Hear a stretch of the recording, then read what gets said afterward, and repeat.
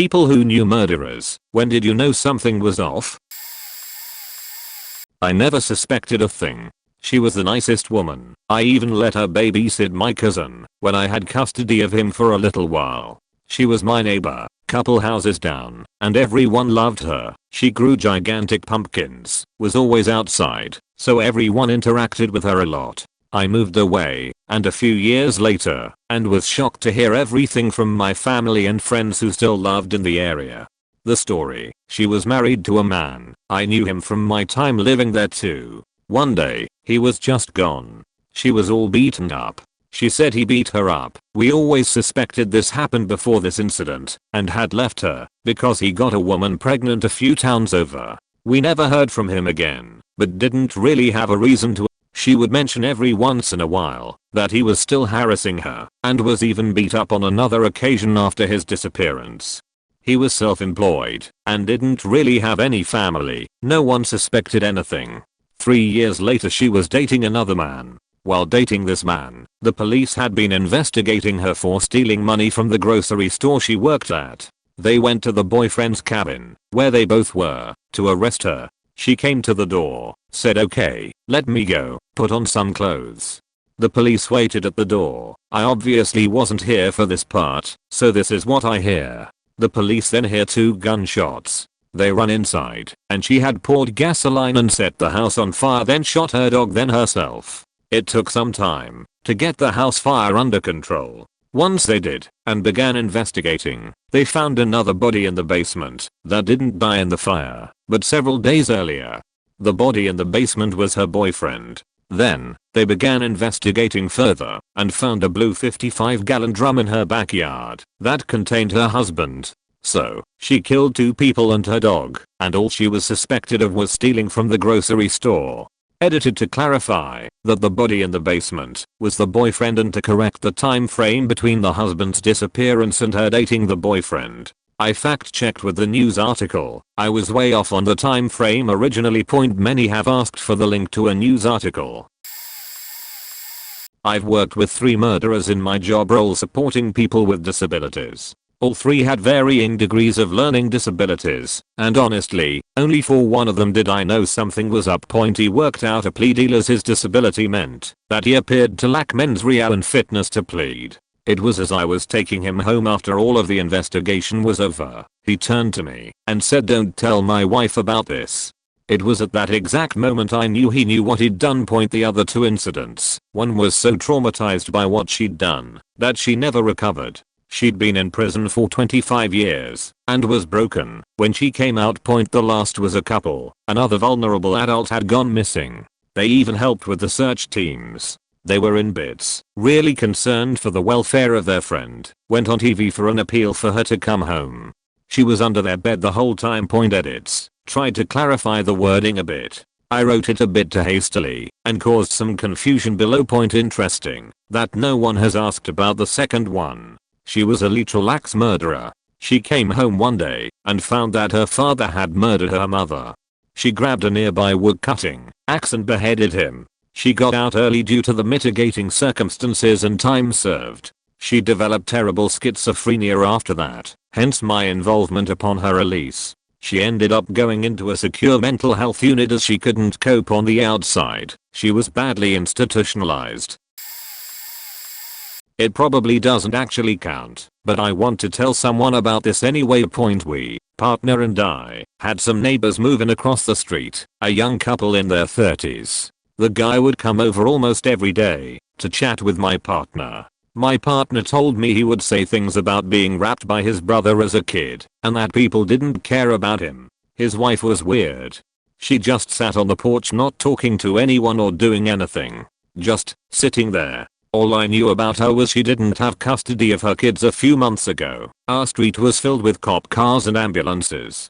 Being the nosy cunts we are, we just watched out the window for hours as cops busted down the door, faked with the couple's lawnmower, and eventually we watched as 2 body bags were loaded up into a vehicle right in front of our house. Turned out they'd killed themselves, or I guess one killed both of them with consent.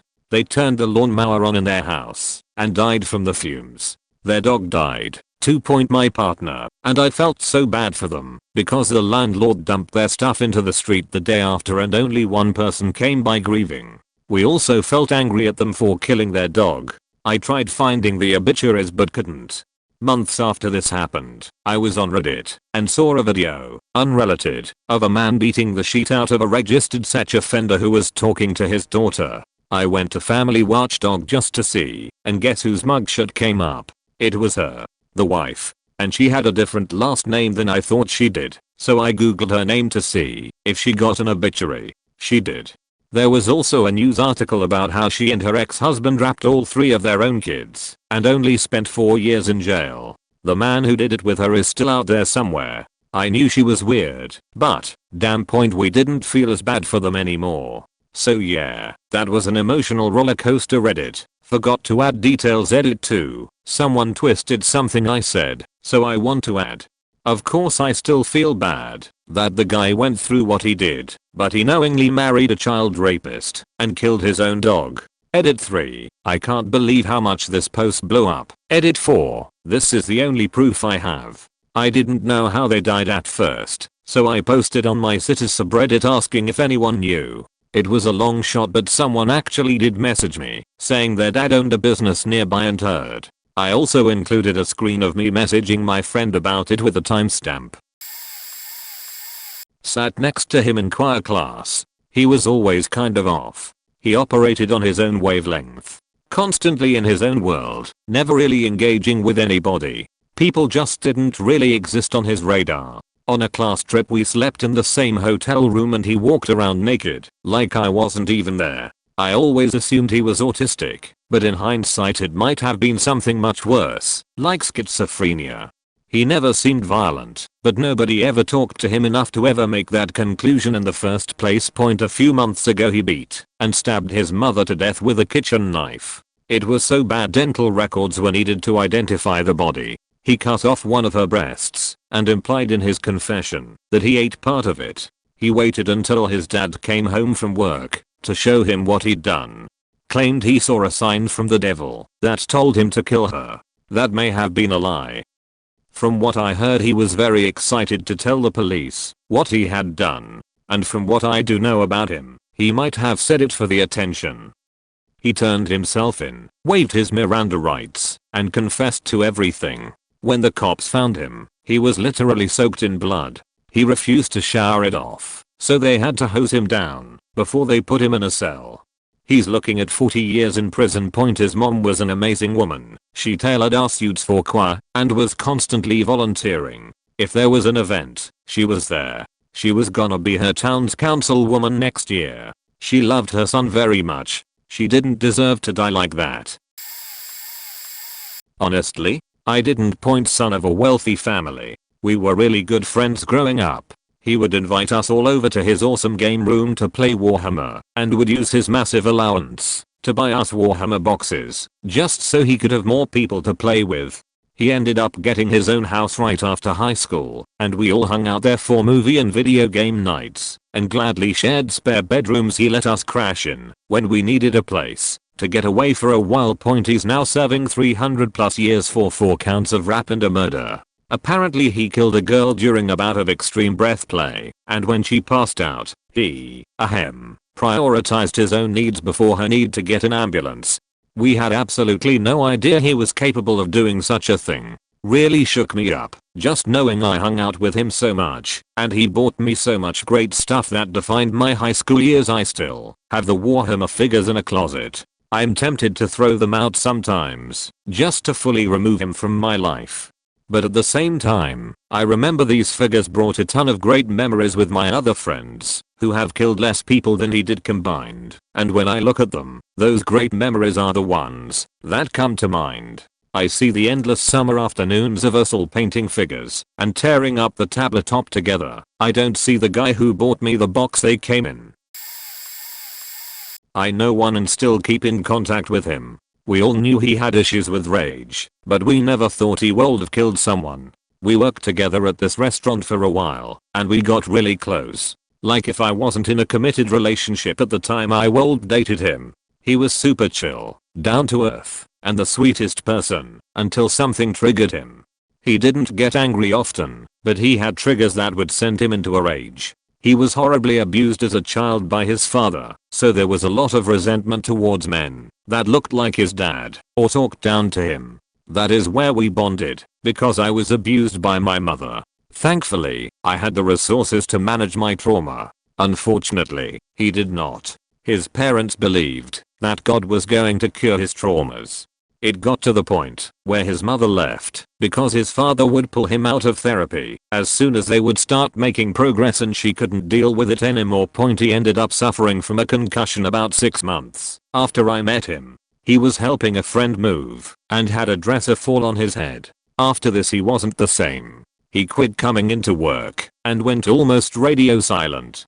We would still talk, but we weren't as close as we were before. At the time, I was moving into the city and he lived in the suburbs, so we had planned on getting together to catch up. A week later, I got a call from my friend at 7 in the morning saying that he was in jail for hiding a body. I was shook. After an investigation, they interrogated him, and he confessed pretty quick. He beat his dad to death with a barbell and tried to hide the body in the house. Afterwards he ended up trying to kill himself but was unsuccessful, so he just left the house. After he was booked, I sent him a letter to check in on him. He had suffered from a psychotic episode and only remembers moments from the act. He's now serving 40 years with the possibility of parole after 20. He's medicated and doing really well. Last I checked he had a few activities he was responsible for managing, and he was working through his traumas with a psych. TLDR, I'm friends with someone who killed his dad during a psychotic episode. His dad abused him while he was a child, believed God would cure his mental illness, and would consistently pull him out of treatment/therapy because he thought it was against God's will. Well, this is wild. I know a guy who murdered a nurse and wanted our town's first serial killer. He bought a murder kit online and stabbed her over 50 times. Let's call him Steve. I knew him through scouts. Now, to preface, our scout troop was pretty laid back. We didn't tend to bother with badges and the 2 troop leaders were pretty cool guys. Mostly we played silly games like crab football, built catapults to fire stuff across the hall at each other, etc. You get the picture. We were a little bit a gang of misfits. But Steve was really weird. First time it came out was when he would do this thing where he'd get his butt out and dance around. At first it was like outrageous and funny, and he kept getting told to stop. When he kept doing it got a bit annoying. None of us were keen to see his bare ass. Then it got boring. Then just outright weird when it's not remotely funny. No one wanted him to do it and he continued. He also used to bring in printouts of super gross porn, obviously confiscated and thrown away. Again, he was clearly trying to gross people out for his amusement. A few times he was suspended for a week or so, but we were quite laid back, and the troop leaders were good guys. They probably couldn't bring themselves to bin him off completely. It was a long time ago, so I can't recall all the details, but I recall him being quite childish in mentality, but also very creepy. When I found out I was shocked, but not surprised. Then I remembered I'd played hide and seek in the dark with this guy, in a hole with a kitchen full of knives. In my case I grew up knowing the family, so it all seemed normal, but even as a teenager I could see that there was something wrong with my friend's dad. A big group of us was going to a school dance and the dad asked for a kiss before we all left, and the dad bit his son, and he was bleeding for a while. It was all shocking and upsetting, but it was soon forgotten because he had done increasingly terrible things in front of us. So, the abuse was normal. His second wife used to babysit me and my brother when we were little, and we lived on base. My mom said she helped that woman leave in the middle of the night with her 2 babies at the time, but left the 2 older kids with the dad from another marriage. When my mother got out of her abusive relationship, we were beyond poor. She was working 2 jobs. I remember not eating sometimes at the end of the pay period. That man drew up a contract that my mom would marry him and they wouldn't have to sleep with each other until she learned to love him. Then went out and got me and my brother the best Christmas I ever remember to try and bribe her. Luckily she was not fooled. Later when we all grew up, my best friend at the time dates the younger brother, and the older brother went off into the military and got a dishonorable discharge for steroid use. Me and my stupid teenager self dated the older brother after he got booted from the military, and all four of us moved down to Florida for a time. What I noticed is how they begin to isolate you, turn you against others, turn you against your best friends, your family. When the dad would come visit, everything is a big family secret, no matter how mundane. My best friend and I had enough of the isolation and abuse, so we took my car that I begged my dad to buy me and left. They caught up with us in TN as we tried to get home and followed us the whole way back to St. Louis, where finally they left when we were back home with our families. While we were gone, the dad remarried and had a baby. What I gathered after the fact is she was planning on leaving and taking the child. He manipulates his two damaged and abused sons to help kill this woman and make it look like a drowning at the Lake of the Ozarks. I went to the funeral with my mom and we knew then. The dad didn't talk to his wife's family and sat next to us the whole time. When it was my turn to view her, I got this feeling of dread. His two sons had gone back to Florida and were not at the funeral. When we left, my mom and I sat in silence at an Outback Steakhouse. We were sure she was murdered. Ends up he had his oldest son, the one I dated, help hold her underwater, while the other son who dated my best friend watched the baby from the shore or a house nearby. When my old boyfriend went back to Florida, he had confessed to his mother and his girlfriend at the time and turned himself in from the guilt. Abusive people are manipulative and hold many secrets. You always know what they are, but it happens so slowly over time that you don't understand the scope of their malicious intent.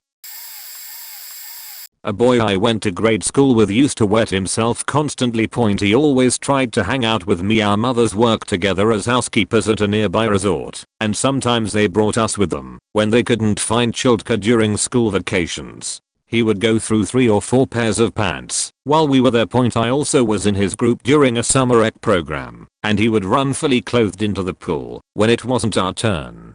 He pretended it was an accident every time, but I knew he was trying to cover up the fact that he had wet himself. On the playground, he would go up on the hill behind the school and lay out in the sun with his legs spread, hoping it would dry before recess was over. I felt bad for him. I had enuresis at night until I was 14, so I kind of understood.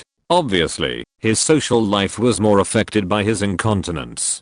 He ended up becoming something of a bully. He would get really mad on the playground or in gym class if someone beat him fairly, and he would swear at them and try to pick fights with them. Then he moved away, and 10 years later I read in a newspaper that he had killed his girlfriend while she was asleep. She had a daughter who was only 1 to 2 years old. A few years later, I read an article about the link between enuresis and homicide. Apparently, some studies had been done that showed enuresis was one of 3 major warning signs that someone might commit homicide later in life, as it may be indicative of stunted development of the amygdala, a part of the brain that partially controls bladder function, but also enhances emotional learning, conditions fear responsiveness, and amplifies external stimuli. Edit. I just looked him up to see if he was still in prison, and apparently he has committed suicide. Girl I used to work with 10 some years ago was killed by her ex-boyfriend. He tied her up to make it look like a suicide, but according to her parents the autopsy said she was dead before she was hung. Dead people don't hang themselves up. She also was not suicidal as far as anyone could tell. Happy girl with dreams to finish her degree, had just bought herself a new car and house, and was starting to date again. Police just filed it away like nothing happened though. Gotta love small towns. Anyway, he was always off. He was your typical narcissistic, controlling, abusive, so she constantly had bruises and scratches from his explosive violence. He sent her death threats at work, harassed her coworkers, threatened violence to her family and friends, all that. A week before she was found he had broken into her house and almost strangled her to death. No surprise he would kill her with the violent temper he had. He began dating another one of my coworkers some years later. We who knew his first girlfriend warned her constantly of what he was like and what we suspect he did. She told us the old sob story of he's changed. Apparently he was a great boyfriend until he chased her and their 2 kids into the bathroom with a knife, barricaded them in, and set the trailer on fire. They're faking lucky to be alive. The neighbors had called the police after hearing some yelling and threats, so they were able to get out, but I think the whole trailer burned down. They stayed together and had another kid, but I'm pretty sure she's not with him anymore. Oh man. I'm way late on this, but I could have answered this question very well. It was my brother. He died when I was 13. He was 18 at the time. I knew he was capable from the time I was 6, and he was 11. He used to play death games. He would sit on my chest, use his knees to hold down my arms, suffocate me until I passed out, and then wake me up, and do it again. There were days where he did this for an hour or more.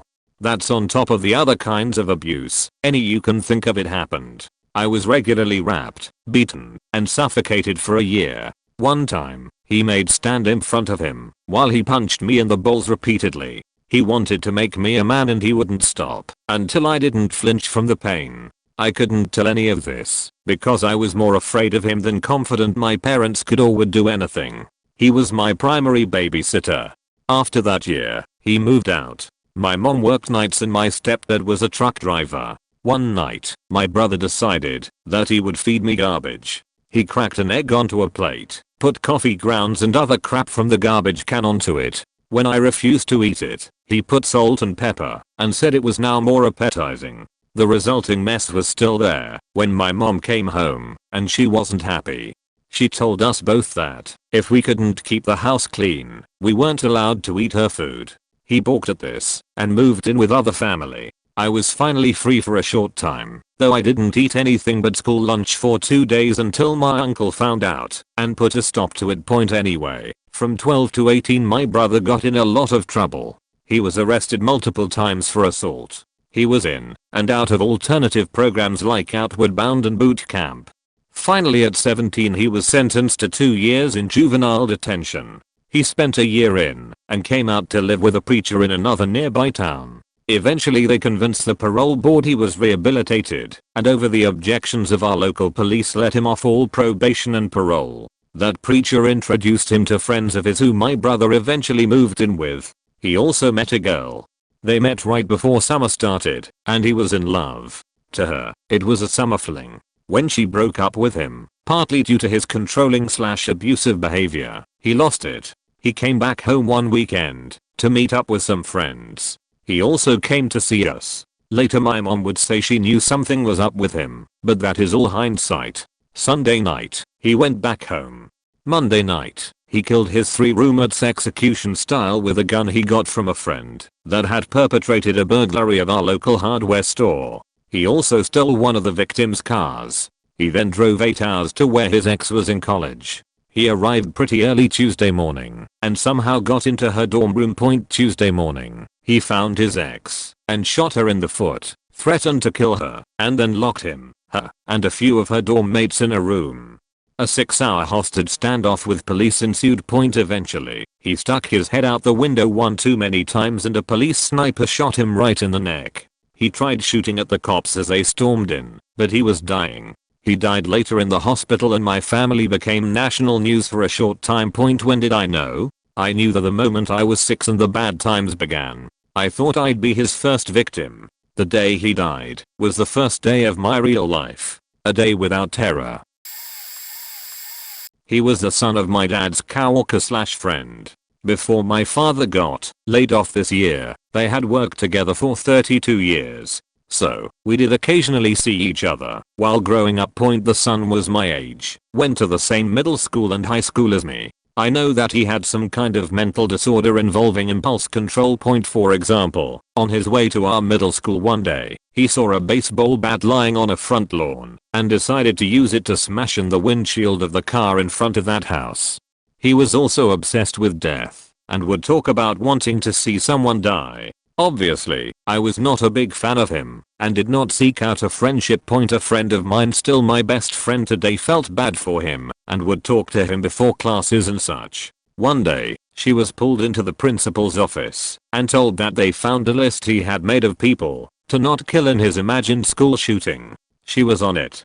I'm not sure what happened with him after that, but I didn't see him again until high school. After graduation, I got a part-time job at a corporate office downtown where I was tasked with making lunch runs at local restaurants, where I would pick up food. Had a missing person flyer for a boy my age. He was mentally handicapped, and his family was worried that he had wandered off into the desert according to the diner staff that I talked to. A few weeks later, I see my old classmate's mugshot on the local news. He had killed the missing boy. Apparently, he and his small group of friends had befriended this kid and driven him out into the desert one night. My old classmate shot him with a crossbow and then slit his throat. It was a gradual progression of crazier behavior. My ex seemed normal at first, but a little narcissistic about how great he was and how confident he knew people and what was going to happen. He told me I would always be his. I laughed and said, haha, what if we break up, I marry someone else and have kids? He said it didn't matter, that I and that kid would be his. I thought maybe he thought it was romantic, but it creeped me out.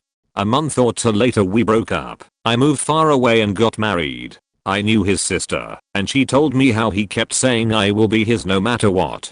Something in that moment made me believe he would find me and kill me. So, like, you never want to believe someone would kill, but my instincts told me to be afraid. Luckily it seemed his interest in me died down over time. I realized I was a transgender male, got help and hormone therapy to transition. Once he heard through the grapevine, he seemed officially put off altogether, which gave me a huge feeling of relief. Really point in 2018, about 2 years after coming out as trans, I got a phone call from an old mutual friend. They asked if I heard about what he did on the news. Of course I didn't, but I had a bad feeling. He apparently worked at the airport and kept trying to ask a woman out who had a fiancé and child. She refused him many times. Then he waited outside her home for her fiancé to show up. Once the fiancé drove up, he ran up to the driver's side window and shot him. The fiancé didn't survive. My ex didn't make it far before he was caught by the police and thrown in prison, likely to be tried for life, since he laid in wait. That poor woman lost her love and father to her child because of his sick, twisted version of his own reality. What the fuck did he think was going to happen? She was going to fall in his arms once her husband-to-be was murdered. I'm going to post the news link and his name in the responses if you'd like to read more. I grew up with a kid that ended up torching a neighbor's house and killing 4 people when he was 14, including 2 small children. I didn't really know him all that well, but because of the small town we lived in we did hang out occasionally. As to when something was off, it wasn't really one event. I remember being astonished when he got caught skipping school in the 3rd grade. We were little kids and this badass was walking around town by himself. From that moment on he was labeled bad and got in small amounts of trouble from time to time. He smoked, drank, and did drugs way before the rest of us ever considered such things. Apparently he was teaching one of the kids in the house how to use matches and the father caught him. He went back that night, broke in, and set fire to the house. I knew the family he killed pretty well and even watched the kids a few times when the parents had errands. It's a super sad story.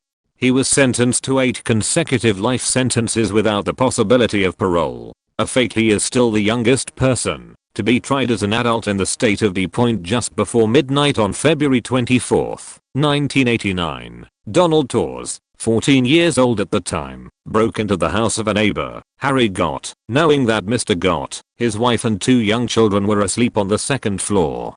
Torres spread kerosene over the kitchen floor and stairway to the 2nd floor of the house. Then, using his lighter and some newspaper, he ignited the kerosene. From outside his apartment, Torres watched the flames spread through the Gott's home. He watched Mr. Gott run outside his home and then back inside in an attempt to save his family. Mr. Gott, his wife and 2 young children all perished in the fire. Edit, typus. For me, it was after the fact. My ex-husband courted me quite over the top. In hindsight, he spun a lyrical tale of how our fates were connected and how we had found one another at just the right time. I was foolishly smitten. After we'd moved in together and been engaged, he started talking about his job at the mental hospital. Before we met. I started realizing something was off about him, but he'd started slowly isolating me. He made me prioritize him, and it was a seamless transition. I was seeing my family less. Talking to my friends was monitored. And he'd started getting weird in the bedroom. Forceful. Wanting me after I was crying. Inconsolable from arguments. Holding a pillow over my face point. And he was constantly talking about owning a business for gun design with his brother. And about the torture chamber he'd have to build and maintain in the basement. How, as his soon-to-be wife, I would be expected to never talk about what happened to men they had to work up. To never come into the basement. To never question what happened after the fact point. But he told the story of going into the mental hospital and slamming a patient to the ground. It killed the patient. It was ruled an accident, but to hear him tell it, it was his first kill. He had fantasies about it before it happened. Took a weird delight watching the light leave the eyes of the patient. He said he'd never slept so calmly in his entire existence. I later was moved to a cult farm at his insistence. And our marriage ended via text message after his attempts to reprogram me as his token black subservient wife failed. He tells the death story with this glossed over euphoria. I realize now, he's certifiable.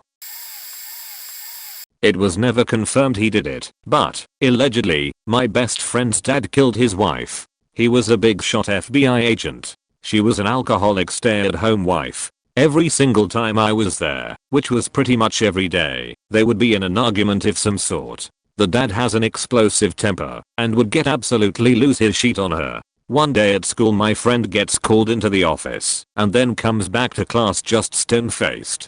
He grabs his stuff and leaves immediately. We had plans after school that day, so his girlfriend and I drove to his house to pick him up. This is right as cell phones were a thing, so not everyone had one. We get there, and the house is surrounded by cops, the corner, and a pastor. We walk up, and my friend is sitting there in tears, his dad by his side with not one shred of emotion. His dad says Denise died perfectly even-toned.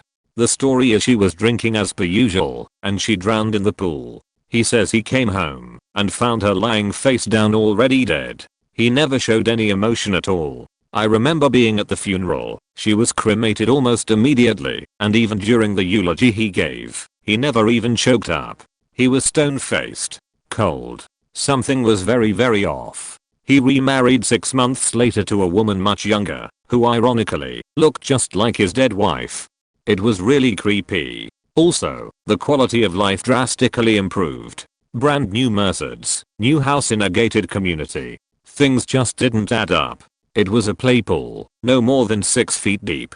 She was in that thing every single day, all day. It's what she loved doing. Having a drink in the pool. Come to find out he cashed in on almost $1 million from her life insurance policy. My dad was best friends with him and stopped talking to him afterward because my dad was convinced he did it as well. He said he'd make some really odd comments if he got a little too drunk. He was never even questioned or considered. I think my best friend suspected his dad had some involvement as well, though he never brought it up. He sunk into deep depression and got hooked on heroin. He never recovered, sadly.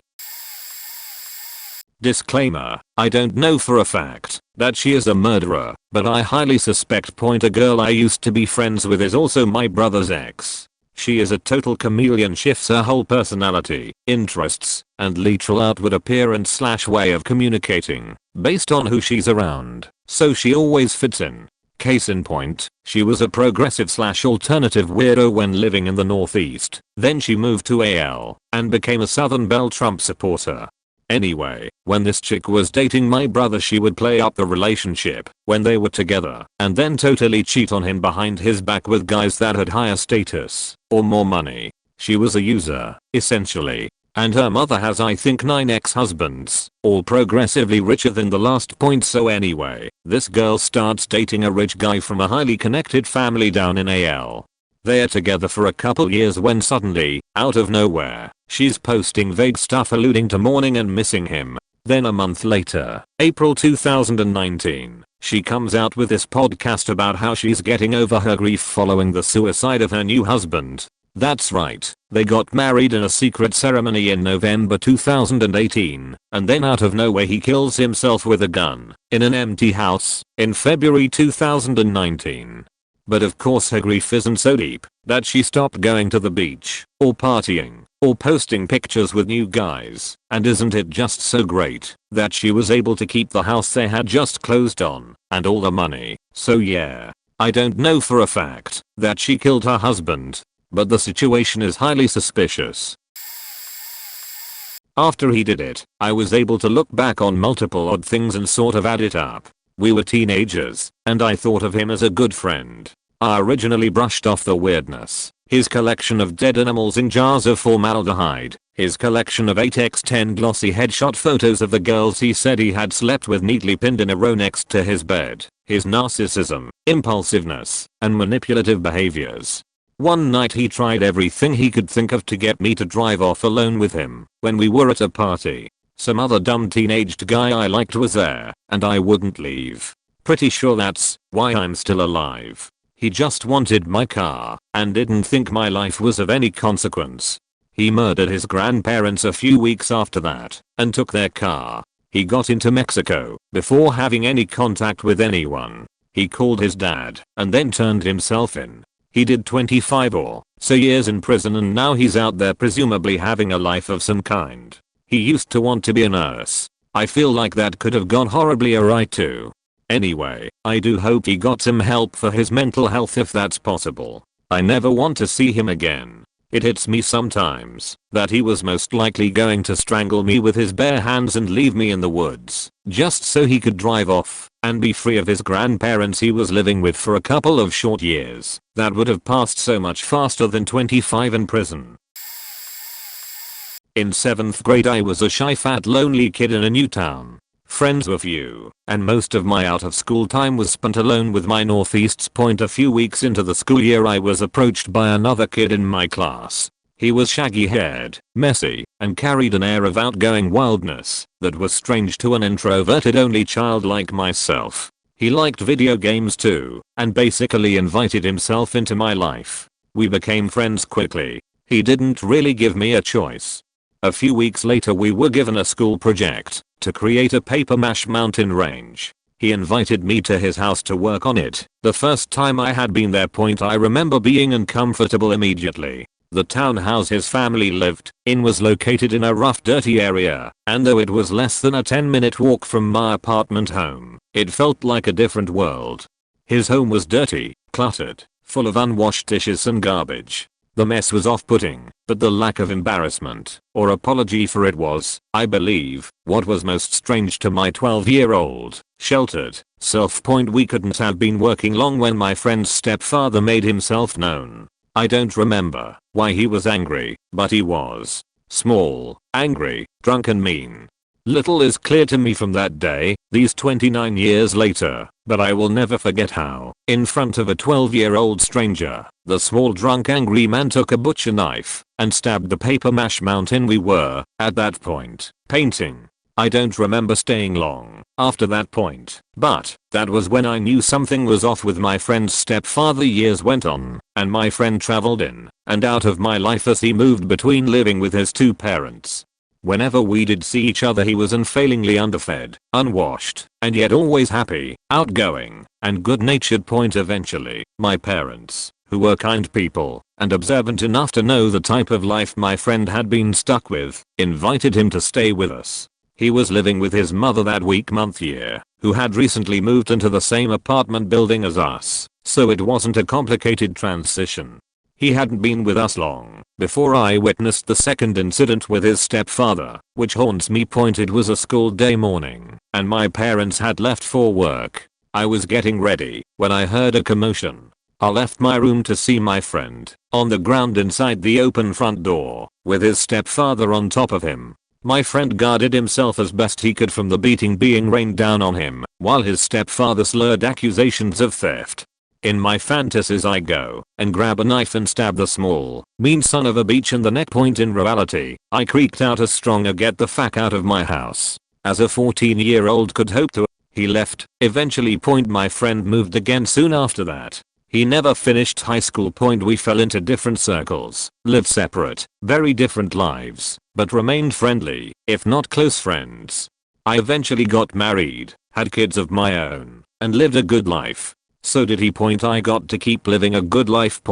His wife and his youngest son were killed by his stepfather while hosting a birthday party for his oldest son. He died of stab wound suffered while trying to protect his family from a mentally unstable monster who had made his life hell for years. My friend was a good person. He was raised by incompetent, broken people and paid the price of other people's ignorance. He never made it to his 30th birthday.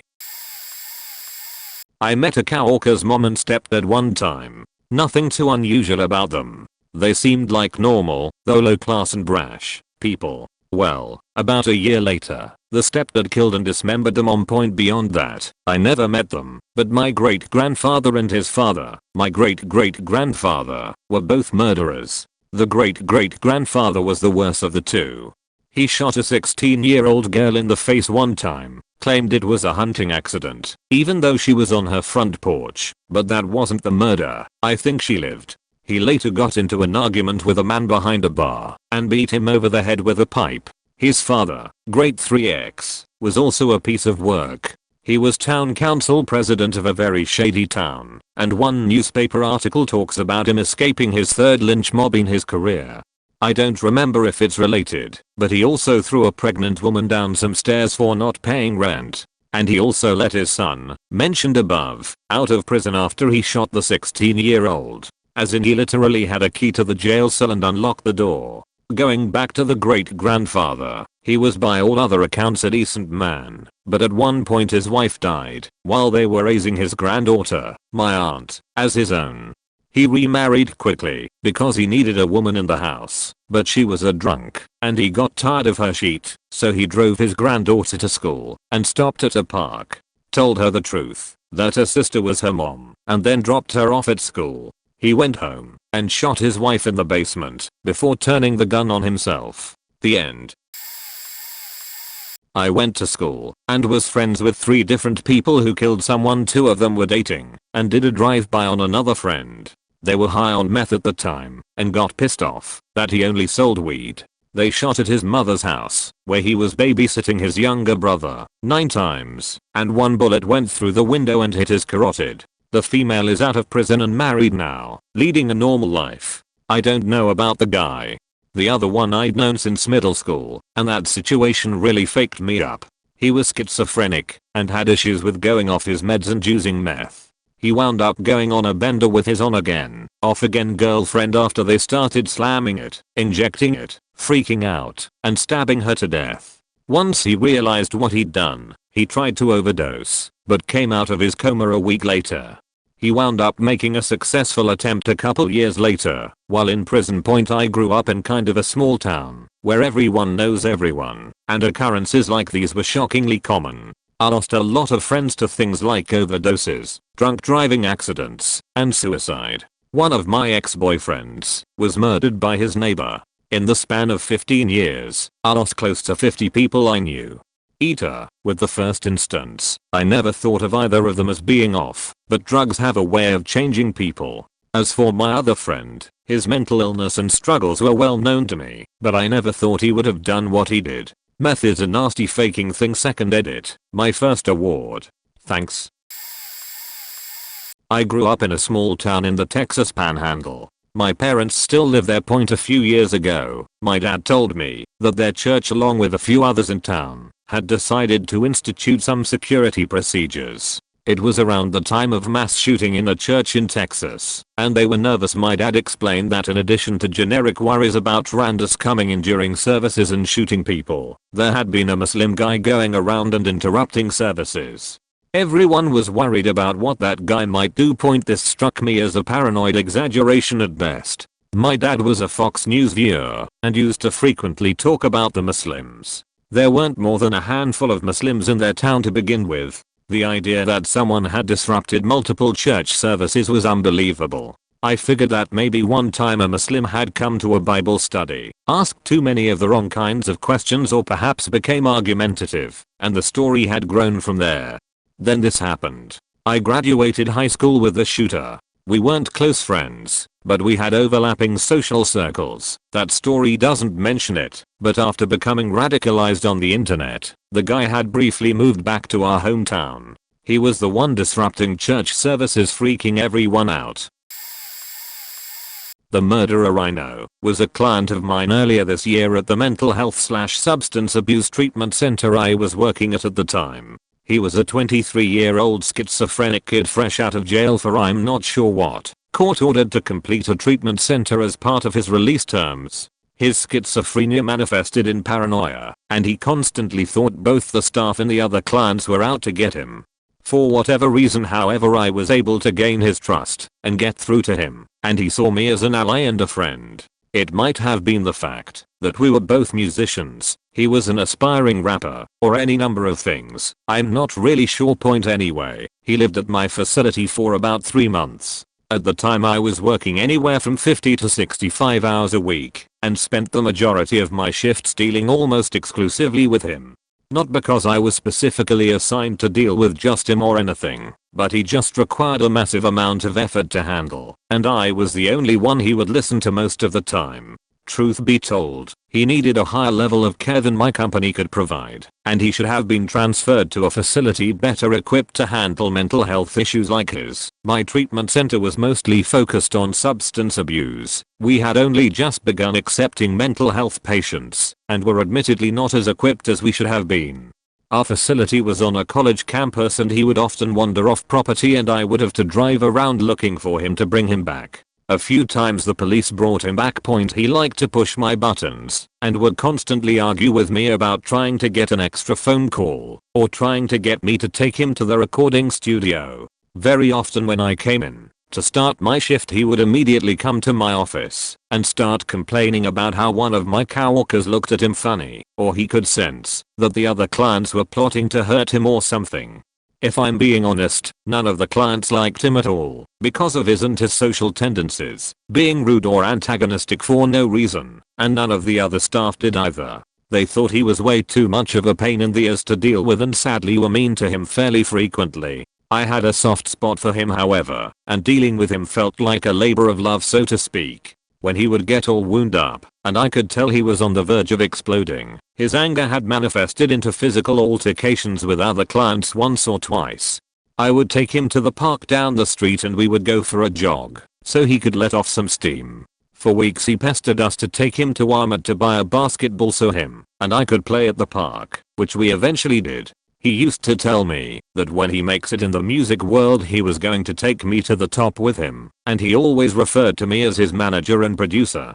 It was touching in a way. One day he wanted to do something nice for me and make coffee for the start of my shift, so I came in that morning to find him stirring coffee grinds around in a pot of boiling water because he had no idea how to make coffee. That still makes me laugh to this day. Fast forward to a few months later when his stay at my facility abruptly came to an end. He had a psychotic episode one day while I was on shift, and I was tasked with finding a hospital that would take him in because it was obvious we could no longer provide him the care he needed. Him and I drove around for hours and got turned away by probably a half dozen hospitals until we finally found one willing to admit him to their crisis unit. As I was filling out his paperwork he kept wanting me to assure him that he would be okay. He was scared and didn't know what was happening, but he trusted that I was going to help him, so he complied and went along with the process.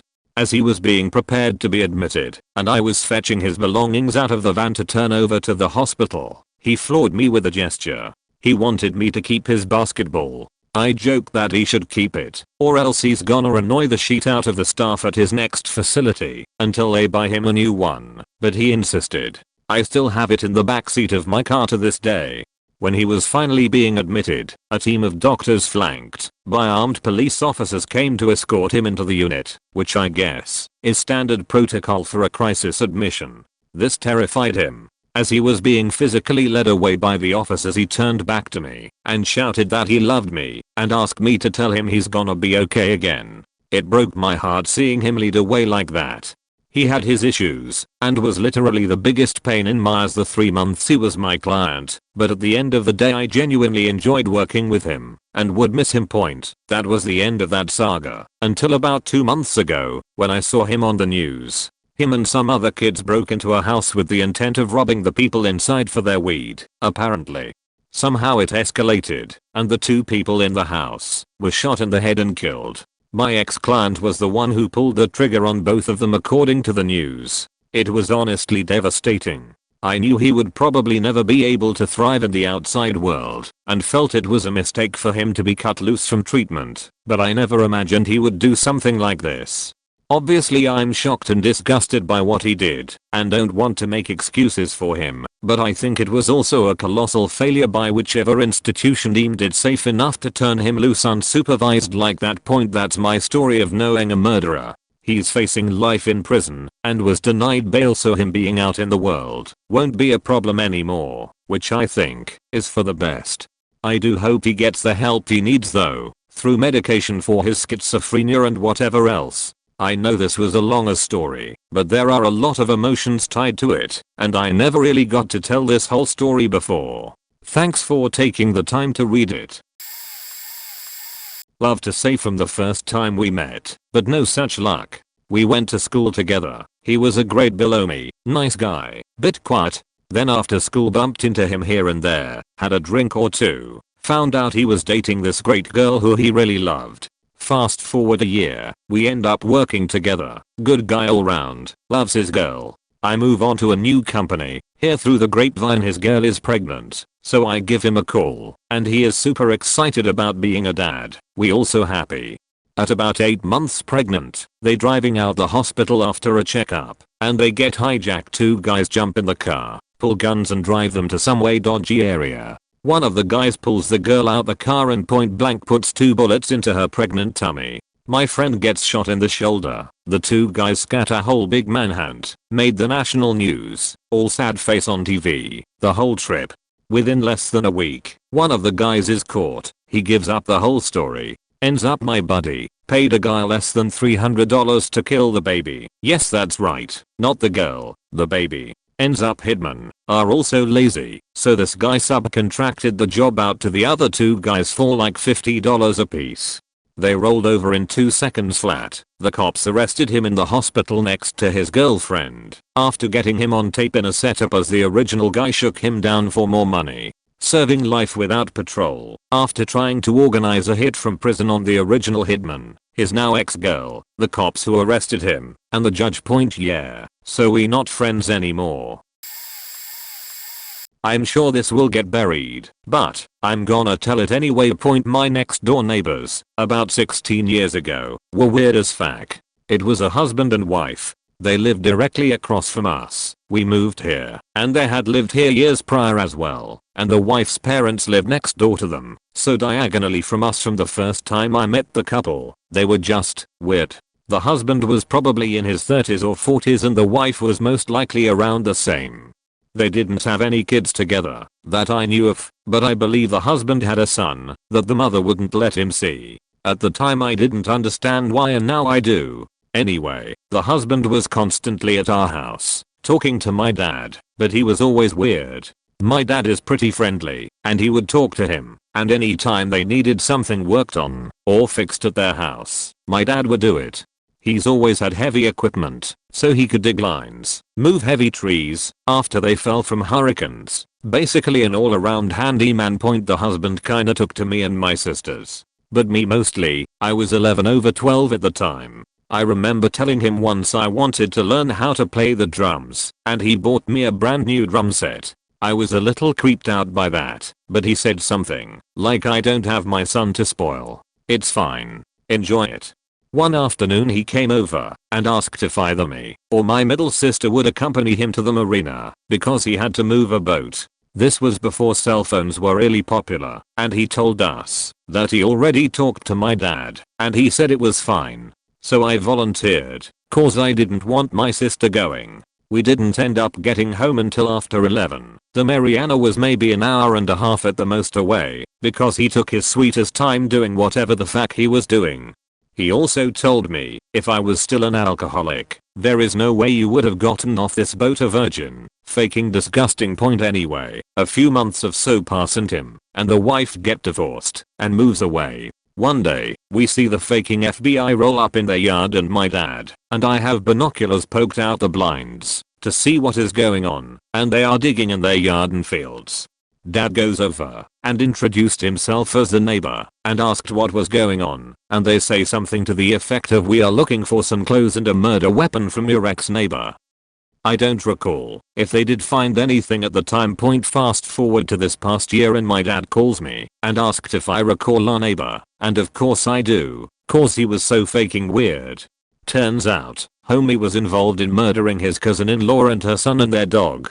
Apparently our neighbor and his cousin were shooting in the field across from us, his property, and the cousin mentioned something about how he wished his wife would get shot, and my neighbor pipes up and says I can make that happen, and they worked out a plan to murder her all because the cousin and her were fighting over custody of their young child. He ended up driving up to the state she lived, murdered her, the son saw it, he told him to run. The boy didn't, because he was young and scared, and then he shot him I believe, and then burned the house down, along with their dog. This all came to light a few years ago, but I haven't been able to find any updates past 2018 unfortunately. I would link the article, but as he was my next door neighbor I don't want to put my identifying info out there. I've only heard him talk about it once, because even though it was justified, it haunts him. Maybe not the best reply here, since I didn't know him prior, but you wouldn't have expected him to have this secret at all. Pardon the formatting, I'm on mobile. My grandfather figure, complicated, just know he's basically grandpa, lived in Germany during WWII, pretty close to the capital. His family were avid Hitler supporters pre-war, due to how his father was in the SS, and was important enough to speak directly to Hitler somewhat frequently. During the Holocaust, his mother had grown sick of what she was married to and managed to convince her husband that she needed to take the kids away from the constant bombing. The last year of the war in Europe was spent with the family in the countryside. At this point Hitler still had all the power, but the German people were aware that they were going to lose the war. The family he was with also harbored a Jewish family. My grandfather, Ash, became friends with a Jewish boy from that family. They were both around 10 years old. One day when they were playing outside, a kid from Hitler Youth, that my grandfather claims was around 14, came by. He started asking questions and began to get physical. Things got really bad when questions were not being answered, and the Hitler Youth kid got carried away. He was beating the shit out of the Jewish kid and my grandfather stabbed him multiple times with garden equipment. They told their parents and the parents decided to do what any sane person would. Cover it up. There was luckily no evidence, since it rained later, and washed the mess away. I couldn't be more proud of him. He did the right thing. He feels shame for what he did even all these years later. He's a hero, and while he's not fond of this story, he saved the boy's life and likely that of his family, his own family, and the family they stayed with. Oh, for once I have a story for one of these. So we lived next to a fruit orchard and there was a house on the orchard that seasonal picker workers would live in. It was basically a well-known fact in the area that nearly all the pickers were in the country illegally, if they weren't European backpackers on holiday, and sometimes even then too. So there was this lovely family, a wife, husband, kids, that got on really well with us. Mum would chat with them over the fence when she went to tend to the paddocks, and they'd always ask after us. A couple of weeks into the season, a new guy moved in. Weddy creep of a dude. My mum, bless her, is way too nice to people. She has a real hard time clocking creepy men and doesn't want to be rude to anyone. So she spoke to him when she saw him, and he would start calling out to her from the orchard to talk when he really didn't have anything to say. He'd ogle her too. Then he started bringing crates of fruit to the house, leaving it on the picnic table in our yard, which would be nice, I guess, if he didn't consistently do it, only when we were out of the house or asleep.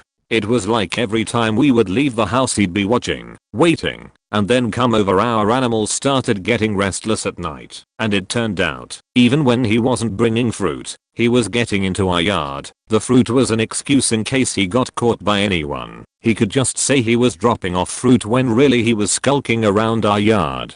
Someone broke into our garage, and we had no proof it was him, but we definitely knew. Things came to a head when Mum woke up to the dog barking, and he was just staring in through the window. A part of the time, he worked night shift and wouldn't be home until morning. She was terrified and ran to my room to hide.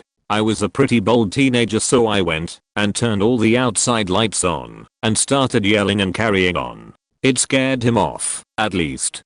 Then mum went over to the fence the next day and had a talk to the husband of the nice couple who lived over there. He was furious and told her he didn't know that's where the guy was going off to every night, but that he would stop him next time because he didn't want any trouble. He asked us not to tell the police. See, his fear was if the guy kept coming over to our place, we'd call the cops and the cops would deport everyone.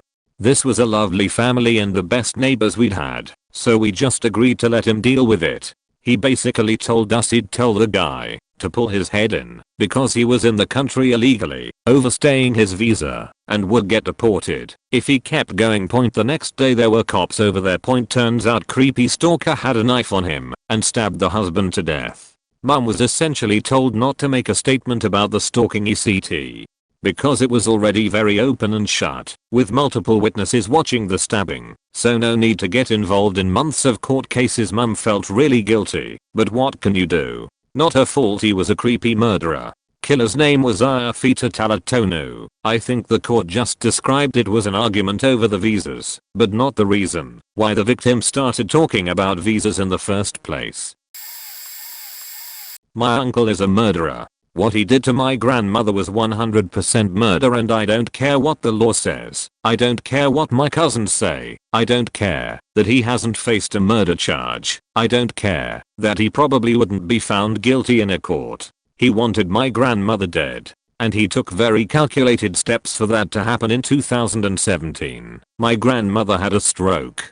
My mom's siblings, all 7 of them being varying degrees of white trash. They are not above hitting children, incest, having drug addicted babies, welfare fraud or tax fraud. They all came to mom's rescue when she was in the hospital.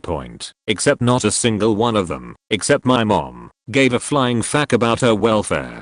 They didn't care that she was in the hospital alone, scared and confused. They only cared about her house. I know, because they did this crap 20 years ago when her first husband died. My grandmother came home from his funeral to find one of her children in her house, packing things in boxes. It became a big sibling fight as to who gets the house when my grandmother still lived there. Cut to 2017. Siblings are fighting in the hospital. Here's the thing, my grandmother was not dying, but my aunts and uncles kept stomping around the hospital calling it mom's last days.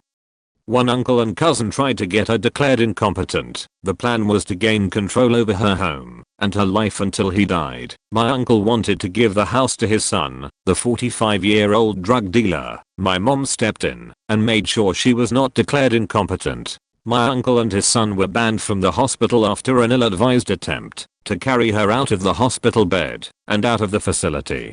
It's a mess. My aunts and uncles were at each other's throats. Even when a hurricane was happening outside that year, literally they were in the eye wall of a hurricane, they still fought like a shats in the hospital. Some of them bought themselves assault and battery charges when fights got physical. And then there's my poor grandmother, watching her children behave like this. Then there was my uncle, well, call him Bob. My uncle Bob has been seeming like the most reasonable sibling up until this point. He decided that he is going to get conservatorship of my grandmother. He was going to go to her house, in her state, and take care of her. He was going to take her to her doctor appointments. I have always hated Bob. This motherfucker is one of those pretentious dickholes who likes to post those back in the good old days memes on Facebook. The guy thinks he's hard and tough, but in reality he's just a fat douche. On more than one occasion he tried to claim his adult daughters as dependents, and has manipulated them into thinking it was the right thing to do. He's like a water buffalo who just talks a bunch of shit. Side note, he has a bedwetting problem. I feel no shame for making fun of him for that, because he is such an awful person. So he becomes conservator. But he didn't do what he was supposed to do. Rather, he left her in this hot humid room in his house. Then he crossed state lines, emptied her home, sold her belongings, all her furniture, appliances, rugs, you name it. He emptied that entire house. Then he wrote a fake deed on the home and presented himself as an only child. Nobody in the family had any idea this was happening because whenever anyone tried to call or come to the house to check on her, he didn't answer the phone or the door. My grandmother sat in that house and became ill. Every day, she became more and more sick. But he didn't take her to the hospital because she wasn't supposed to be in that state. He didn't want evidence. This went on for months. Eventually, she stopped eating, which was already hard on her already fragile physical state. The thing about my grandmother, she has a history of starving herself in stressful situations. My uncle knew that. He knew she would stop eating, and he knew this would create a big problem for her. He also took away her antidepressants. He finally took her to the hospital when she was having heart problems, but only after driving for hours to ensure that she was in a hospital in her state. Near her home, she was at the point of no return. While in the hospital, she died of heart failure, brought on by neglect and the fact that she was not eating.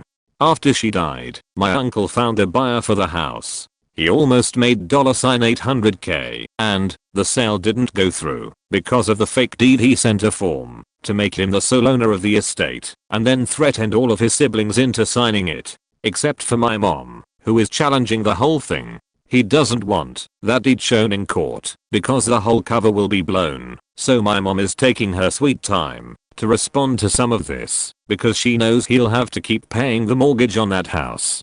When he runs out of money, which the fat douche doesn't have much of, that's when he's going to get slapped with as many civil and criminal charges as possible. Anyway, that was my long, convoluted story. Admittedly, I don't know a whole lot about tax fraud or property, so if I have holes in my story, I apologize. DL. Drive. My family fought over my grandmother's house and my uncle pushed her to death so that he could steal the deed on their home. Edit. I just checked Bob's Facebook just for kicks and he posted a bunch of pro-life memes on Facebook yesterday. A true Catholic. Late to the party, but wanted to contribute. I know a girl who murdered a guy with her friend. I knew something was off when I stayed the night around 1 years before the murder. I was sleeping on the couch when I woke up in the middle of the night to her staring at me next to the couch, not saying a word or moving. I asked her what she was doing, and she was quiet for a moment before saying nothing and going back to her room.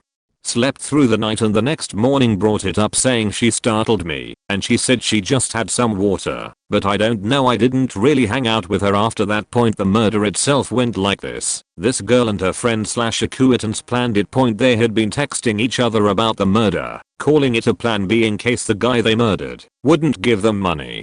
They stole his bank card and info and his car. It was his first own car, and he was so proud of it. He did well in school and had a job waiting for him after graduation. They beat him and stabbed him, put him into the trunk of his own car and drove to McDonald's and bought food with his card. I'm not sure if he was dead already, but still that's faked up. They then sent texts to him asking where he went as an attempt to cover up what they did. They went to get gas into canisters and drove to a semi-secluded area where they set the car on fire with the guy still in the trunk. The fire department was called around 5 AM, I think, and the fire was extinguished, but they failed to see the body. A young boy noticed the body later that day and his father didn't believe him, but an onlooker went to check and confirmed it. They both got life in prison. My ex-friend is in a mental facility for the rest of her life. I have some news articles, but they're all in Finnish. I can translate some though, if there's enough people wanting to know about it. Also sorry for formatting, I'm on mobile.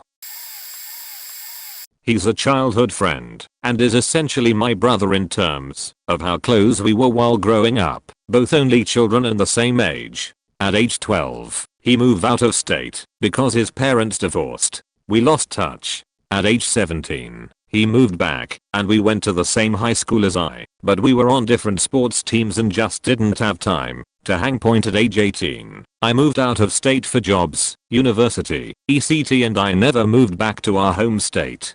So, from age 18 to 28, we lost touch. He wasn't on social media either.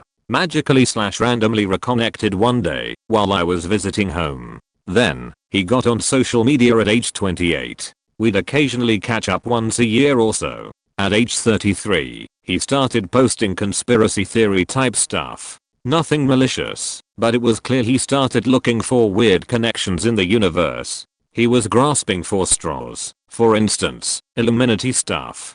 He'd privately message me, thinking he was onto something, for instance, Masons, secret societies. I reminded him that it's important to stay healthy, both physically and mentally. His posts/emails weren't too alarming to me. Nothing suggested hatred or malice. In fact, his posts were infinitely more benign than the right-wing stuff that's posted today. A few months later, he murdered a woman and her toddler. Turns out, he was battling schizophrenia for at least a decade, never had proper healthcare, and he had recently turned to drugs, for instance, meth. He was a good old country boy, and it was clear that his turning to drugs was merely out of trying to silence his pain. He didn't realize the act he had done, and I think he's still in denial about it. Ever since he did that horrible act, he's been in jail, awaiting a trial. We write each other letters every few months. He's doing much better now, as the jail has him on medication. It's truly as if he's like his old self, and his mind is sharp as a tack. He reminds me of childhood stuff that I've forgotten about. It's very tragic for the family he murdered, and it's very tragic for him and his family too. None of this should have happened. All of this could have been prevented. We grew up on the same street, in a poor suburban neighborhood. He's in jail, and I teach at an Ivy League school. The difference in our outcomes has a lot to do with the care we were shown while growing up. My parents were supportive. The education we received, I went to college. The healthcare we received, I had insurance, he did not, etc. The USA is a crazy place. It's hard to get out. It's hard to survive. Everything's a mess, and nobody seems to care. God, I feel so bad for the victims of his act. There was a couple who used to go to our church. They seemed to be happy enough. She was always smiles and seemed to really enjoy kids, while he always had little sweets in his pockets for the kids who came up to say hello. Then one day they stopped showing up to church. The congregation began to get worried as they were older, had no kids, and weren't returning any calls. The pastor and various deacons and church members all went out to their house to check on them, but they never seemed to be there. I ran into the older lady later in life. While working for a moving company, we were hired to help an older lady move things out of a storage unit into some new apartment she was moving into. She recognized me, and I recognized her, and we got to chatting for a bit, and I eventually asked her what happened those years ago, and why they suddenly quit the church. And she told me everything. Turns out that a couple decades prior, when the docs told them that she was sterile and couldn't have kids, her husband decided that was permission to sow some wild oats. He had this idea that he could get some young girl who was nowhere near ready to be a mother, pregnant, convince her to carry the baby to term, give up all her maternal rights, and the husband could raise the baby with his wife as their own. An idea she flat out refused, but he pursued anyways. After she'd caught him in his second or third affair, she put her foot down and told him if she caught happening again she was going to divorce him and take everything he had. Well, he didn't stop. He just got more careful to not get caught. He had a few more girlfriends over the years without her knowing, but then he started to assume he was too old to have kids and stopped using protection when he got into his late 50s, and of course got his 30-something mistress pregnant. The wife found out when she found the ultrasound stuffed in his sock drawer and confronted him. She told him she was filing for divorce and taking the house, retirement fund, and cars, and he could go live with his homewrecker. She told me that was the last thing she remembered before waking up being rescued from a shallow grave. Turns out that he decided it would be easier to kill her and move his mistress into the house he used to share with his wife. So while she was yelling at him for getting a girl young enough to be his daughter pregnant, he went into the kitchen and got the biggest knife he could find and plunged it into her chest. Then went out to the back of their property and buried her in a shallow grave with the knife still sticking out of her chest. He then went and emptied the savings account so he could take his mistress on vacation in an effort to lay low for a while. Fortunately, while he was off robbing the savings account, a stray dog had wandered onto the property and started digging up the shallow grave this poor woman had been buried in. She came to as the dog was pulling her from the grave and managed to stumble her way to the main road, where she flagged down a passerby who rushed her to the hospital. She had to have several surgeries, but ultimately ended up living. He ended up in prison for attempted murder, where he died of a heart attack within a year. The lady had no idea what happened to the mistress or the pregnancy. She kept the dog though. If I hadn't heard it from the victim herself, I would have never guessed that this nussy elder guy from church who used to give out candies to the kids such as I was at the time would one day stab his wife in the heart with a kitchen knife. I didn't point. I was around 13 over 14. He lived with us for a while because he was friends with my unofficial foster brother and needed a place to stay. He was 18 at the time. He was already into the drug scene, acting as an enforcer for dealers. Dude was huge, with massive muscles. I could understand why just having him around could intimidate people. But he was a massive teddy bear with me and my family. I was an awkward weird kid, being bullied and didn't have many friends. He went out of his way to talk to me, connect with me. One day I was in my bedroom dancing like a moron. I didn't hear him open the door and come inside, but I was embarrassed. He smiled and said everyone dances like that sometimes, closed the door, turned up the music, and danced like an idiot. At the time, my sisters and their friends would go on these late night adventures. I was never allowed to come. Looking back, I completely understand why. I was a nervous kid and would have ruined their fun. But with being bullied, I felt the rejection very hard and would cry when they said I couldn't come. He would hug me and promise we could go on our own adventure another day. Honestly, I think I had a bit of a crush on him. He was so kind to me. We lost touch when my foster brother was arrested and the gang stopped coming around. Fast forward to 2019. I'm 27 now. There was a double homicide in my city and everyone was shocked because homicides don't really happen here. The drugs are everywhere, but most we get is stabbings once in a while. It was an elderly couple shot to death in their home. People right away pointed to the son, who was a dealer in the city. 2020, my sister sends me a news article. 3 men arrested for the murders, but it was this guy I knew who pulled the trigger. They killed the parents because the son owed them a lot of money. It was a message to the son. The guy I knew has a daughter now, and in the article it said he had never been in trouble before. He had never been arrested before, but I knew he had been involved for over a decade. People are complicated. I'm sure if I talked to him, he would be just as nice to me. But he is also capable of murdering 2 innocent people in their homes, and who knows what else he hasn't been charged with. Sometimes you just don't know. Not my story personally, but I had a class with Dr. Nikki Giovanni at VT, who was the only faculty member that reported the VT shooter, Soon Hui Cho, before the shooting. I took a class with her the semester after the shooting, so she spent a lot of time talking about Cho, since it was still fresh. Dr. Giovanni taught a writing workshop that Cho was a part of, and she said she found him disturbing right from the start.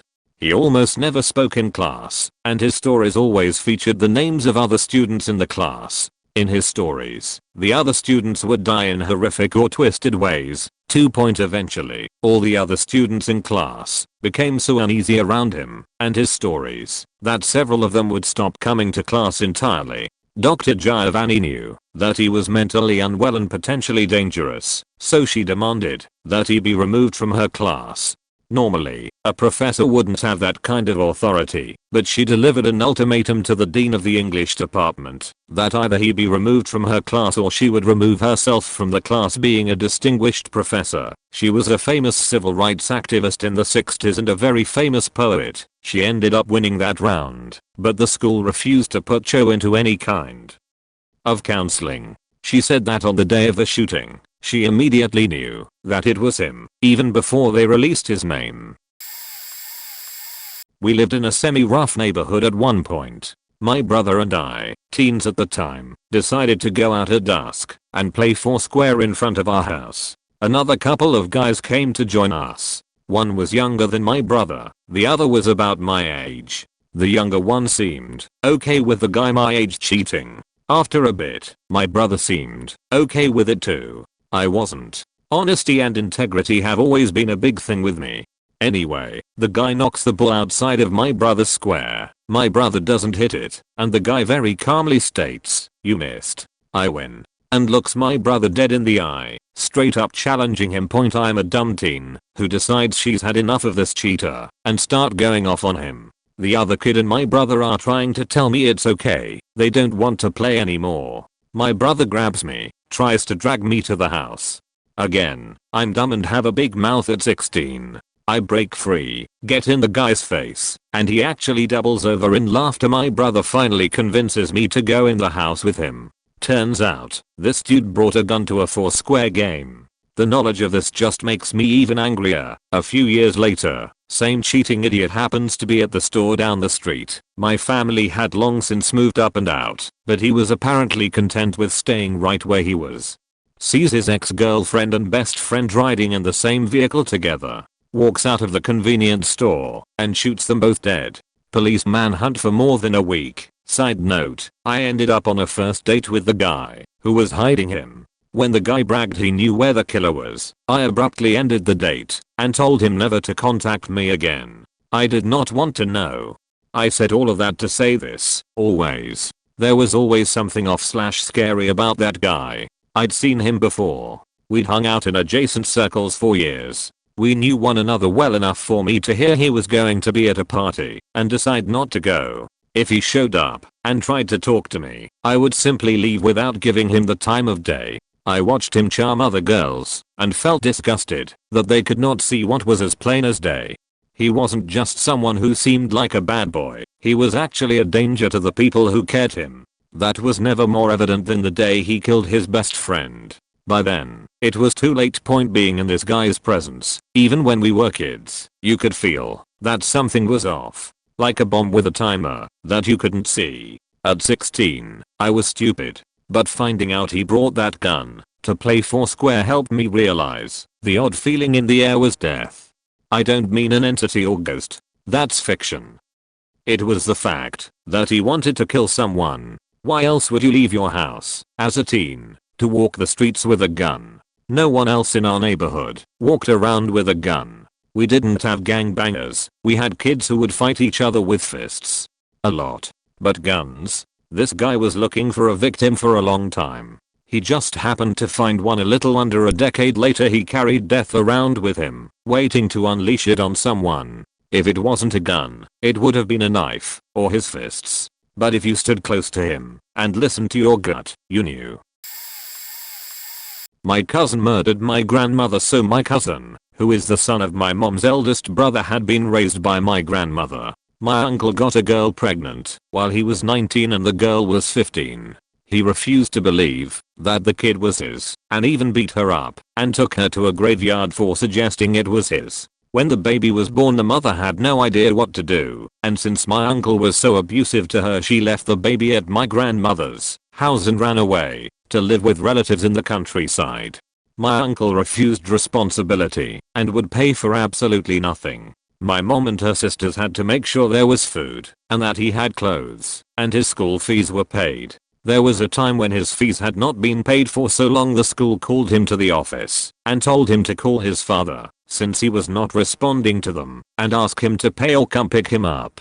Long story short, he called his father and he basically swore at him and hung up. My mother ended up going to pay. Point in the years that followed, my cousin started experimenting with drugs and alcohol and couldn't hold down a job, still living with my grandmother well after 30. My aunts and my mom would try reason with my grandmother to kick him out, but she was super protective of him. Anyway, a few years ago she started losing lots of weight and she would refuse to visit family or leave her house really. Anytime someone visited she would be on edge, like she couldn't wait for you to leave. My uncle, not my cousin's father, stayed with my grandmother whilst he was separated from his wife for a bit, and my cousin stole thousands from him that he had for his business, spent it all on drugs, and they found him strung out in some crack den eventually. My grandmother refused anyone pressing charges and took my cousin back, and then 2 Decembers ago, my cousin comes home one night and beats my grandmother within an inch of her life. There was blood everywhere, even outside through the door that had been open. My grandmother luckily was able to call my uncle, my cousin's father, and repeatedly said, "Your son is trying to kill me."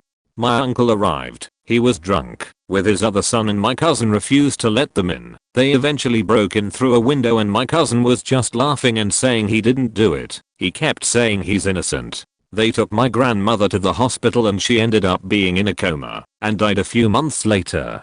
My uncle refused to pay the hospital bills despite taking her to a private hospital, and not a public one, where she would have been treated for free. My uncle also refused to testify in court, since he didn't call the police until the morning after, and he and his wife cleaned the entire crime scene. I'm talking bought new bedding and everything. There was no evidence it was my cousin who did it, and he was let free. No charges, so I think we all knew something was off, but grandmother tried to hide it, and there was nothing we could have done. My friend's mom was from Haiti and had apparently seen some really faked up shit before she met friend's dad, a college professor. Anytime I went to my friend's house, she seemed to be walking on eggshells around her mom, always being super careful not to set her off, which seemed strange to me because whenever company was over, she was always cordial to a fault. Her mom always insisted on making us food. I once stopped by around lunchtime and she insisted on making me a sandwich, even though we were just stopping by to grab a project or something and then leave, but she was very adamant that I sit down and let her make me a sandwich, which I wasn't expecting much, but she slapped together this 5-star Michelin rated sandwich with olive oil and fancy cheese. It was the kind of sandwich that would have cost like $17 at a fancy brunch place. And she waited for me to eat the whole thing before she let us go. It was weirdly tense. Like the mood between my friend and her mom was like something out of a Tarantino movie before a gunfight erupts. But at the time all I thought was, man, this sandwich slaps. But I later found out friend's mom was super abusive, both physically and emotionally. Only a week or two after the sandwich incident, friend's dad had told mom he was leaving and taking the kids away from there. She responded by shooting him with his own gun. I was staying at another friend's house only a block away at the time, and probably would have heard the gunshot had we not been blasting Halo 3 till 2 in the morning. A little over 10 years later, both my friend and her sister are doing great. They are both excelling in their careers and they seem genuinely happy. A good few years ago I became friends with the guy I got coke from. Young guy in his early 20s, nice enough guy to hang out with. I then went kinda into business with him and his 16-year-old cousin, and for them, it was just business. Me, I was a cokehead but not them. The 16-year-old had dropped out of school with very few prospects, black guys in a very deprived urban area, but had a plan. He would sell coke now and save all the money. He knew he would go to jail at some point for a few years, but as he said, at least his 1-year-old son would be too young to really remember it, and he'd have enough money to go to college, train as a mechanic and open his own business. My car at the time was modified and seriously quick, so he was always asking the right questions about what I had done with the suspension. Engine ECT was really smart tbh. On a side note, if you want to deal coke, but avoid too much attention from the cops in London, then two things are critical. Drive a 7-year-old Volvo estate car that looks standard, but made about 450 HP, and be white with a cop haircut. You're basically invisible to them then. I used to run them around, lifts, favors, even babysat their kids once or twice. Like I said, nice enough guys really that I considered, well, not close friends, but more than just acquaintances. There were never any red flags, well, apart from, you know, being coke dealers, at all to speak of. Then I heard they'd gone after an 18-year-old kid who owed them £60 for coke and cut his throat when he said he wouldn't pay it. I saw them literally an hour or so beforehand and we just had a pint and chatted shit about football. Agreed to meet up the next day, just the usual really. The older of the two managed to keep his little cousin out of it all and got 25 to life for it. It's weird, but I still feel kinda vaguely responsible for that kid dying, even though I wasn't actually involved in any way, and that is how and why I quit coke and got out of the life. I knew something was off as soon as I met the guy. He was a PhD by our statistician and was hired to be the lead of the department I'm in, working for a clinical research organization. These types are usually pretty quirky and reserved, so when this brash, boisterous, and charismatic new lead started, that was enough of an indicator. He constantly bragged about how smart he was and how he had worked at all these places. He worked at my company for about 3 years, which was about 2 years too many. He was exactly like that scene-filled episode where George acted stressed and angry at work, so people always left him alone. That's exactly what this guy did. He was really good at talking a big game, but never seemed to actually do anything. It all unraveled when he was requested to be removed from a study because he completely overshot timelines, always with an excuse. A little digging later found that he basically did no work for about 2 years, but always managed to talk himself out of repercussions. Once it became known though, it was a classic, "You can't fire me because I quit" kind of deal. I thought that was it. About 6 months later, we were called into an emergency boardroom meeting. Everyone was required to attend. Our CEO, voice shaking, started talking about a woman who was murdered in broad daylight while crossing the street just a day earlier on a Sunday. All of us immediately started thinking, oh shit, which former employee was murdered? That's when the shoe dropped. This former head of biostatistics had been named as a murderer. While they wanted us to know, the big thing was to make us aware in case any local news media tried to contact us. Apparently he still listed our company as his place of work on LinkedIn. As the days went by, we found out everything that actually happened. He and his current wife enacted a plan to murder his ex-wife to stop the payments he was still making to her, I think child support. He had moved away from Maryland to Kentucky. Down there he bought a gun and drove all the way back to Maryland. He dressed up as a woman and shot her in the head as she crossed the street.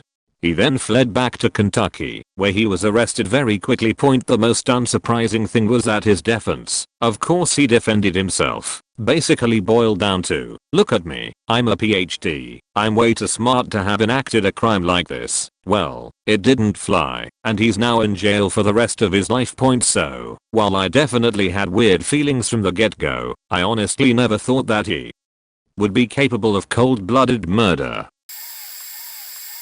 Guy had been a close friend in high school. He was a brilliant guitarist and just the mellowest, most easygoing and friendly guy. We all expected he was going to be the next Stevie Ray Vaughan, but instead he went into the military and served in the first Iraq foray. He had gotten married to his high school sweetheart, and they had 2 kids and life went on.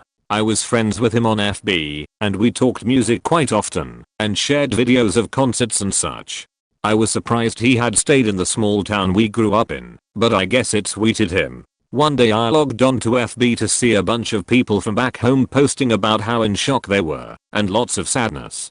Turns out, he came back from Iraq with some pretty serious issues, and he had been struggling with pain and mental health stuff. His wife of 30+ years had just moved out, and was filing for divorce. He walked into her work with a shotgun, killed her and then turned the gun on himself. Would have never expected such a horrible thing from the guy I knew. I hope they are both at peace. The other murder I grew up with was not a shock. Dude was a roidhead and a jock, and had always been a bully and a prick. When he got out of school, and didn't have the skills to make a real living, he turned to cooking, and then selling meth. He was in and out of prison until during one of the out times, he hooked up with some gal who had a toddler. The kid apparently annoyed him, so he beat it to death with a logging chain, and hid the body in the swamp. He's doing 50 to life of hard time, frequently in medical unit, and will hopefully die there. My graduating class is rife with suicides, violent deaths, drug addictions and inmates and premature death. Out of 386 there are about half of us left. I was quite good friends with the murderer. We met when we both worked at a village pub. After our shifts we would finish at about 10 PM and then cycle over to the next village and see how many drinks we could fit in before last orders. He had a pretty troubled past, had been in foster care most of his life, and had over 100 convictions despite being only 18. We talk quite a lot about quite deep things when drinking, and he told me it was like having therapy. He also mentioned that he had been diagnosed with paranoid psychosis and could have manic episodes.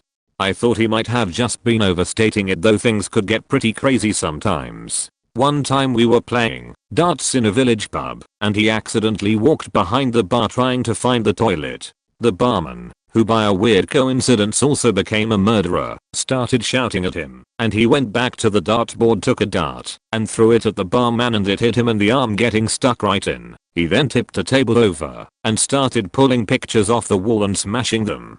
I couldn't believe what I was seeing, how within about 20 seconds such an insane turn of events could start happening. So I grabbed him in a bear hug and pulled him outside, at which point he calmed down and we cycled off. He laid low at my house for the night, but then had to go and see his probation officer in the morning. I became a bit weary at that point, plus he said he considered robbing my house, but then changed his mind. About that time I left the job at the pub so didn't see him as often. About 2 years later the last time I saw him was a week before the murder on a bus. He was telling me that he had a job as an apprentice working for National Rail on railroad maintenance, and he genuinely seemed to be doing okay in his life. We made plans to go for a drink again though this never happened. 2 days before he went to his stepdad's flat late at night and broke down the door with a cricket bat before slitting his throat in bed and walking into town where he entered a taxi office and asked the staff if he could clean himself up as he'd just murdered someone and was covered in blood. My father was in jail for murder since before I was born. He got out after 20 years served, having been eligible for parole after 10 years inside. His sentence was life with mercy, meaning a life sentence with the possibility of parole after 10 years should the parole board find him rehabilitated. Against my mother's wishes I wanted to get to know him when I was in my early 20s. I tracked him down and we met. It was super awkward at first for both of us, but a tearful moment to get to meet each other for the first time. We got along well. We didn't share too many interests, but we both made an effort to keep conversation going and keep in touch. He is a reason I know that prison can work and actually rehabilitate someone. I did not know him before jail obviously, and he had some mental health issues to lead to him committing the murder, but I felt like his spirit had been broken by being in jail so long. He was incredibly remorseful for what he had done and tried to do everything within his power to apologize and make things right with the family of his victim. He was a good man from the time I met him, almost 15 years ago, until his unexpected death 2 years back. I'm happy that I got to know him, call him dad, and tell him that I loved him despite what he had done and what we had to go through as a family growing up in a small town with your father as a murderer. The prison system can work for those who are truly remorseful. Sometimes all that people who have done bad things and served their time need is a little compassion to turn them back into productive members of society. This might get buried now but here it goes. I knew these two twins growing up since I was about 7. They were the same age as me and we went to school together. One twin, let's call him Tom, seemed like a pretty normal kid. We used to eat lunch together at school and became pretty good friends. Tom's sister, let's call her Alice, was always a little crazy. I used to joke even at a young age to some of my other friends that she was going to kill someone one day. I always thought she was a little crazy. Fast forward a few years, I move away and lose contact with both of them. A few more years down the line, I'm 16 and I get a weird article sent to me by another old friend. The older brother, about 10 years or so older, of these two twins, was just charged for the kidnapping of his ex-girlfriend. Not only did he kidnap her, but he locked her in a dog cage in his basement for over a month. Alice was pretty vocal about her disgust of all this online when she found out. She was never close to their older brother anyway. Tom however had a strong bond with the older brother. Tom's life deteriorated rather quickly from there, ended up living with one of his other friends' family, and had a quick spiral downhill. I was still far away, but I would hear all these small weird stories about how he just isn't pleasant to be around anymore. About 2 years pass, and I get a call from one of my friends. Tom just stabbed another kid to death. The victim was a friend who offered to give Tom a ride earlier in the week and forgot about it a couple days later. Tom, upset that his ride didn't show up, decided the most logical thing to do was to take a giant kitchen knife and go to the place where his friend who didn't give him a ride was eating with some other people. Tom waited in the parking lot and stabbed him to death.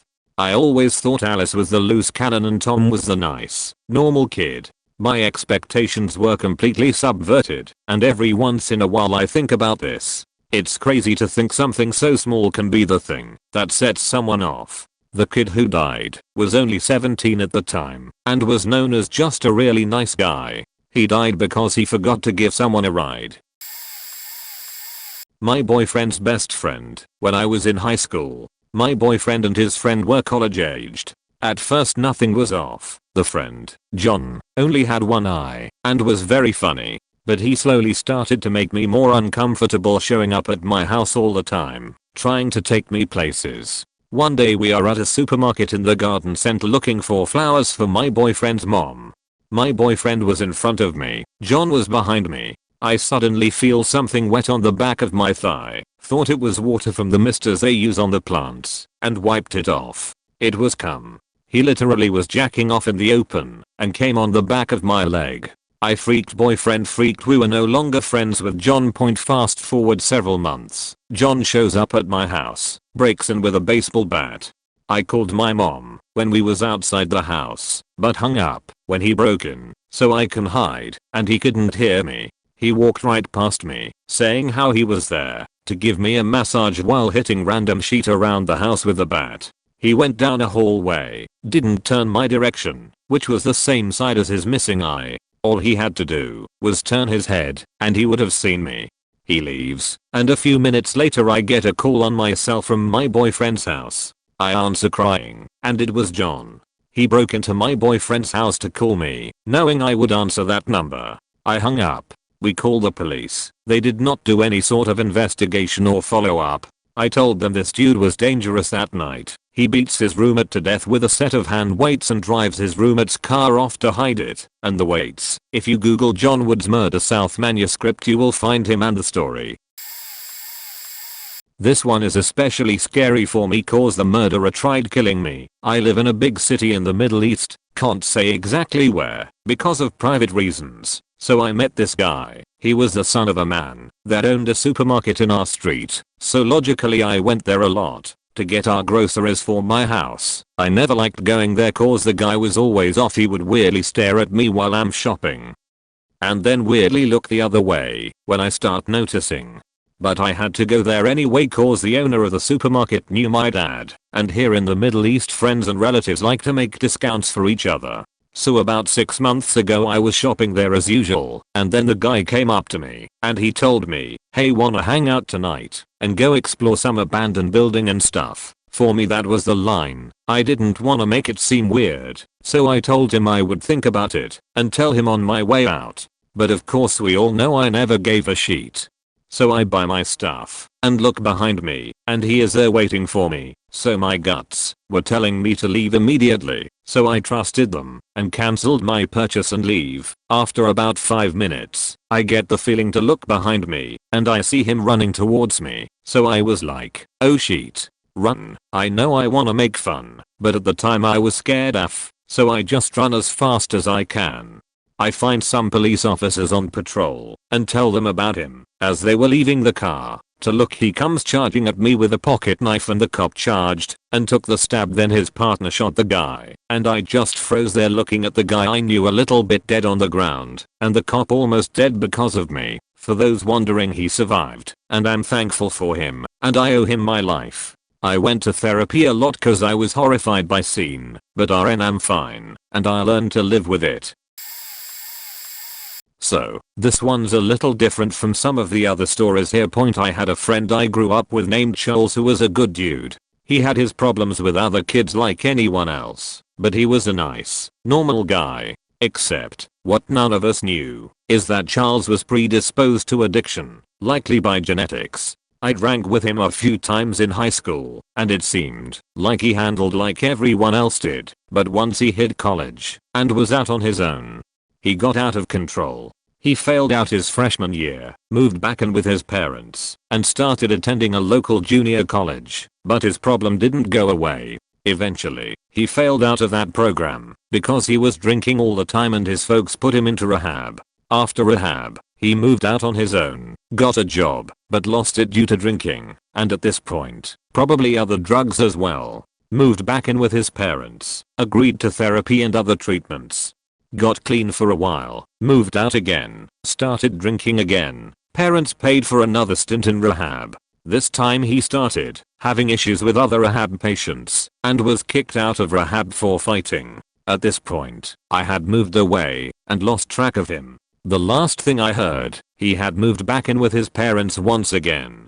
He was in his late 30s, had no college degree or work experience to show for himself, and therapy, rehab, and other measures weren't successful for him. I imagine he was extremely depressed and hopeless, so of course he went back to drinking. One afternoon, he and his father started fighting about something, probably his substance abuse issues, but who knows? Charles went to his father's truck, got a handgun out of the glove compartment and shot his dad to death. Realizing what he had just done, he called his younger sister, who was married with kids a few towns over, and told her that he hurt dad, and he was sorry. Then he turned the gun on himself. Charles was a good dude with a good heart. I think about what he must have felt like all the time, and I wonder if there was anything I could have done, but I don't think that there was. I think about his poor sister and their mom, and how painful it must be to hate their brother and son for what he did and love him, and wish he had just not. I think about him a lot. I never knew a murderer, but I think one tried to break into my house shortly before he started his killing spree. Kinda irrelevant from the question, but I've never really talked about this. When I first turned 18, I moved to the next city over. I rented a room in a house with an old lady in her 50/60s. One night, mid-December, I was chatting on the phone with my dad. For reference, I had a double window in my private bathroom, a regular glass window on the inside and a frosted window facing outside. I always kept the frosted one closed and the regular one all the way open, and would just open the frosted one if I needed to. I'm chatting with my dad and suddenly hear what sounds like the screen of the window in my bathroom fall out. I froze. I sat there for a minute while my dad rambled on about something. Finally I get up and check the window, and instantly my heart fell out of my eyes. Both windows were moved. The screen was there, but the regular window I always left open, but now half shut, as well as the frosted one. I still have no rhyme or reason. My roommate and I checked the outside the next day and everything looked normal. It's a small area, and usually if there's burglars in the area you'll know. But I hadn't heard of any, so I assumed I was just going crazy. A little over a month later, over the course of 2 weeks, a murderer killed 4 people, lived down the street from me, and was targeting older women. His first victim was actually my friend's mom. Apparently it was just supposed to be a robbery, but when she woke up and he killed her, he liked it. This was a huge shock for my area. We don't have serial killers or murders in general. I never made the connection until he was caught, and I put the pieces together. Story from a friend who traveled with Jamie Starbuck, a man who had murdered his wife then traveled the world on her cash. I'm closely paraphrasing dialogue from his retelling. My friend PJ told me how they were staying in the same hostel in Colombia, taking trips out, and hit it off. Both being a little older than the rest of the crowd, they'd hang out at the end of the day. As they got to know each other, he noticed that beyond the simple day-to-day chat of backpackers, he was always a little downcast and never mentioned home much. One day they were off on an excursion into the rainforest, walking on a trail, but it's a bit isolated, and the guy starts to open up how he didn't really have any reason to go back, but he'd need to soon, how his wife had died just before he left. PJ starts trying to cheer him up, thinking the guy is still grieving as he's talking about how it might be best if he just disappeared into the rainforest and was never seen again. Come on mate, you've got loads to live for. Your family will miss you back home. No, I don't want to go back, there'll be questions. Grieving is normal mate. When my nan died, there will be very difficult questions that only I can answer. They'll all want to know. At this point, my mate says he twigged on something very bad was waiting and realized they're about an hour hike from civilization or something. PJ says he asked the time and made excuses they should be heading back, as he told Mariah he'd meet her for food in a couple of hours. That he was just taking a trip with Jamie and had texted her from the bus. Very much a don't get any ideas pal conversation, and they turned back. He said it was the longest walk of his life and he tried to stay a half pace behind just in case he did anything. He wasn't surprised a few months later to read this article, but had never been more thankful to be 6 feet and 13 stone than at that moment. The guy I knew I grew up with from 4th to 9th grade. He ended up going to a different high school, but still lived in town. He was known as dysfunctional, and so was his family. His mom was notorious for being bipolar and mentally ill. They had social workers in and out of the house constantly, and cops always showing up for domestic disturbances. It was just him and his mom. She had guys in and out constantly, stepdads if you will. There are even recordings on YouTube of him calling the police over and over asking for help, for a job, for anything. Talking about his mental illnesses and his family life and basically requesting any kind of help because he doesn't know who to reach out to. Fast forward a few months and the social worker shows up to the house for the scheduled Tuesday visit and no answer.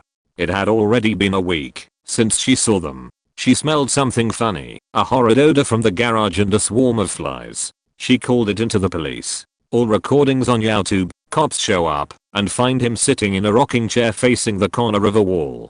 He slit his mom's throat and left her in the garage, and that was that. Everyone knew they were faked up. Everyone knew he was off and bound to do something. It was nothing new. He was in and out of mental hospitals for multiple incidents. They just fell through the cracks of the system. That's the sad part. It could have been prevented. One of my best friends in high school, really emotionally unstable. His mom was a druggie and abandoned him to his grandparents when he was a baby. He was in and out of therapy. Don't know about meds, but I can't believe he was on them consistently, though he obviously needed to be, and had a history of self-harm and violent blackouts, always self-inflicted. He was a nice guy, really, and a good friend, but obviously was suffering from severe mental illness. Anyway, after high school he got recruited into the army, passed through boot, and went into service. He was taught how to shoot and fight. He was taught hand-to-hand combat and to not fear hurting and killing others. He seemed to be doing well enough there, but I always thought service was a bad idea. Sure enough, after a few years he was discharged. I don't know why, but I could guess. He came back home, married his high school sweetheart, and, like anyone returning from service, everyone thought he was a little off. Well, a little more than he used to be, anyway. A few years later, and he had another violent blackout, so was claimed in the trial. He was in his in-laws' house one evening and his teenage sister-in-law found him during his blackout state. He grabbed a kitchen knife and repeatedly stabbed her to death, then went upstairs and found his mother-in-law and killed her too. The testimony went that he woke up covered in blood, knife in hand, and freaked out. He called his father-in-law in a panic, confessed what he did, and told him to call the cops and get home quickly. He waited across the street for the police and turned himself in. He was found guilty of double homicide. He'll spend most or all of his life in prison. I doubt he'll ever get the help he needed. Obviously I feel awful for the family. I knew both the girls, but that poor guy never stood a chance at a normal life.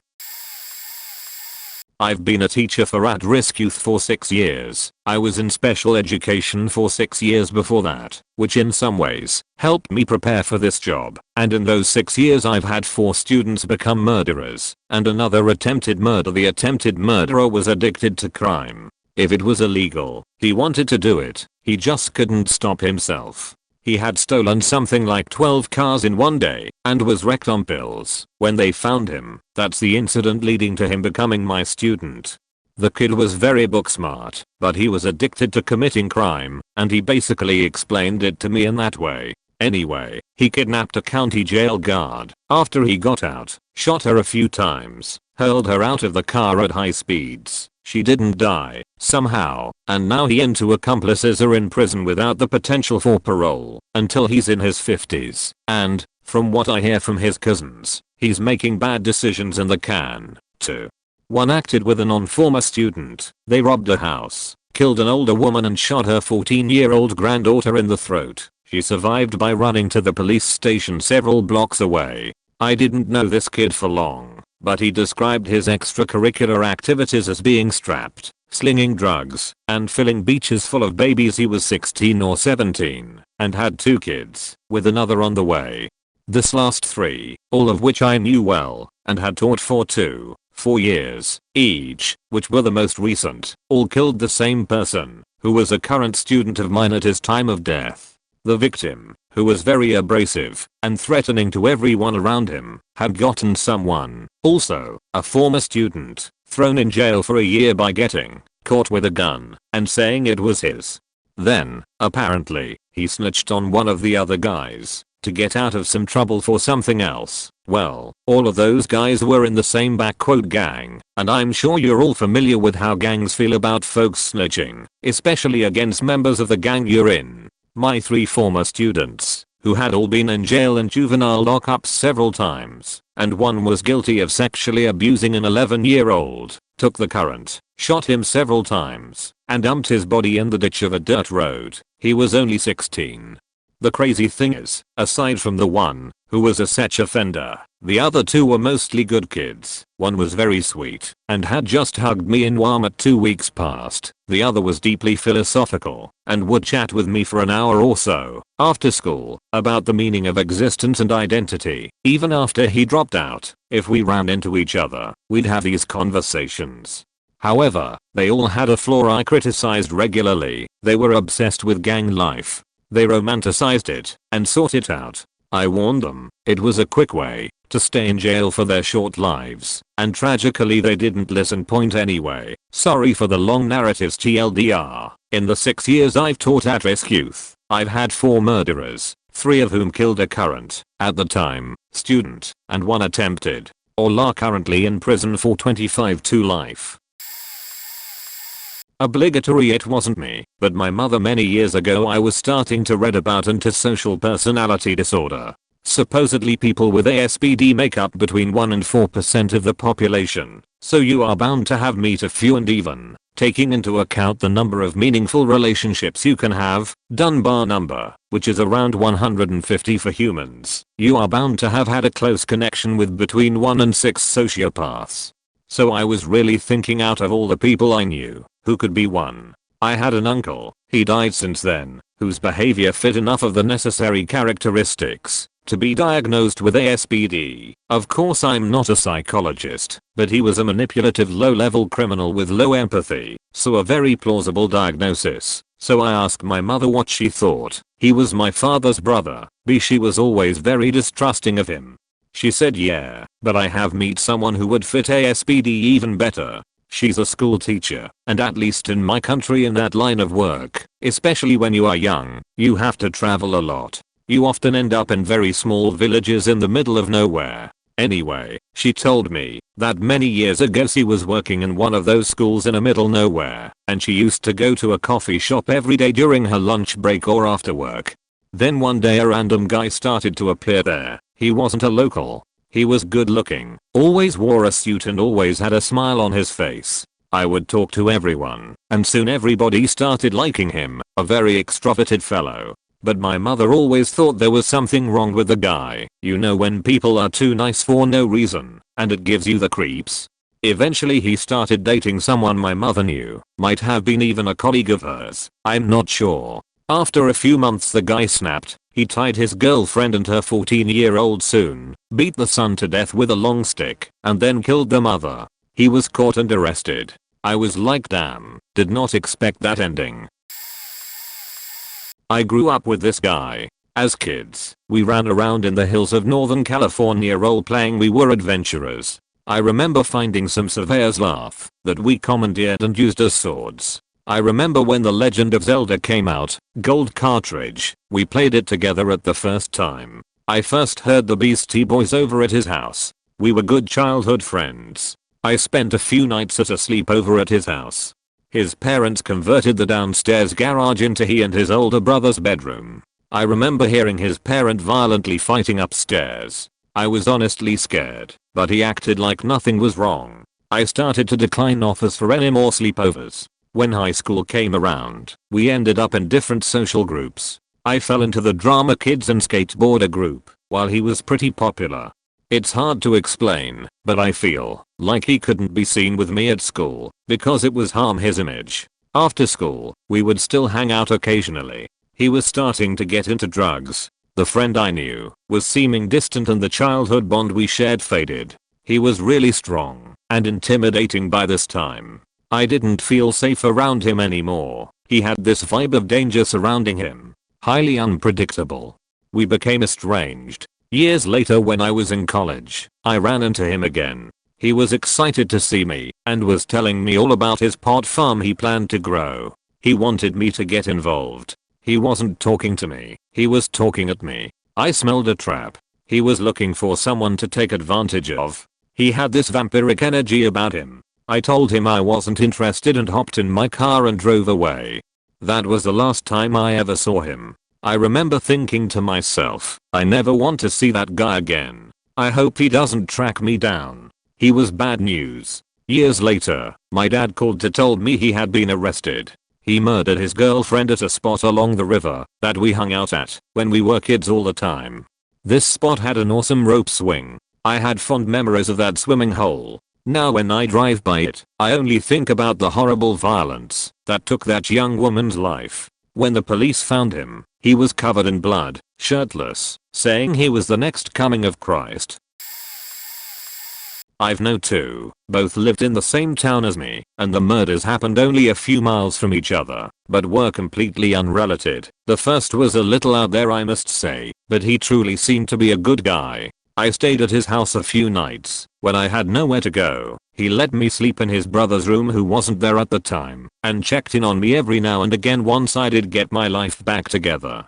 He ended up shooting his brother and burying him in the backyard. I don't think anyone ever saw it coming. They seemed to be very good friends, but there was a lot of drugs and alcohol in the home, so I feel that may have contributed in ways. The second I went to high school with, I started the school in 10th grade, and he was very quiet and different, but didn't seem dangerous. He had a girlfriend and they were always together, and ended up moving in together at her parents' house. At 16. They had mutual friends as me, so I'd run into them occasionally outside of school. Like I said before, very quiet, but always nice and polite. A few years after high school they had their second son together, and he killed the baby one night when she was at work. Said he wouldn't stop crying, but after the autopsy of the poor baby it came back to show that he had been abusing him basically his entire, extremely short life. Point with both of the murders, I honestly didn't see them coming at all. So sad, but I hope they both are getting what they deserve in prison. Absolutely terrible. I was best friends with the girl that killed Katie Ruff. I knew something was off from the beginning, but thought she was just weird, so I gave her a chance. She just got weirder by the day. At the start she was just quiet, and I felt bad for her as she had no friends, so I started hanging around with her at school. She would pull the legs off spiders and make me hurt myself. She forced my hand against a wall and made me drag my hand down. She also made me play rock, paper, scissors, and whoever lost had to hit a wall as hard as possible. When I said no to both of these things, she'd stop talking to me. She'd run away randomly and start punching walls and having meltdowns. She would message me every day sending me pictures of her self-harm and telling me she wanted to kill herself or she was running away. She told me how she would torture and then kill me and each member of my family. She had told me about her weird dreams, including one about rap. She told me about how she believed people are robots and we are controlled by a higher force. I was 16. I just thought she was weird. But she posted a picture on Instagram of a knife with the caption I should stop playing with knives, but this one has importance, and kept telling me she had a plan, but wouldn't tell me what it was. 5 days before it happened, she ran away, and I was out at night looking for her. The police picked us up after I convinced her to meet me at the hospital. 5 days later I get a phone call, then another 8 in total. I ignored them all because I had also been really struggling with my mental health and couldn't cope with hers anymore. The next day I found out what had happened and that she'd called me after she did it, and I was interviewed by police on the spot. I tried so hard to help her. I genuinely didn't think she was capable of or seriously going to do anything like what she did. I didn't. I knew this guy since elementary school. Nice kid.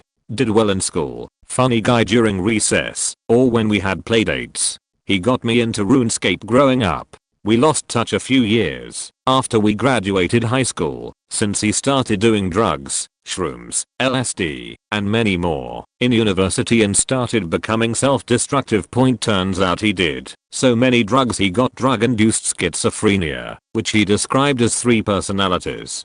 Himself, a female personality that hated his male one, and then an Egyptian god who would only come out when the other 2 personalities would fight. When the god would come out, he said he'd black out and wake up with tattoos that he had done himself, and he'd be totally disoriented. He ended up dropping out of university and moving back in with his parents due to his mental health.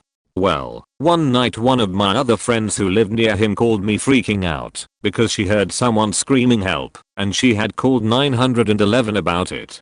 Turns out he was in bed with his girlfriend and voices started telling him to kill her, so he was stabbing her with scissors and she was screaming. His mom and dad rushed in and he stabbed his mom in the chest a few times, and when his dad went to pull him off his girlfriend, he stabbed his dad in the neck.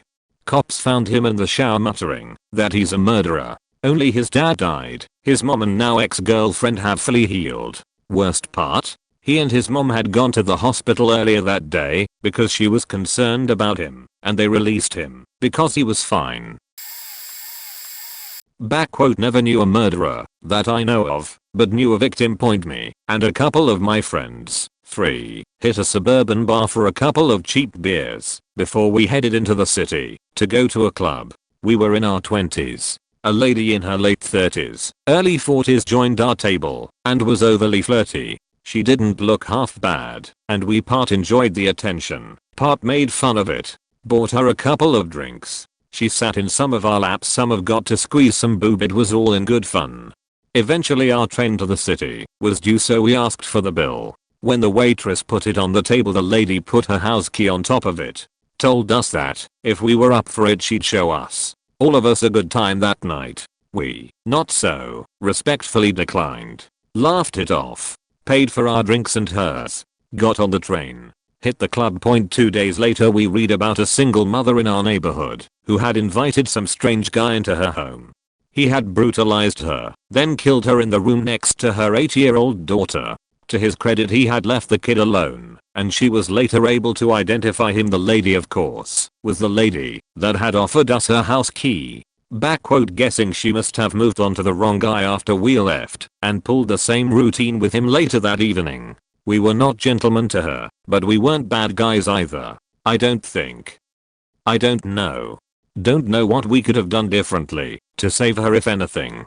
What haunts me is that if we would have been slightly worse people than we were, and if we would have taken her up on her offer for a gangbang that evening, we might have saved her life, at least temporarily. Either way, I'll always remember her. She was not a bad person. She didn't deserve what happened to her, much less did her daughter.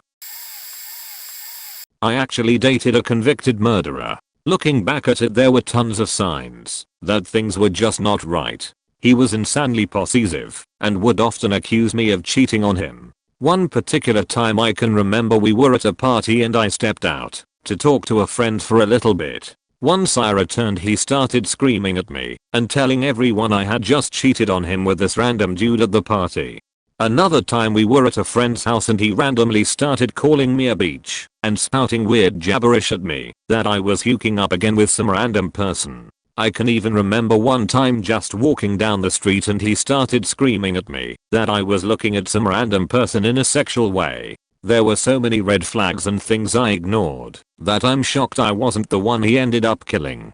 Apart from the possessive behavior, he had really odd sexual fantasies. I remember clearly him telling me he had a fantasy of holding me down and pretending to rap me. We were only 17 and this was all a bit too much for me. He also had a terrible relationship with his parents, who shunned him for apparently being a devil worshipper, and they wanted very little to do with him. I finally moved states and got away from him, but even after that he continued to reach out to me, telling me things like he was going to cut himself and bleed all over my bed and such. It was truly freaky. Flash forward to 3 years later, and my sister sends me an article. He was charged with a 2-year-old murder of a random woman on the street. Stabbed her to death high on acid, and would have gotten away with it if his DNA wasn't connected from an unrelated crime. His girlfriend at the time helped him cover it up, and it occurred only about a year after we broke up.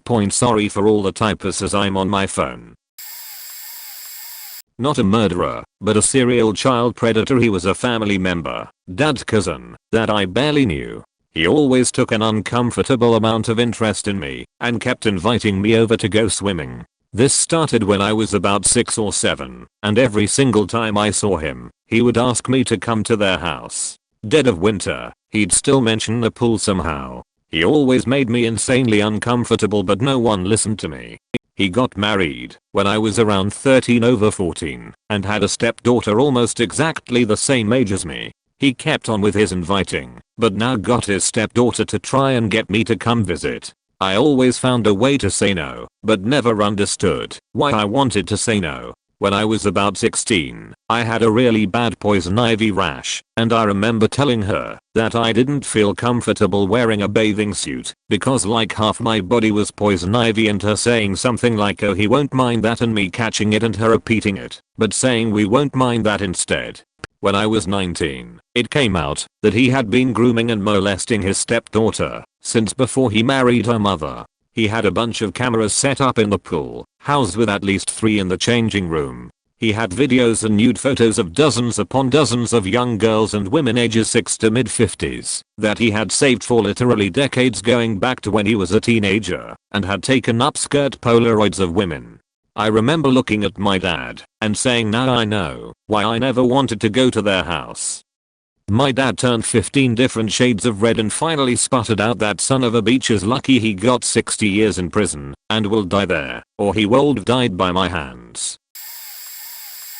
Obligatory not me post, but my father doesn't have Reddit, so I'm going to retell what I remember him telling me. Point in the 70s, my dad and his then girlfriend lived near this guy, Ken. They were both teenagers at the time, but knew this man in his late 20s, because our town was a lot smaller back then, so everybody knew everybody. Point his girlfriend, we'll call her Tressie, lived a couple of doors down, while my father lived a couple of blocks away.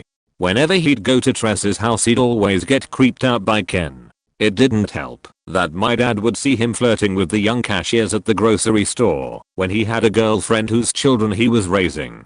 My dad always thought he was disgusting. Apparently Tress's mom agreed with my dad, because when she asked if she could babysit the kids at Ken's place, her mother put her foot down. She had a bad feeling about this man and didn't want her teenage daughter alone with him. Both of them had good taste. Ken was none other than Kenneth Bianchi, one half of the Hillside Stranglers. He'd already killed multiple girls and women, and would later be caught after murdering 2 more young women in our hometown of Bellingham, Washington. They were some of the cashiers my father would see him hitting on while they were at work. I didn't find out about this until I was in my 20s, despite the fact this happened in the town I grew up in. Not to mention Tressie and him would go on to have my half-brother several years later. My family was connected with Bianchi in multiple ways, and my father has met other murderers and attempted murderers. There are a lot of stories from this town. Here's my time to shine. I was in a very complex relationship, friend/lovers, with a murderer for several years. I met him when I was 13 and didn't fully cut ties with him until I was 22. Also, we were the same age, except he was a few months younger. His crime actually did make the news and was super faked up. He murdered a 16-year-old boy out in the El Paso desert a few years ago because this kid stole drugs from him. My friend was, I think, 20 when he committed the crime, and it still hurts to think about the boy's family and what they're having to go through at the hands of my friend. So I didn't start having feelings for him until I was 16, and he was also 16, and so we were kinda together on and off in between our other relationships up until he left for the army after high school. I asked him before he left, "Why did you join the army?" His reply, "So I can kill people." That's when I figured something was wrong, but I shrugged it off. He wrote me letters in basic, and in none of these letters did he ever mention missing his mother, who passed from cancer not long before he left, so that was strange as well. He then later went on to call me all the time when he was put in jail, and I eventually stopped taking his calls. He got 50 years. If you ask me, I don't know why Texas didn't kill him, because he deserved it. It sounds sad, but it feels like when a dog bites someone and you have to put them down. It's that kind of thing. And it's hard to find people to understand this and not look at me in disgust when I tell them I would have gone to watch him be executed if that's what it was gonna be. Here's the article if you want to read it. His name is Tyler Hall. My cousin's lifetime partner was a very strange man. He always seemed like he wasn't all there and lost somewhere in his own thoughts. but the rest of my family shrugged it off as him just being socially awkward. I only started to see the red flags when my little second cousin stopped talking to my brother and I, just out of nowhere. We were best friends and suddenly they just disappeared and started posting really depressing stuff on their social media about how they hated their lives. It came out of nowhere. They'd never give me definitive answers when I asked them about what was wrong. A few months ago the oldest of the two got into a fight with his father and was beaten pretty badly, had a broken arm, and ended up going to a juvenile detention center for a few nights because he supposedly caused property damage. CPS was notified and didn't do anything. At this point the rest of my family had our guards up, so to speak. But because of other issues with my cousin, no one was really in contact with them other than my aunt. Last month, my cousin and her oldest child were beaten to death with a baseball bat by her partner/father of her kids. The youngest fled the house and went to neighbors. He committed suicide by cop when authorities arrived on scene. In the days after the incident, we learned that he'd been asking friends for access to their firearms so he could kill himself. He was also paranoid and showing signs of schizophrenia. His sister and parents both have it. In the 911 call he made to tell authorities what happened, he said that there were people inside his home who he had hurt very badly. It's assumed he was having a psychotic break. There are other details that allude to him having full clarity of what was happening, but I can't speak personally on it as I haven't gotten myself to watch the body cam footage released or listen to the entire 911 call. My aunt's been the only one to view any of it in full. I knew something was off the day I met him. He acted strangely around my sibling and I, and he always talked down to my cousin and their kids. A guy I went to middle/high school with and was actually kind of friends with in early high school tried to murder his girlfriend back in 2013. Class of '09. Context: he was always kind of a troublemaker and one of those didn't give a fuck kinda kids. Upper middle class family, relatively normal, but still a troublemaker either way. We didn't talk or hang out after we all graduated, but apparently he was dating this girl a year below us for 3.5 years and had recently broken up. He called her to meet up and talk at a hotel in our town. He got in the passenger side of her car and said, "Close your eyes, I have a surprise for you," then stabbed her in the neck, required surgery, took her phone, and said if she called anyone he'd do it again. Then, he said he was going to take her to the hospital, but instead took her to his parents' house where his mom and sister were home. The girl told his mom she fell down the stairs and got injured. Drew left, and his mom and sister took the girl to the hospital, where she told them what really happened. 2 days later the cops found him at some random house. He locked himself in the bathroom and stabbed himself in the chest. Cops busted in, treated him, and off to jail he went. I always kinda felt something was off with him. Like, we used to take his parents' boots, as kids do, and would walk to the local bowling alley to hang out, or bowl because that was a cool thing to do at 15 to 16 years old, lol. But he one time set fire to someone's mailbox on our way there just cause, and he would pick up old dirty cigarettes and cigarette butts from the ashtrays to smoke. Super gross. So, in a sense many of us thought he would be trouble into our adulthood, but never thought he would actually do something as crazy as this. The girl survived, and he is currently still in jail, I believe. I don't know a murderer per se, but a kid I went to school with had OCD and obsessively compulsively thought about murdering/raping women. I pray to God he's never acted on it. His mother sent him away to some specialist in Wyoming. No clue if she knows the extent of his obsessions. He sat at my lunch table in junior high and seemed odd. He was a nerdy shy kid, but was noticeably off. People called him Werewolf because he was extremely hairy. Talking borderline werewolf status. We let him sit with us as he didn't have many friends. Neither did we. He was kinda funny, more so weird if anything, extremely socially awkward. He was very nice and respectable, but I always thought that there was something was funny about his eyes. Something wasn't right. If I knew what autism was at the time, I would have probably thought he had Asperger's. Anyway, he was good friends with my wife during school. They did band together for years, and he was a part of their band Circle Point. When she was 17 he told her he wanted to go out, date, She wanted to be friends, wasn't attracted to him by any means, and that was that. But he continued to like her, and they remained friends. However, he'd throw up whenever he was in her presence because his OCD/anxiety was so bad. This happened to any girl he wanted to date. He couldn't be around them as he'd literally begin throwing up. Eventually he began liking someone else, and he stopped throwing up around my wife. Out of the blue he called her post being denied dating and disclosed that he fantasizes about murdering/raping women because of his OCD, explained how he went to a world-renowned specialist, etc. And she had no clue what to say. She wasn't sure if he was telling her he wants to kill her. Anyway, he asked to keep it between them before disclosing. Years later, she told me, and I was like, what the fuck? We began dating when she was 18, like a year after this guy wanted to date her and disclosed his homicidal rap OCD, and I was shook. Dude lived near us. I was like, next time a friend of yours discloses that he obsessively thinks about I murdering women, no point. This faked with my wife for years. Thankfully we live out of state. We always wondered, should we have notified the authorities?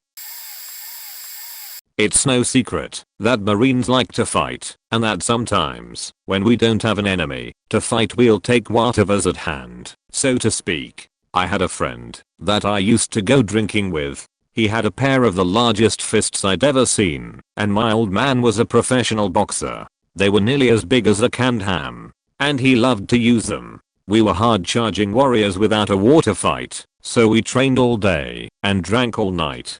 This led to the occasional problem. Someone would hit on the wrong girl or step on some civilians' feelings and a fight would break out. I've had my share. I don't mind a good fight, but unless I see a weapon I'm probably not trying to permanently injure you beyond a busted lip. My buddy always wanted to hospitalize people. He wants to bust you up. It never made sense. Sober, he was a great guy. He worked hard, was smart, was good at his job. He had a great sense of humor, and I liked him. He was a Marine you knew would have your back. But I told him, if he didn't get his drink and anger in check he was going to kill someone. We all told him. It got to the point where we all stopped going out with him, because all he wanted to do was drink and whip the world's ass. He got his way. He got mad at a guy one night over a girl, and took him out in a field for a fight. He punched him in the throat, and left him there, thinking he was still alive. When he went back to check a couple hours later he found him dead. He was convicted of manslaughter, dishonorably discharged from the Marine Corps, and sentenced to 10 years. I never spoke him about it.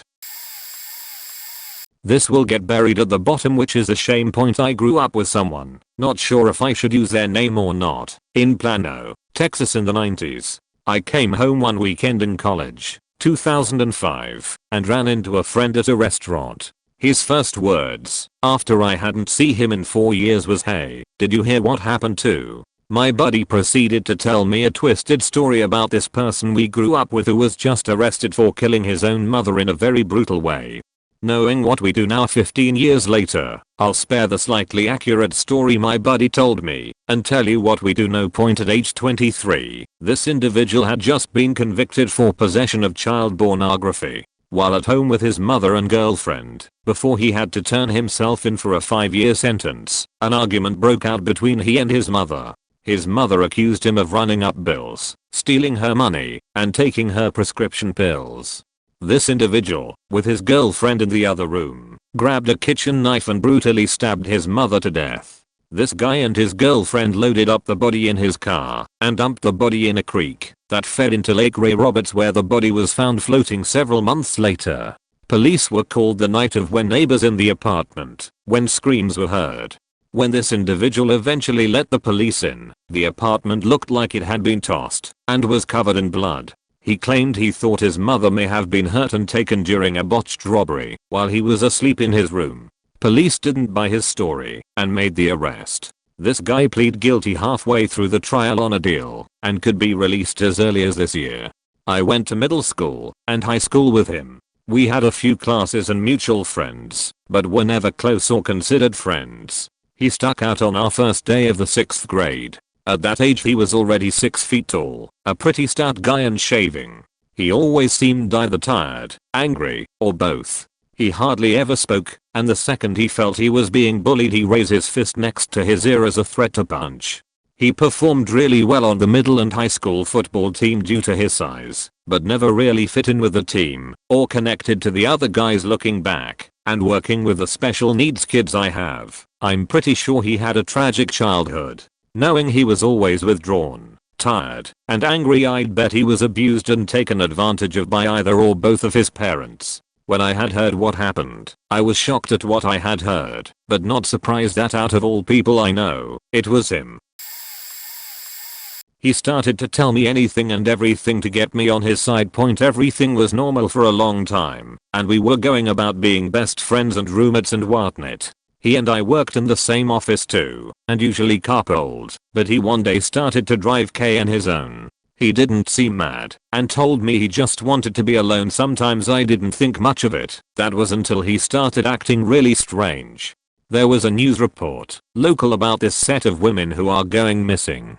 He told me to be careful. Soon, more details were released about whoever this person was that was abducting these girls. Then, not only abducting them, but killing them as well. All these missing girls were near where we lived. I asked for him to start driving with me again, just until things died down. He was a big guy, very tall, and strongly built. I always felt safe around him, and I trusted him with my whole heart.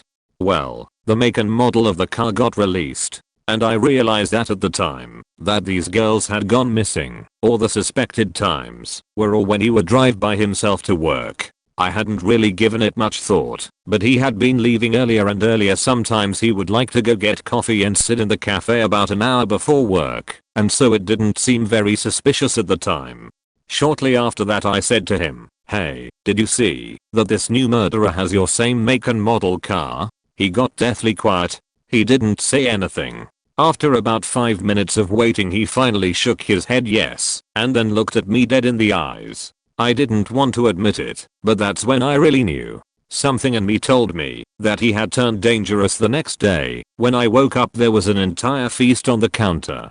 And I mean a feast. There was every kind of bread, of honey ham, a dozen eggs, you name it. It was incredible, and now very suspicious. I denied the food, as I was late for work. He didn't join me, and he wasn't at work later that day. When I came home he had me sit down on the couch next to him, and he told me all sorts of things that were honestly ridiculous. He told me that you love me, like in the way that he wanted to get married to me that minute, and that he had always loved me.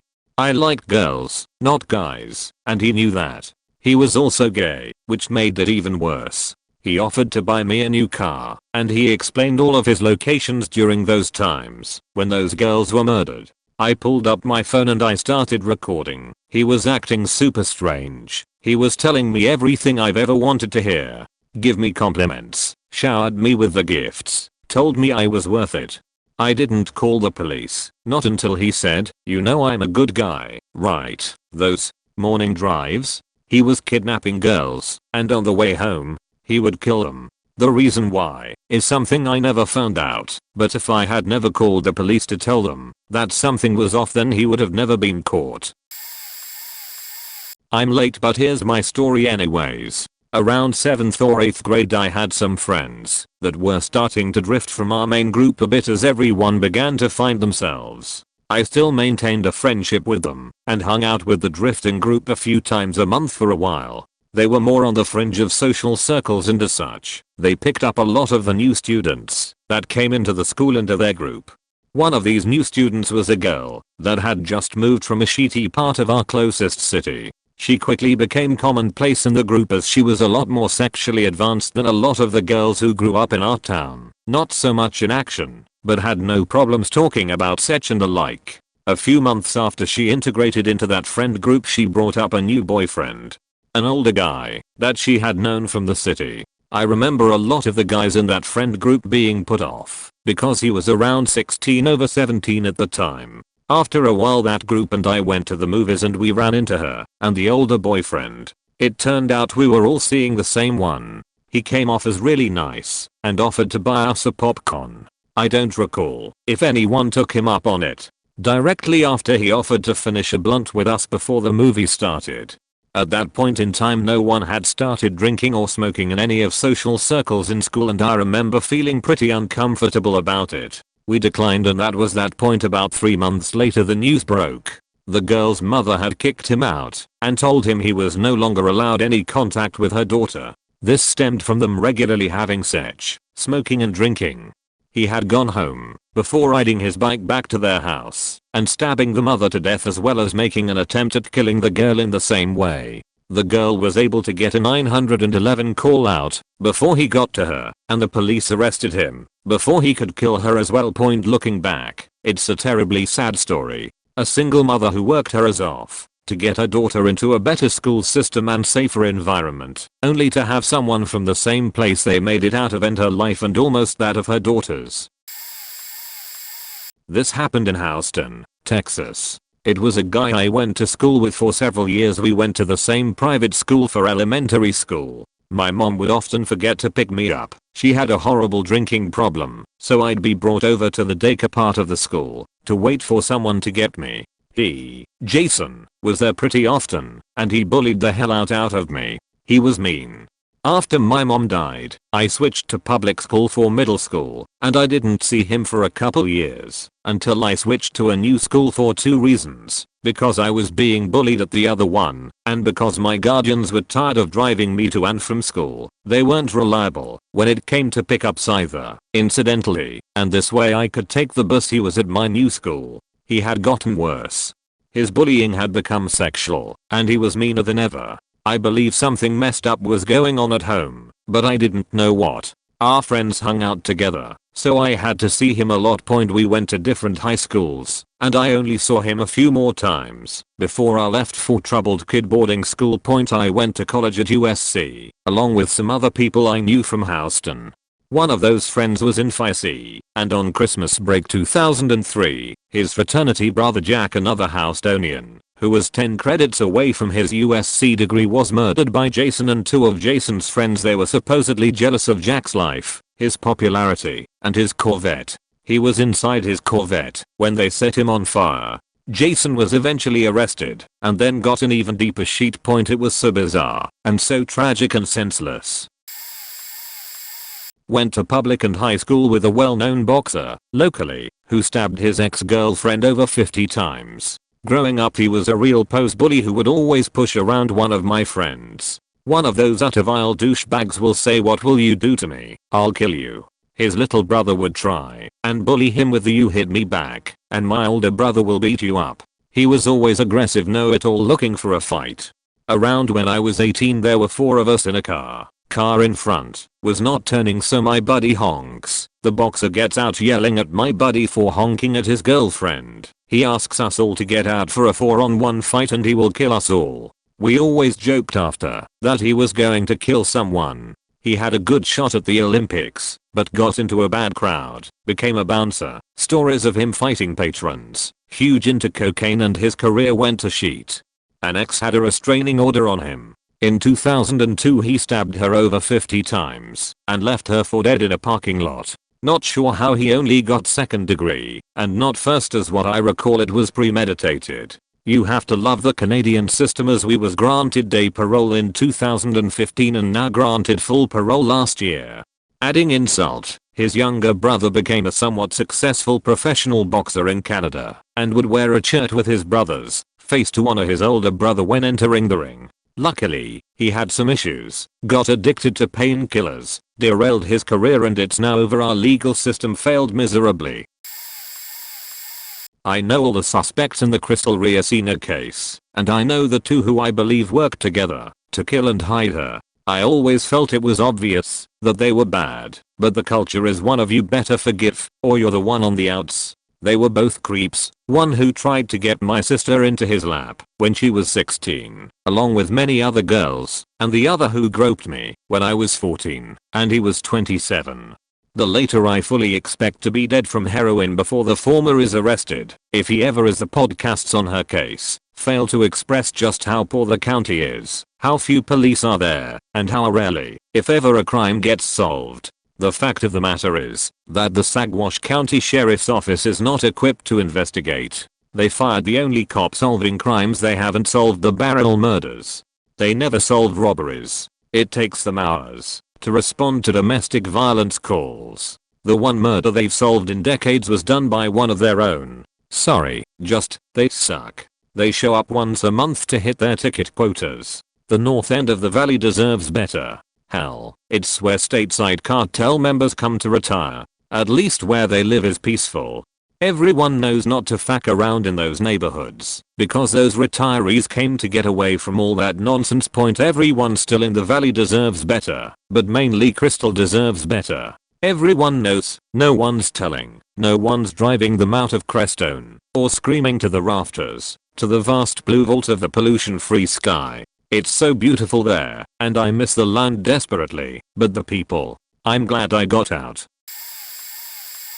I went to middle school and high school with a kid that eventually went to prison on a life sentence for murder. He was a small kid. He had never really gotten any bigger since middle school. I would say no bigger than an average 5th grader. I can't imagine his home life was great, or that he had adequate nutrition growing up, thus his small frame and stature. I never had any classes with him that I remember other than a study hall my senior year, but I was always friendly with him.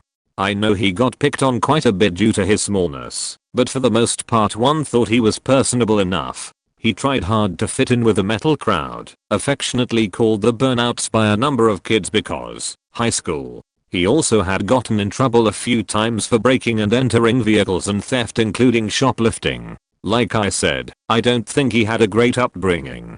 I don't think he was the type that daydreamed about killing people though. He did make threats to shoot people a few times that I remember in high school. Of course this was before it became something that anyone paid attention to and before it was an actuality in the school systems across the US. His threats were mainly to people he viewed as bullies, but I noticed more and more he used it for any slight or to prove himself in some way to others or maybe himself. More or less he was trying, IMHO, to warn others or to tell himself that one day they would push him too far. He even tried it with me once, and I told him to just stop and not even attempt that with me if he ever wanted to remain my friend. After high school I went away to college and my family moved, so I only returned back there maybe twice again. I was talking to an old friend one day that told me this kid was in prison for life for shooting and killing another kid. I looked it up a few years later. When he was 20 he was still engaging in criminal activity and on probation for prior crimes. Apparently he did some with a 14-year-old who ended up getting questioned, to which he confessed and implicated his older compatriot. As a result this kid I knew shot him with a rifle at the park in front of witnesses after he had made threats to do so. He was picked up while on the run a few days later. With his first-degree murder conviction he escaped the death penalty, but instead got a life sentence with no eligibility for parole. I was not completely surprised, but I was really sad for him. I can't say he never had a chance though. He did. He had a horrible upbringing and perhaps was not taught right or wrong well enough, but a lot of people have had the same experience and didn't follow suit. So in his case I would say I noticed something was off about him enough to say early high school, but I suspect others would say much earlier. A girl I went to high school with who was slightly older than us, but hung out with my friend group. She had tried to convince 2 boys who had rejected her to kill themselves that I knew of, possibly more. One of them did actually end up in a psych ward for a little, while when the girl's boyfriend at the time called the police saying he had threatened suicide, but conveniently left out that his girlfriend had been goading the boy into an attempt for weeks. She graduated and moved to LA when I was a sophomore, but then about 10 years ago I read a post on Facebook from a mutual friend seeking prayers for her ex-fiancé who had killed himself. I don't know for sure she goaded him into it, and I never asked anyone for details, and she was never arrested or convicted for it or anything else besides drunk driving, that I can tell, but I seriously feel like that's what happened. The girl was otherwise very abusive to pretty much everyone. She would berate 2 other girls my age who clung to her constantly, treating them like shit, and encouraging them to be anorexic, telling them they were ugly and uninteresting and boys would never like them. I don't really think much about anything from back then, because honestly childhood was pretty faked up for me, and I'd rather not think about it at all. I do honestly think she's responsible for at least her ex-fiancé's death. and just got away with it. I wouldn't doubt it if there were more men she had done it to as well, or if she had more bodies to her name. TLDR, I grew across the street from a kid that became a murderer at 17. He rehabilitated himself, worked to change a state law about imposing life sentences on teenagers, and was released from prison last year. My brother and I grew up across the street from another pair of brothers who were the same age as us. The younger brother, Steven, was definitely a hellraiser, and out of the four of us, he was the worst behaved by far. He did certain reckless pranks like putting on muddy boots and parading all over a neighbor's newly washed car, the hood, the roof, everything. His mother would banish him and his older brother to their third-story balcony as punishment, but he'd shimmy down the outside of the house to get away. He punched my balloon, and it flew away when I was 3. He created one of my earliest memories with a small dose of meaningless cruelty. My family moved away from this small mill village, Manville, when I was 7, and I only ran into Steven once more before he became a murderer. Coincidentally, he was with his brother, and I was with mine, skating some benches at a bank. 2 years later, Steven, now aged 17, shot his friend Trevor in the face at a party after he was thrown out for being rude and aggressive. The parents were away for a week and the son had been throwing rages for a few nights. The kid came back with his friend, Ryan, sneaked into the house while everyone else was drinking downstairs, went into the father's gun safe, which he knew was unlocked, and took out a shotgun. Trevor and the guests hear something upstairs and go up to see what was going on. Meanwhile, Steven has taken the shotgun out of the house and is now standing the driveway, which is where Trevor finally confronts him. After a short time arguing, Steven fires the shotgun at Trevor, who falls to the pavement. Although his face was already disfigured by the gunshot, Steven beat Trevor's lifeless face repeatedly with the butt end of the shotgun and badly mutilated him. His friend Ryan and Trevor's guests watched with horrified expressions. Steven reached into Trevor's pocket and took his wallet, then went back into the house to find the keys to the Toyota Celica Trevor had received from his parents as a graduation present earlier that year. Driving the Celica from Woonsocket, Rhode Island through upstate New York and into the Midwest, Steven and Ryan ran from the police while simultaneously holding up convenience stores for gas money and food. They were apprehended in about 2 weeks. Steven has spent the past 25 years or so behind bars at the Adult Correctional Institute in Cranston, Rhode Island. In the course of doing his time, he seems to have rehabilitated himself in an amazing way. He has received positive recognition from numerous organizations for his work on prisoner education, got his degree, trained several guide dogs, one was brought onto the field of Fenway Park as part of the prisoner/guide dog trainer program, taught himself to paint, and taught others, and I'm sure a number of other things. But the single most important thing Steven has done, it seems, is challenge the state of Rhee's law on life sentences given to teenagers. He won. After years working to change the law, he also freed himself as he was released just about a year ago, as the new law took effect, and he was paroled immediately. I believe in the board that governs these things, and I don't feel the world is any less safe with him participating in it again. I've watched his story play out over the years, basically since he was a child. I knew right away, and I think everyone on Church Street in Manville felt the same point. Epilogue. If anyone reads this far, there is a strange twist to this story in that not only did I grow up with the perpetrator of the above violent act, it turned out I knew the victim slightly. My first girlfriend had a best friend who lived in a really nice place, a modern home on a hill, lots of glass, very mid-century. She took me up there to watch a movie on an afternoon. We sat on the couch, lounged around, and hung out with her brother Trevor. I remember being a bit in awe. Trevor and his sister were way cooler than I was, which in 1992 meant a lot, since I hated everyone, being an incidental but devoted anti-socialist for most of the 90s. That's how two worlds of mine collided in a horrible way. When I read the account in the Providence Journal soon after it happened, I could picture the entire murderous scene, having recently been at the house, and knowing the people. Then there was Mark C, who in high school was known as Klepto for unknown reasons. He was my brother's age. Mark was quiet. My brother and I knew him outside of school because our babysitter took in many foster children which she neglected and abused. This woman had 6 kids. 4 died in a house fire. Now she took in all these kids. Mark was one. A few years after graduating, Mark was at a bar in Woonsocket and met a woman in her 20s. He invited her to go for a drive. He took her to a remote area and dismembered her completely and put the remains in his trunk. He drove her to the Washington campground on the CT/3 border and buried her body. When did I know something was off with Mark? When I met him, being babysat by his abusive foster mom who would give her only remaining son, Bobby, a carton of ice cream and a spoon while he, my brother and I sat at the kitchen table and watched. As an epilogue to this one, Bobby, whose 5 brothers were killed in a house fire, immolated himself in the driveway using gasoline. He was my age. His nickname was Clean Bob. Clean Bob and Klepto, yes. What other scars has that woman cast on her unsuspecting foster children? Hell, what scars has she caused me and my brother? I should ask my mother why she kept sending us to that demented household. Edit, spelling and sentiment.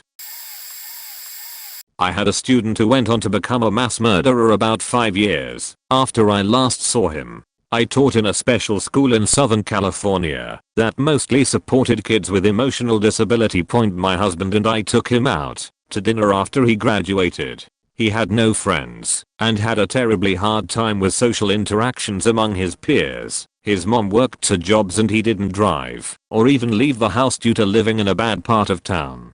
He wasn't having a graduation party or anything, and treating him to dinner was what I could do on my end to ensure he had some sort of celebration. He was very bright and quite intriguing. He was a bit of a savant when it came to historical warfare and weaponry. At one point during dinner he told us he had several assault rifles under his bed. I laughed and said, "How could you? You just turned 18.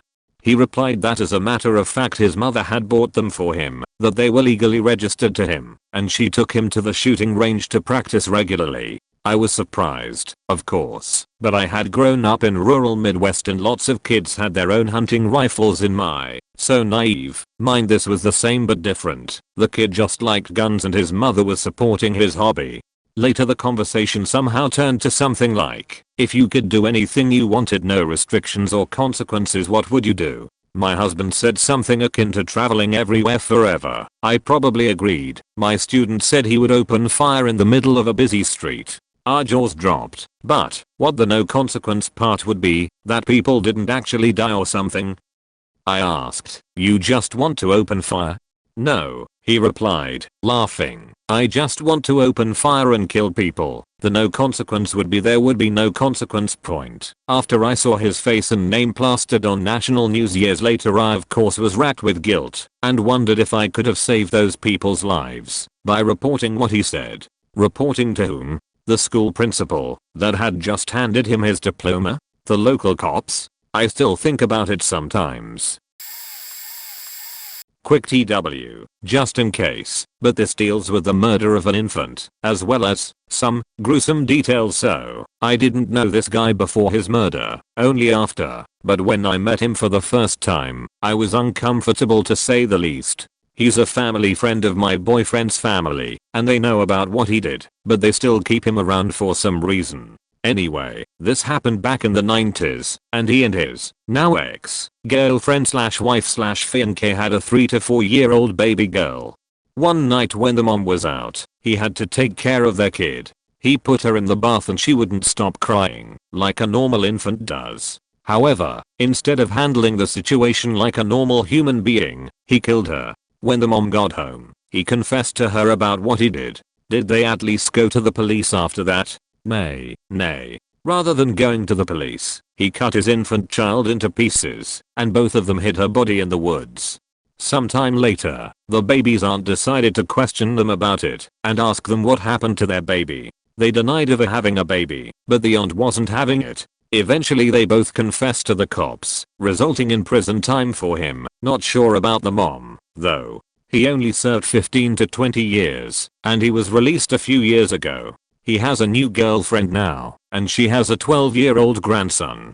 My boyfriend always told me about his parents being friends with the baby murderer, but I never knew who it was until after I met him. I would put a link to a news article, because there are several out there, but my boyfriend and I don't remember this man's last name. My great uncle met online and fell in love with my now great aunt from South Africa. They married and she had her sister come visit us, and she was beautiful, kind, gentle. I liked her a lot and bonded with her. She stayed with my great grandmother and my great uncle and aunt for like a long period, then she had to go back home to her father. She has schizophrenia and struggled most of her life with it. They were trying to get her help, being at some mental institution in South Africa. They kept having to change medication because she didn't like any of the side effects it would give her, or they didn't work. She at times had to be watched because she tried killing herself multiple times. When all this is happening, my great aunt was crying and worried about her sister, which we all were worried. I think after some time they thought she was getting better, so the father takes her to a mall and they shop and got something to eat. She excuses herself for some reason, went behind an elderly woman 80 or 87 years old and took out a butcher knife and cut her throat. I'm not sure what happened because afterwards was a blur, but my grandma and the sisters and brothers were saying it was scary to think she was here not long before she did that, and my great grandma was in the same house. I felt confused because I bonded with her and she really liked me, said I was a great nice girl and I cared for her. But I couldn't forgive her killing someone. But I was also upset about all of it, trying to process this at a young age. I was how old again? 9 years old or older when that happened. This was early 2000s.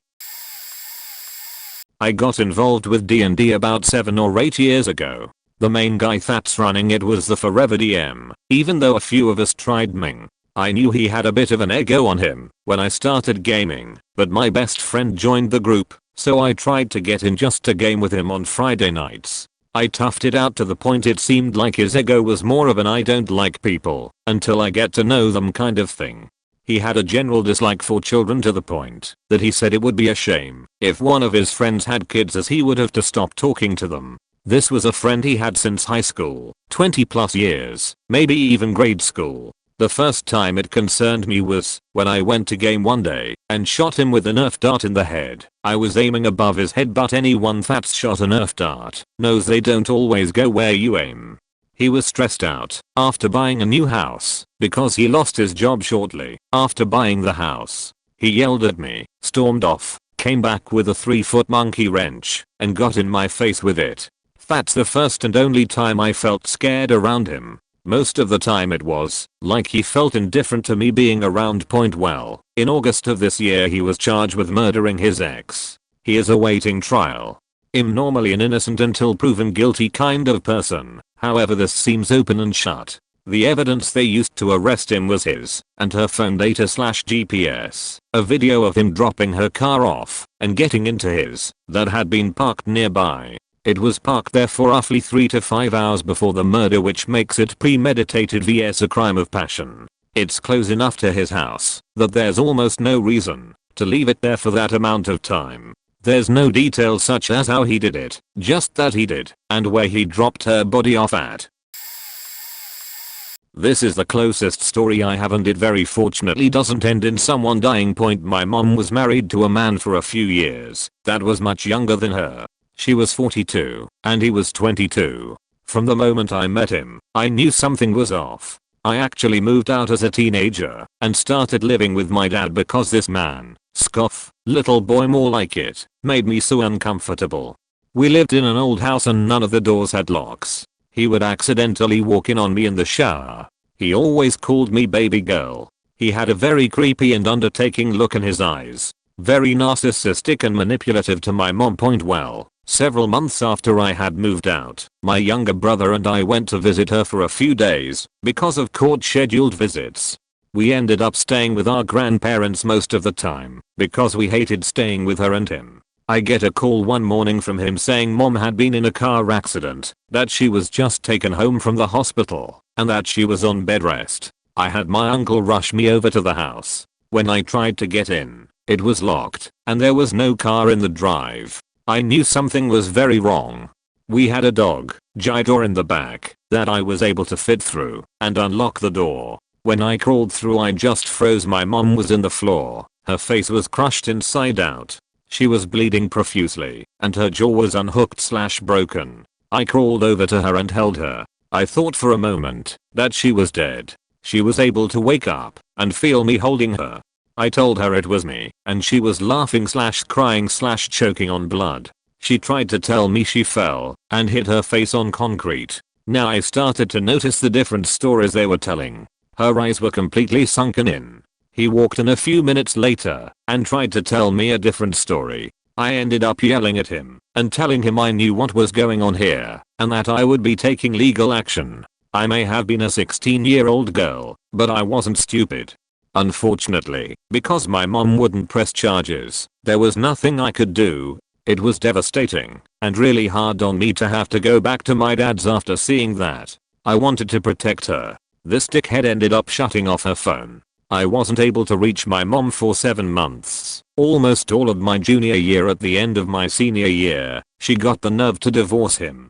She quickly admitted that he beat her almost to death that night. My mom was a gorgeous woman and had to have full reconstructive surgery. She is still beautiful, but you can see where she has metal plates in her cheeks and jaw point. Just to add to the already horrible story, right before she decided to divorce him, my brother and I had to spend Christmas with her due to court ruling once again.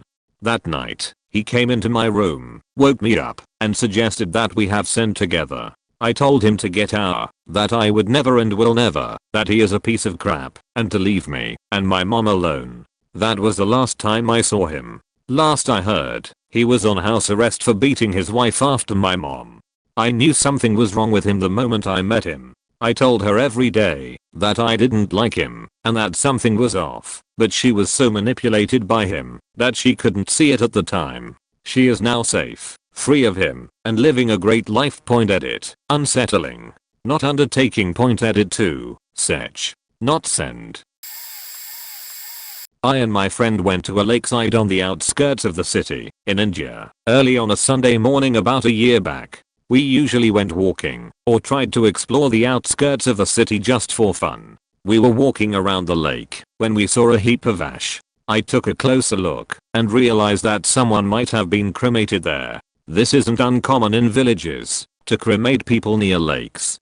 I wasn't sure at first cause there were bones and I saw electrical fencing wire there too, and I thought maybe it was an animal or something.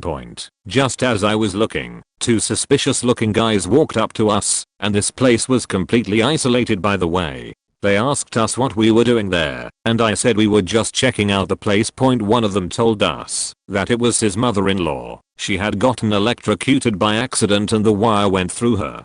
That made no sense, and I got worried that they might do something to us if we didn't get out of there immediately, so I gave them my sympathies and got out of there as quick as I could. Here's why it didn't make sense. There was no way the wire could have impaled her. Even if it did, no one would have left the wire in her when doing her last rites. They probably murdered her and thought leaving a wire on her was enough to convince the people around him that it was an accident. I didn't report cause at that time. I convinced myself that it was nothing, but now I've come to regret it. I worked the night shift at Norfolk Airport in the late 90s. We got a new guy on the crew, Mike Johnson. His name is a matter of public record. He worked there about a year when one night, he didn't show up for work ever again. Mike was very outgoing and personable, but also kinda weird. He had a side hustle where he would rebuild total Corvettes. He drove a vet to work that he claimed was the front end from one car and the back of another.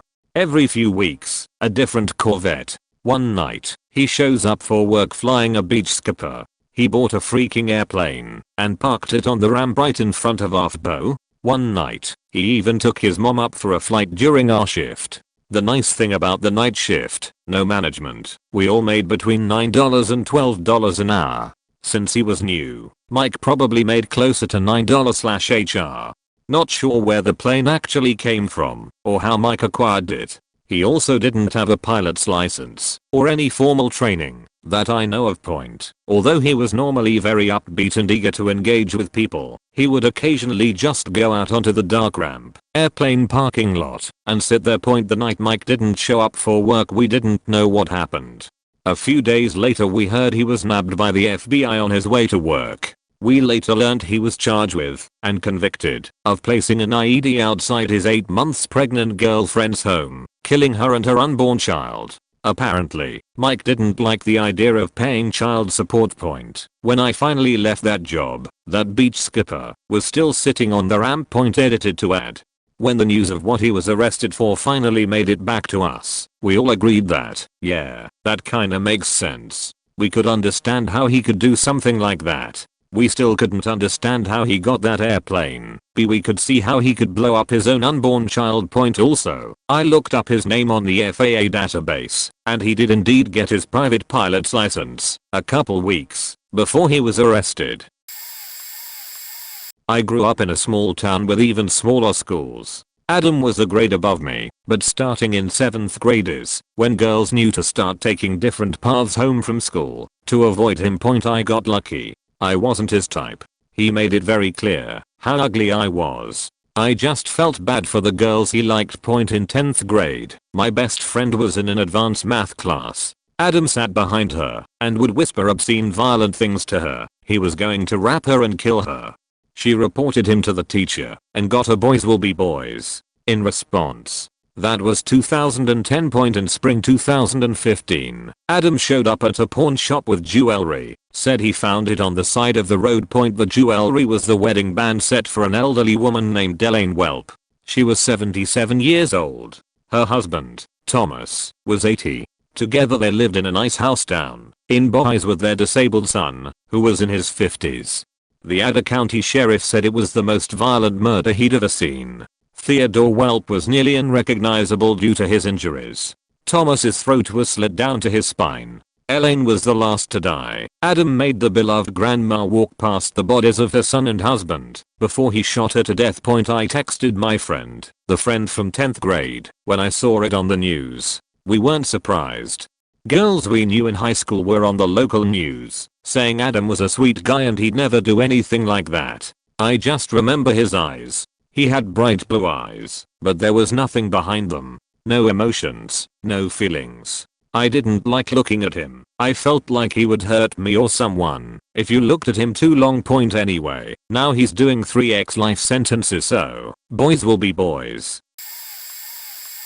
I worked at an adult education center and the adults class was from 8 to 12p, while the teens met from 12p 4p. One day in the teen class, a girl's iPhone came up missing, and we narrowed the culprit down to 2 of her classmates. While questioning them, one boy was so nervous, but the other was angry. I can't really describe it, but that night, his face was the last thing I thought about before drifting off to sleep.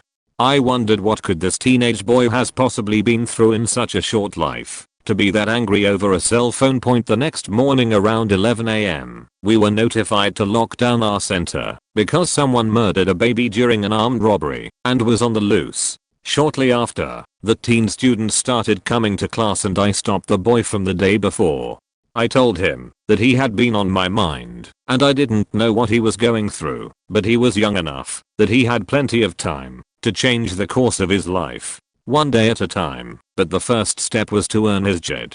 I saw his face soften, and he thanked me. Before going to class less than an hour later, he stopped back by the office and told me his stomach hurt and he needed to go home and lie down.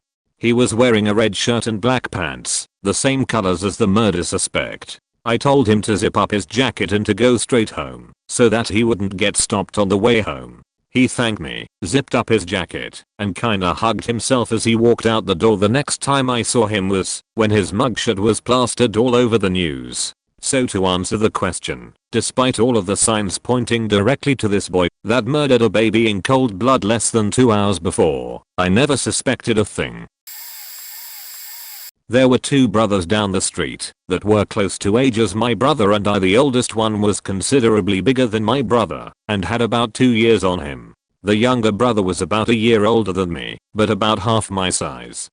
We must have been about 12 and 14 and the other 2 were likely 13 and 16 to 17. Anyways, the both of them routinely tried to bully us. When it was all of us at once we kinda held our own. When it was just the 2 older brothers my brother would oftentimes come up short. Not for lack of trying, my brother never hesitated to get the best shot in while he could. So much so, there was a time the older brother saw my brother in our front yard and ran up and attacked him. My dad happened to be in the garage, saw what was happening and ran up, grabbed the kid by his jacket, and threw him halfway across the street. The kid ran home cussing at my dad. My dad followed the kid home to his house and knocked on the door to tell his parents. When his dad answered, he yelled for the kid to come over and apologize, and then started smacking him around right in front of my dad while yelling and cussing at him. Apparently my dad just said something to the effect of, "Oh, I see where he gets it," and then left. He then told my brother and I to make sure we stay away from them moving forward. Several months later, both the parents died inside the house while it was on fire. Later it was eventually discovered somehow that the older brother set the house on fire with the parents locked inside. The younger brother was out and didn't know anything about it. So the older one went to prison, or I guess juvie first, and the younger one moved to his grandparents' house somewhere across state. What was weird is I saw the younger brother probably 8 years later when I was playing baseball across state. I didn't think he would recognize me, but he did, and to my surprise he apologized for the way he and his brother treated us. There was an awkward silence between us where I wanted to ask or say something about his brother. Of course I did not bring it up, and neither did he. My mother's ex-boyfriend is in prison for murder. He apparently murdered the girlfriend he had right after my mom. When I found out, I was not surprised whatsoever. He was physically, mentally, emotionally and financially abusive the entire 6 to 7 years of their relationship. I recalled him saying several times that he knew of the perfect place to hide a body. I find this particularly hilarious because the place he dumped his girlfriend's body was in a drainage ditch right next to remote property owned by his family. He would talk about how he would use lime to help eat up a body. He casually talked about killing cats in the neighborhood with his bow and arrow. In fact, he thought it was funny. He talked about running over mice with a forklift for fun at work. I could go on and on. I think the only thing preventing him from killing my mom was the fact she had 2 kids. His victim was somewhat of a recluse due to a lengthy battle with addiction, so, unfortunately, she had nobody checking in on her. He was being investigated for well over a year when he finally confessed to suffocating her. The way he described what happened made my blood run cold because it was so similar to physical altercations I had seen occur between him and my mom. It so easily could have been her, and I knew it. I told her so many times she needed to get out of that relationship, but I'd hear the old classic response, "But he loves me, etc." If anyone out there is struggling and in an abusive relationship, please reach out and get help. There are so many resources out there, and you could be saving your life. Please feel free to DM me if you want help locating resources. I'm unfortunately all too familiar from trying to help my mom. Stay safe out there, y'all. One of my closest childhood friends started dating this older guy when she was 18.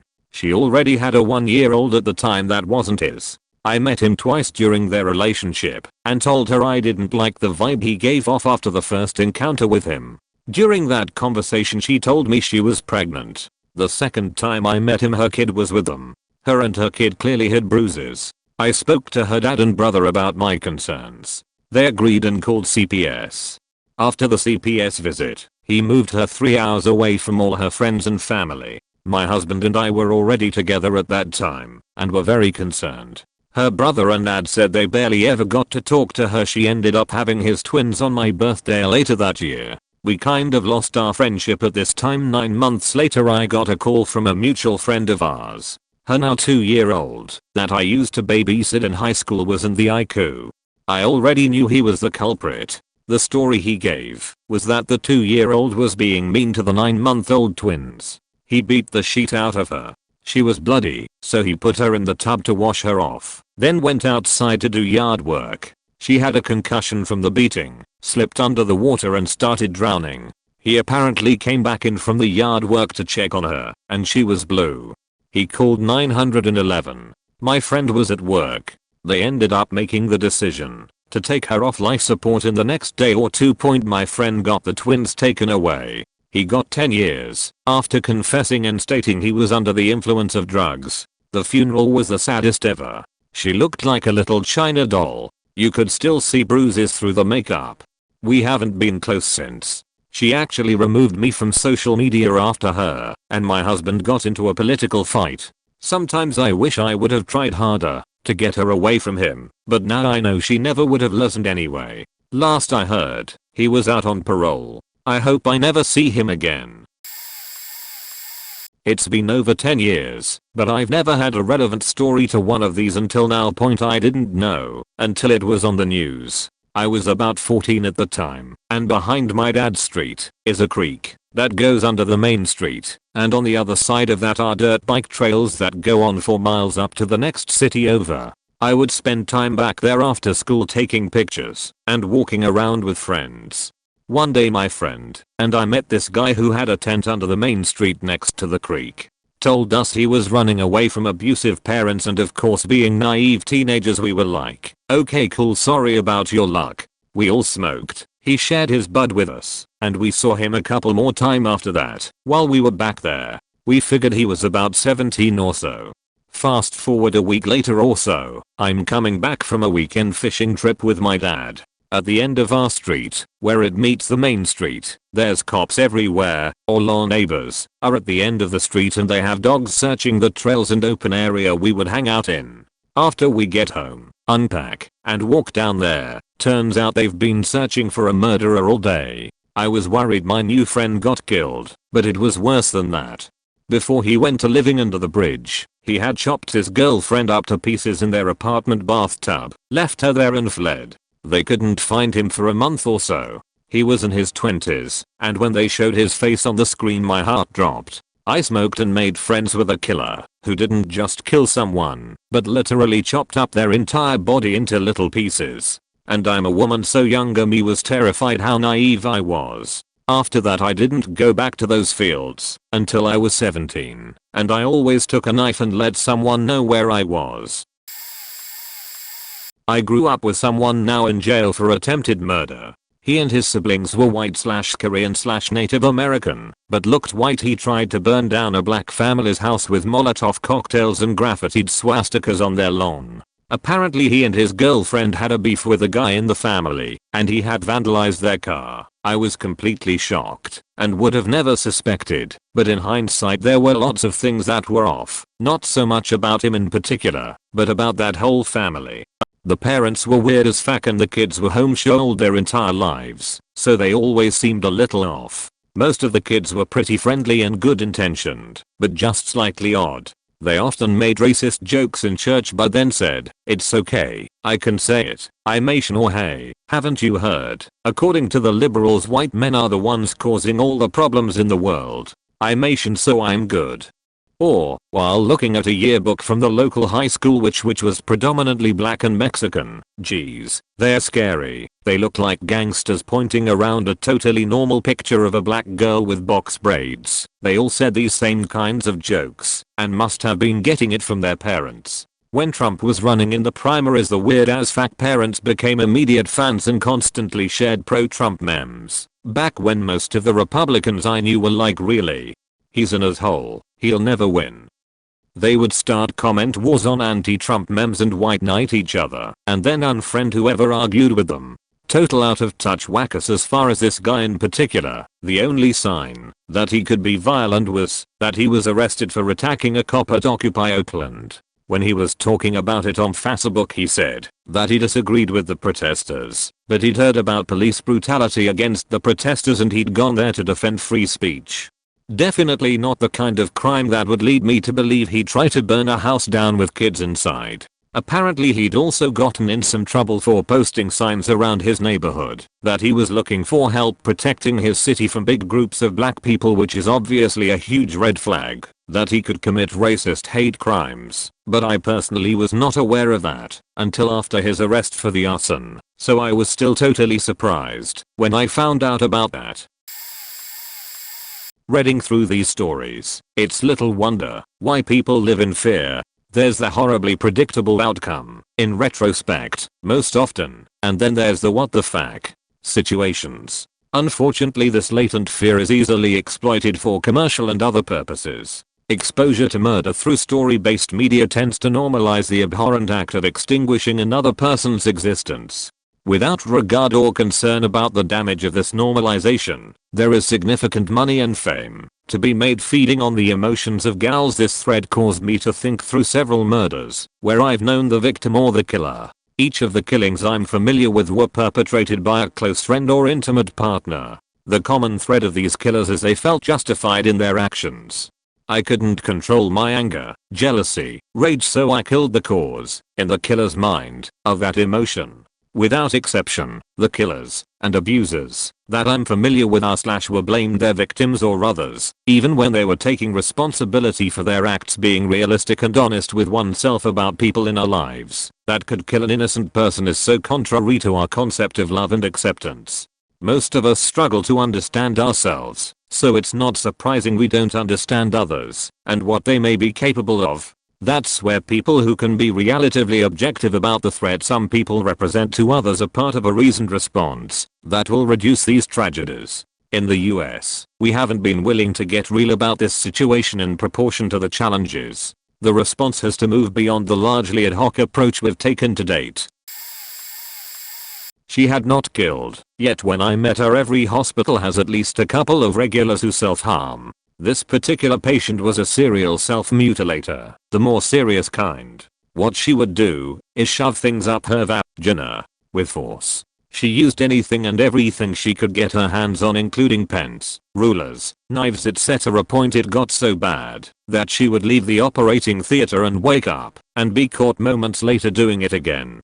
She had to have guardians 24/7 at home. Her insides became more and more desiccated and blackened as her self-abuse continued. She would often chat politely, but it was like a cover personality, much like cellophane wrapping over a dark object. A couple of times she lashed out. Staff became fatigued after treating her several times a week over a couple of years. Eventually she was effectively banned from the hospital. She was awarded over $1 million for future care and placed in community housing. 1 year later she joined a dating site. Later in court it is revealed that she googled "I'm going to kill someone tonight for fun" and 10 steps to commit a murder and get away with it.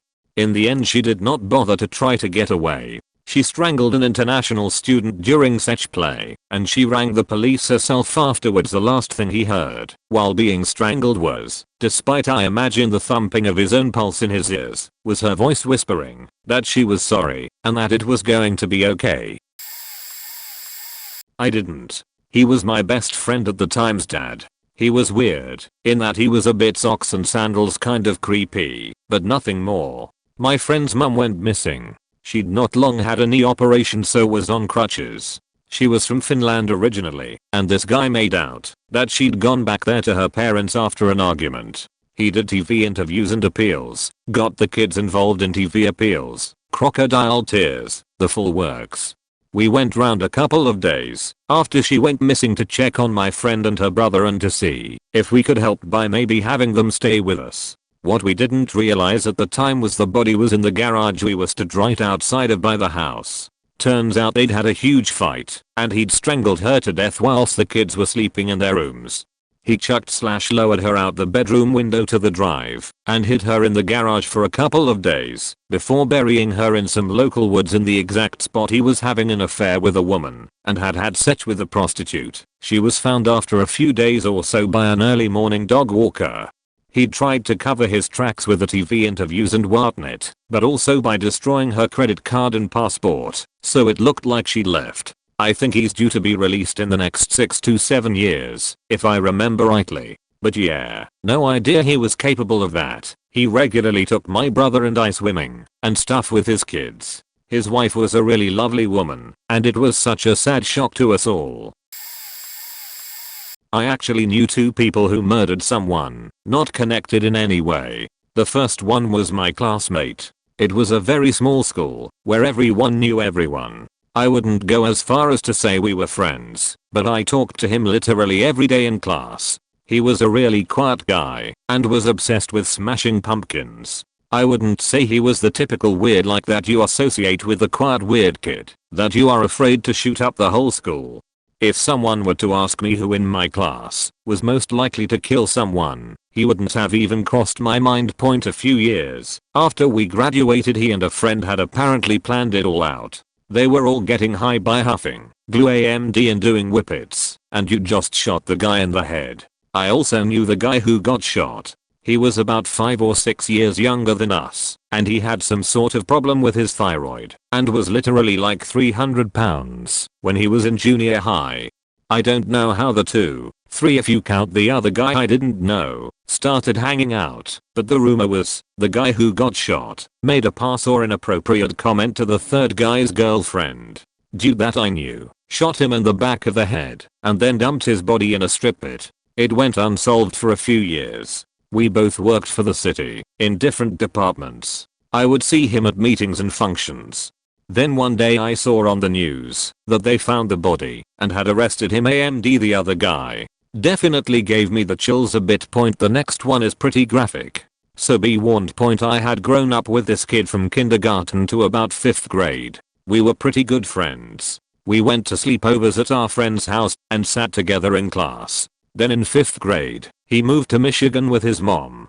One day, I was driving down the road and I see him walking. So I pull over and offer him a ride.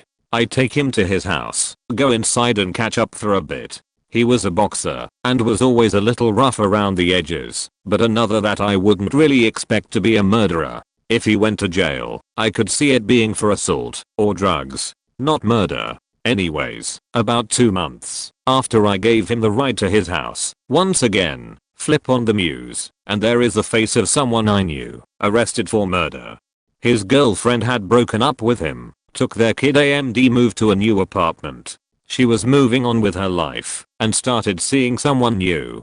He went over her under the impression that he wanted to talk about sharing custody and being civil, and he stabbed her 30-something times. He left their 1-year-old son crying in his crib. The cops saw him walking down the road, covered head to toe in blood, and stopped him. That really gave me the creeps, because I had just seen this dude not 2 months before, and he seemed normal. I guess my murderer radar is just off.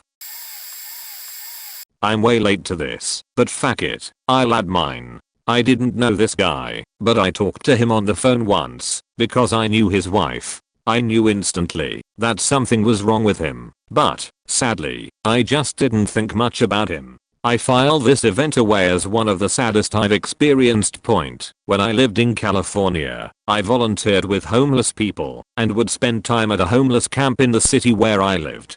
There was a woman who would hang out there who wasn't homeless, but who had a mental illness and would just spend time on the streets, sometimes not going home for days. She was a free spirit who could never sit still and was always talking to people, singing, and trying to help out. She loved listening to music and dancing and made friends everywhere she went. Point once, someone brought a radio and decided to blast some music in the camp. Everyone was having a good time, and the woman asked me if she could use my phone to call her husband to check in with him. I said fine, so she called him and briefly talked to him and hung up. A few minutes later, he called back to talk to me, asking who the fuck are you? Why are you taking my wife to parties? Where are you, so I can come down there?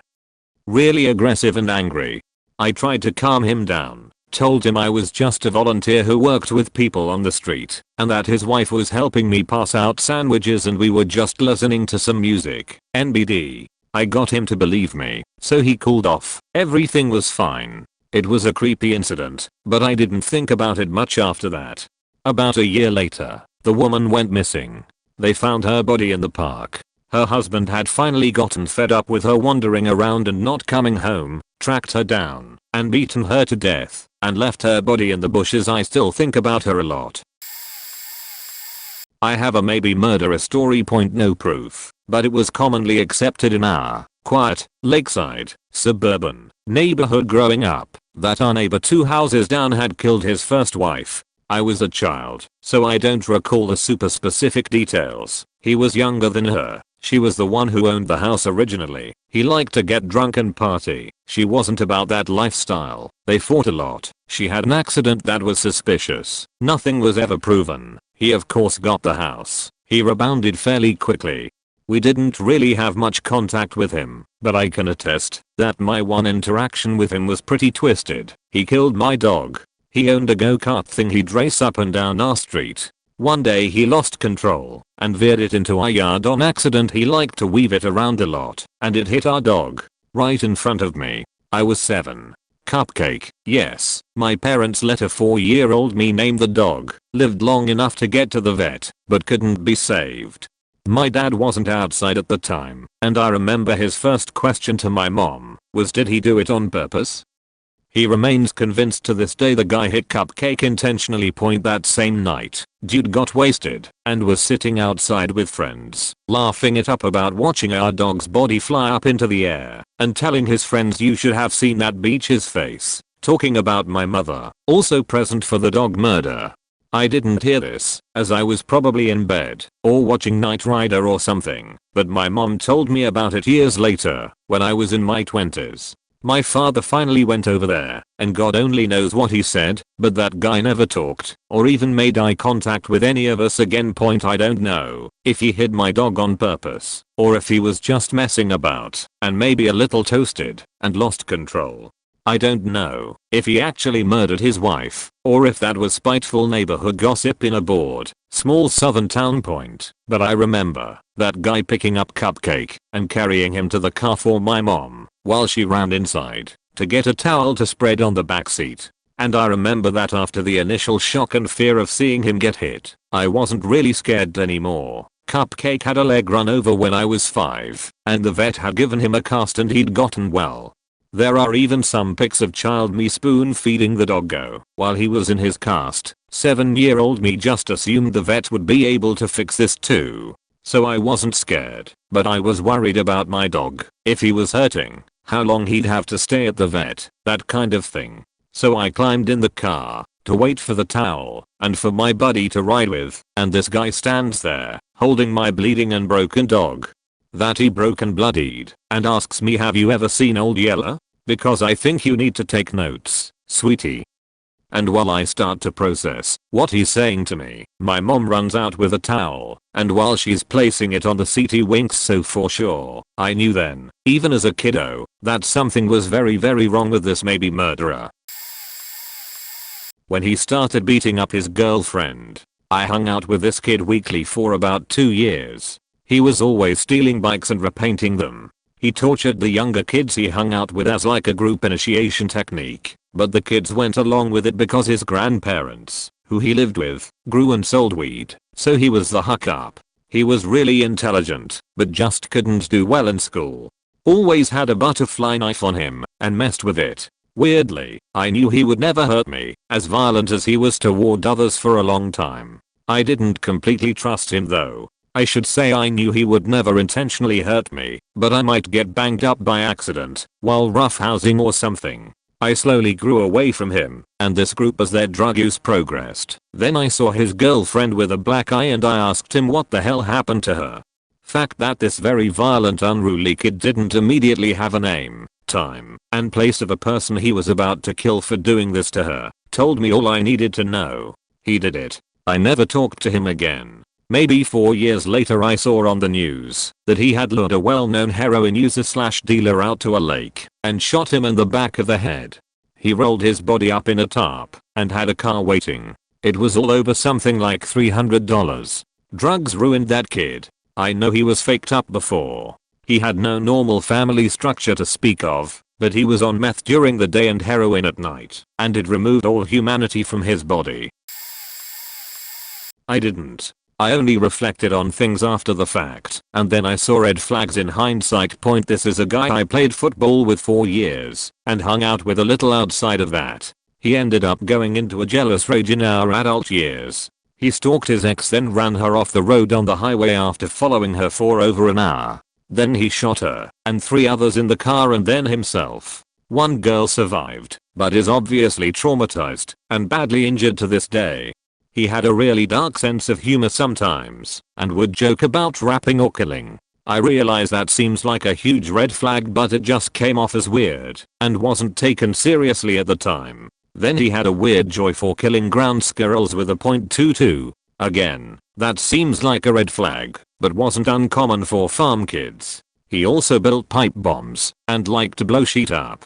Some stuff I was less aware of as we didn't keep in touch in adulthood was he was pretty controlling and possessive of his girlfriend. He always had a bit of a quick temper too. Despite all that, it was really shocking to hear about. You never really know what people are capable of, I guess. Since that happened, it's made me more aware of red flags, and there are people I've met since that I avoid contact with because of they felt off. Not much you can do preemptively, unfortunately, other than make sure you're not a close person in their life or on their list. I suppose you could try to guide them to seek therapy. Long TL/DR at bottom. All names changed. Point about 30 years ago, I worked with Wayne for about 5 years. He was intensely focused, super friendly and engaging if he liked you, but 1,000 yards stare distant otherwise. But he clearly had a powerful temper below the surface. Point it was my first professional job, and Wayne and I got along really well. I'd even say I rather liked the man. He was also a super gun nut, one of several I worked with at that plant who had 200 guns and tens of thousands of rounds of ammunition stockpiled collected. This was the 90s, militia movements and all, when a lot of rural America sincerely believed that any day now, Clinton would have the UN fly their black helicopters down to rural towns to confiscate all the guns. Some things never change. Back then, mass shootings were just beginning to be a thing, still called going postal in those days. More than a few of us joked that if anyone was to come to work with their AK and shoot up the place, it would be Wayne. Most of the others advised me to keep my distance, but I joked that part of the reason I stayed close to Wayne was that if he ever did do such a thing, I wanted a better chance that if he saw me before he went all berserker, that he'd tell me to go home.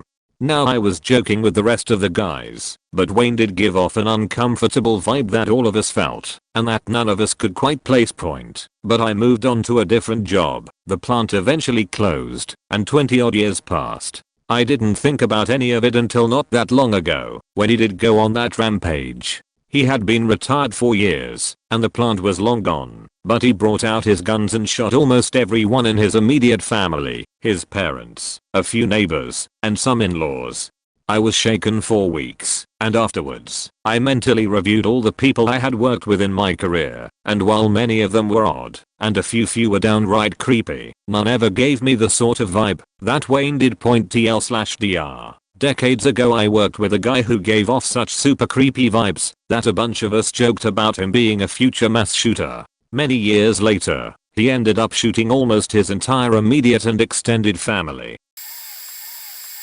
It's not always easy to see that's how they end up doing the act. Some murderers are the nicest people you'll meet, but are going through internalized anger, stress, depression.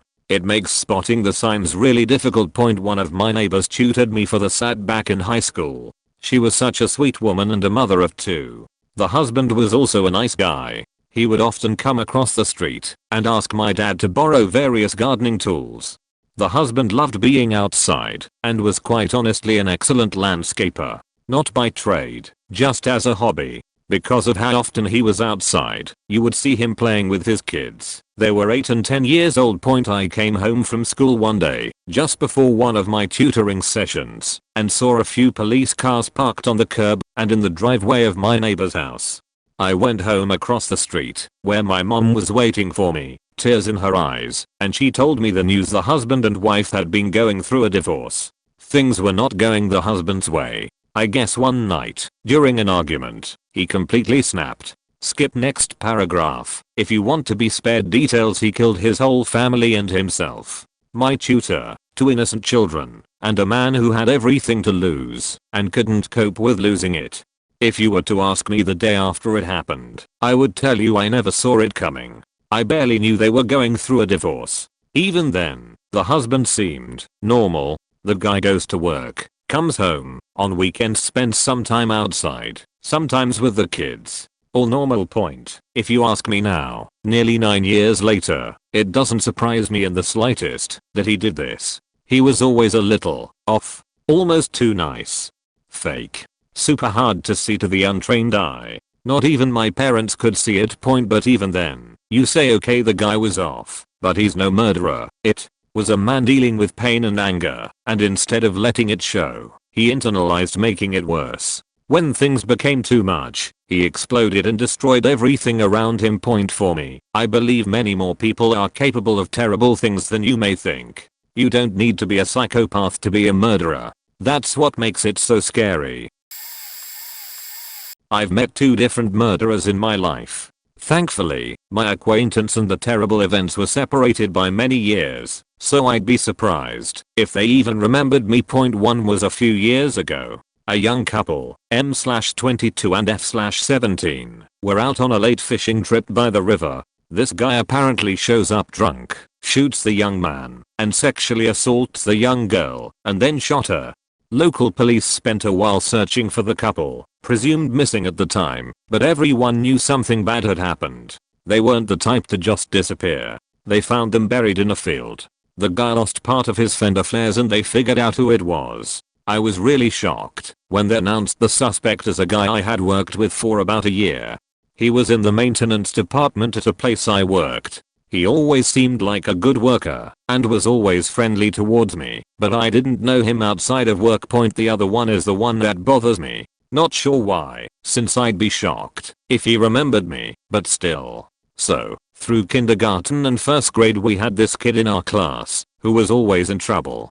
Constantly. Bad language, hitting other kids, stuff like that. Everyone very clearly knew something was wrong with him, even as little kids. I remember sitting on the steps in front of our grade school and him talking about a guitar for some reason. I remember feeling tense talking to him the whole time. After first grade, he left our school and I didn't see him again. As our class got older, rumors would pop up, but nothing ever confirmed. Things like he'd supposedly been sent to a behavioral school, killed his dog, and eventually had supposedly killed someone. I dismissed the rumors. He was gone, and I had no idea why people cared. And then, years later, someone sent me a link to a video from TLC's Prison Diaries. He blew his stepfather's jaw off with a shotgun, which didn't kill him initially, so he apparently finished the job with a rope. Then dumped the body in the river tied to blocks. His mother orchestrated the entire event and had the entire family involved, but this kid I was in school with pulled the trigger. There were even allegations of cannibalism that revolved around the man's lower jaw. I have told this story on Reddit before, but I knew Daniel Ehrlich Jr. and Melissa Jenkins. They, mainly him, were responsible for the horrific death of an amazing 8-year-old boy named Robert Manuel. I worked at the neighborhood 7-Eleven and had known Robert and his mother fairly well over the years. Robert was always so cheerful and bubbly whenever he'd come into the store. He called me cowboy because I always wore my black hat to work.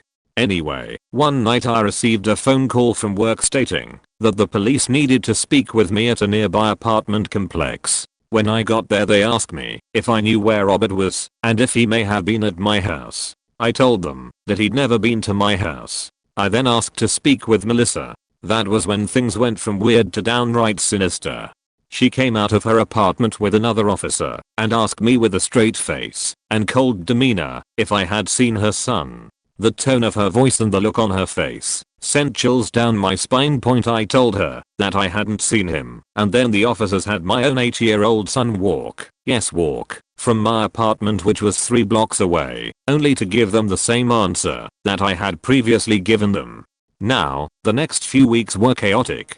There were so many people searching for Robert. We had at least 2 candlelight vigils. That was until it was discovered that Robert's body was found in the canal with rocks in the pockets. To weigh it down, the evidence was strong enough for police to arrest Melissa and her boyfriend.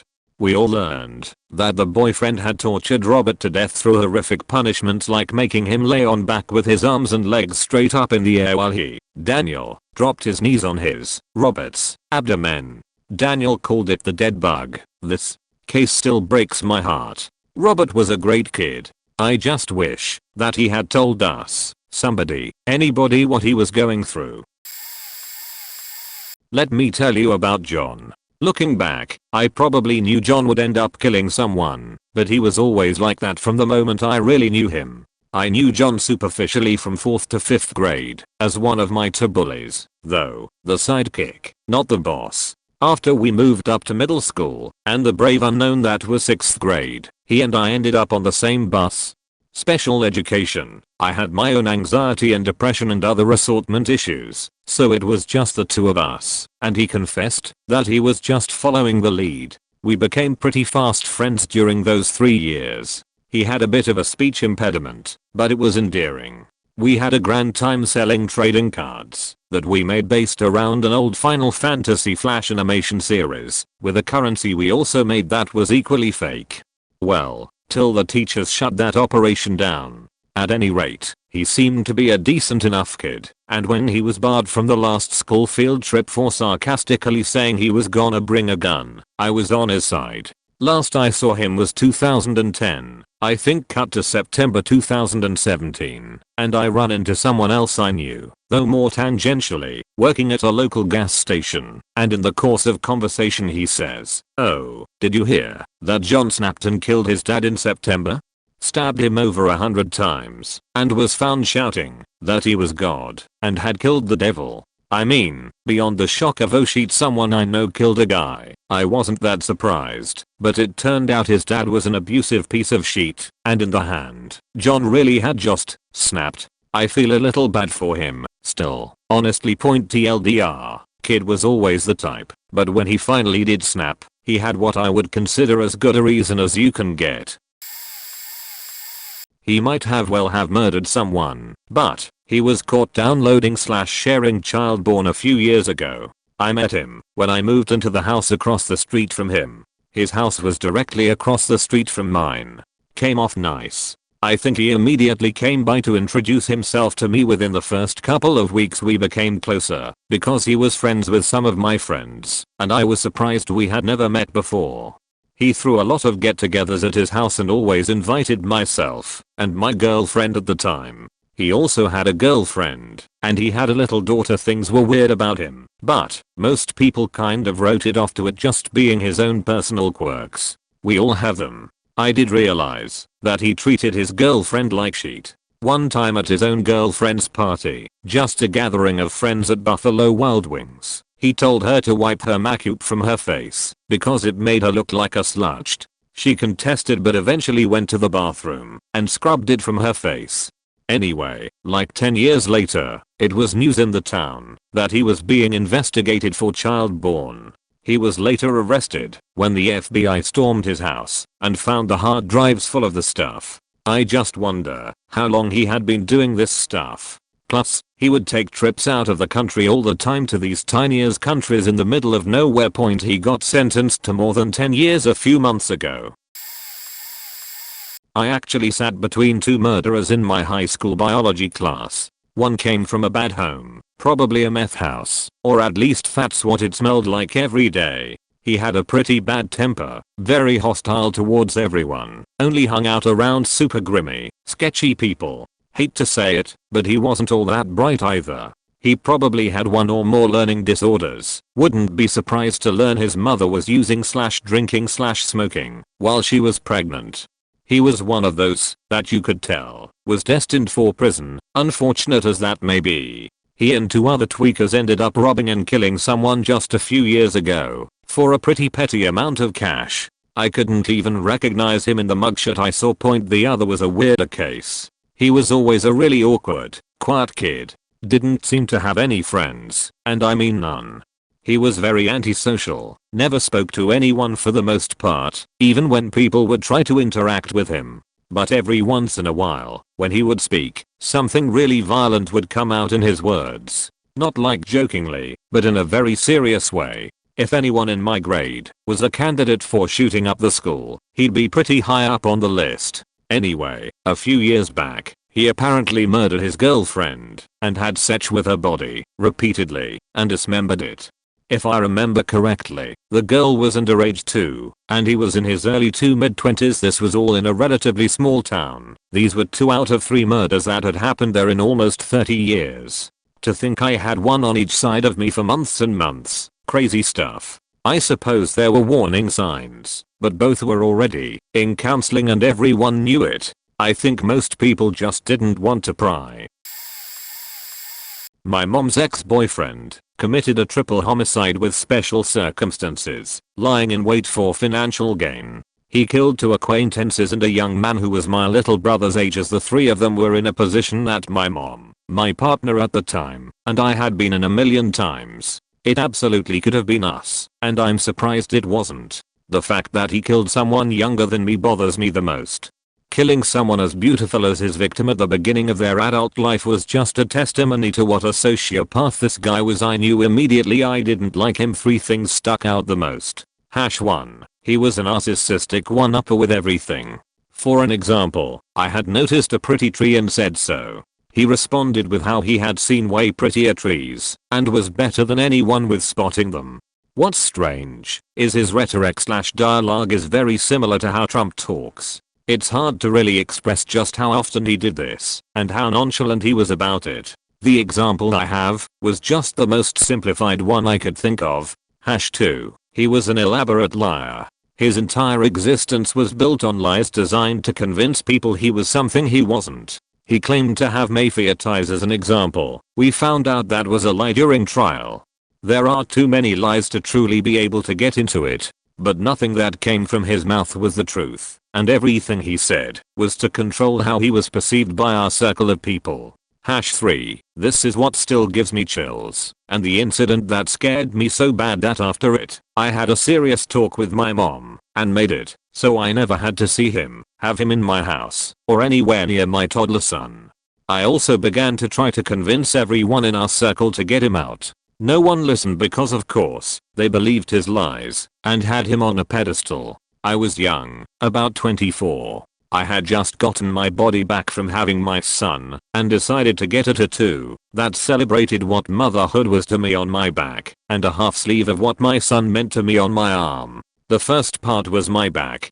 It was a solid 9-hour session and still covered in the saran wrap when I arrived to my house and he was there waiting for my mom to meet him. I was excited about my tattoo and was talking about it. He wanted to see. Something about the way he demanded to see made me uncomfortable, and I couldn't put my finger on it. I started coming up with excuses, like oh it's still covered, I'm not ready to take off the wrap yet. He persisted. So I said that I wanted to wait for my mom to come home so she could be the first to see it. He continued to persist. Out of excuses and unable to really understand why I was feeling so uncomfortable, I caved, pulled up my shirt back facing him, and slowly peeled off my wrap. No sooner was it unwrapped, he slapped my fresh tattoo as hard as he could, which immediately caused me immense pain. I'm 5'1", 110 pounds, petite female. This guy was twice my size in weight. When I say he hit me with everything he had, I mean it. I immediately fell to my knees and screamed because I didn't realize what happened at first. I turned to look at him, and he had the creepiest look on his face and a smile. He said, "Now thank me for blessing your tattoo." That's when I realized that his left hand was sitting on a gun that he had holstered. I don't know why I didn't consciously realize he had a gun, but looking back I think I subconsciously realized it, and that was behind my discomfort that I couldn't put my finger on. As a pretty girl that used to be in the entertainment industry, one of my survival mechanisms with men I'm uncomfortable around is to play dumb. That's exactly what I did. I laughed it off and thanked him for the blessing while intentionally hiding everything I realized in that second, because in that second, I swear on my soul, I knew he was a killer and a psychopath sadist. At the time I was huge into the BDSM scene, and I was very educated on the psychology of the violation he had just committed on me. As I continued to play dumb I also slowly moved my body position closer to the front door as I laughed and said, "Oh my god, your blessing just reminded me that I forgot to set my next tat appointment. I'm going to head out and get that in," and I bailed. As I left I called my mom and told her what happened and started begging her to drop him. She had excuses, so I set the boundaries. He was no longer to be near me, or my son, or our house. I also told my mom how I didn't feel safe with him knowing that I made these rules, and that she was going to have to be careful with how she kept him away from us. I communicated to my mom that he had a gun, and I was scared for her life. I felt deep inside that, if he knew I was onto him, that we were going to be in serious danger. It took a few months for my mom to pick up on the red flags, but luckily she got away from him. My partner was not listening to me about this guy, so the relationship was stalled and strained until it eventually fizzled out. Several months later is when he committed the murders and proceeded to try and frame my ex-partner, who was afraid to go to the cops because let's just say there was a lot of illegal operations. I didn't care. All I cared about was that he killed someone my brother's age. I called the homicide detectives and gave them everything I knew, which led to his arrest and prosecution. We had to testify against him, but we were all considered protected witnesses as part of my deal with the detectives to help them. The thing to understand is that none of anything that was going on was legal, so when I called those detectives I was going to be given names, addresses, and locations of people that I cared deeply for, even though everything they did was illegal. I'm not an narc, but this kid deserved justice, and I knew in my heart that had I not stepped away from the circle it would have been my mom and I working that out with the detectives, allowed for everyone to be able to testify, while also being protected from charges and to keep our names out of the media. The detectives were awesome and grateful. They held up their end, as did I to this day. They watch out for all of us, even though I'm far removed from that scene. Testifying against this psychopath was intense for me because the youngest victim's mother was in the front row. Her soul was bleeding, and it changed my life. I never went back to illegal activity, even if it meant being a poor struggling single mother. All I could think of is my son and my little brother. My empathy was stronger than any fear, and I'm telling you, my intuition picked up on his intentions long before they manifested. I only wish that circle of people would have listened to me, because that woman's son would still be alive. That circles of people all expressed wishing they would have listened to me, because they all knew my moral code and I never have bad things to say about people. If ever anyone gets a gut feeling, listen. If someone you know and trust has a gut feeling, listen. Unfortunately, I've known Shayna Hubers. She murdered her boyfriend at a gun range. She was in my sorority and she creeped us all out, and her behavior was so bad she ended up getting kicked out before the end of the first semester. She's in jail for life, if I'm not mistaken. My cousin murdered her whole family a couple of years ago. Her 2 daughters and husband. It's really torn the family apart, and she barely avoided the death penalty. She is in jail for the rest of her life, and honestly I wish she'd get covered and just save us the trouble of knowing she's still breathing. I wouldn't say we thought she'd ever do what she did, but looking back there were definitely signs. She was always so mean to her oldest daughter, to the point where her hair would fall out from stress. She was jealous of our other family members that were doing well in life, even though she was an RN, and if she wasn't addicted to pain pills she probably could've done super well for herself.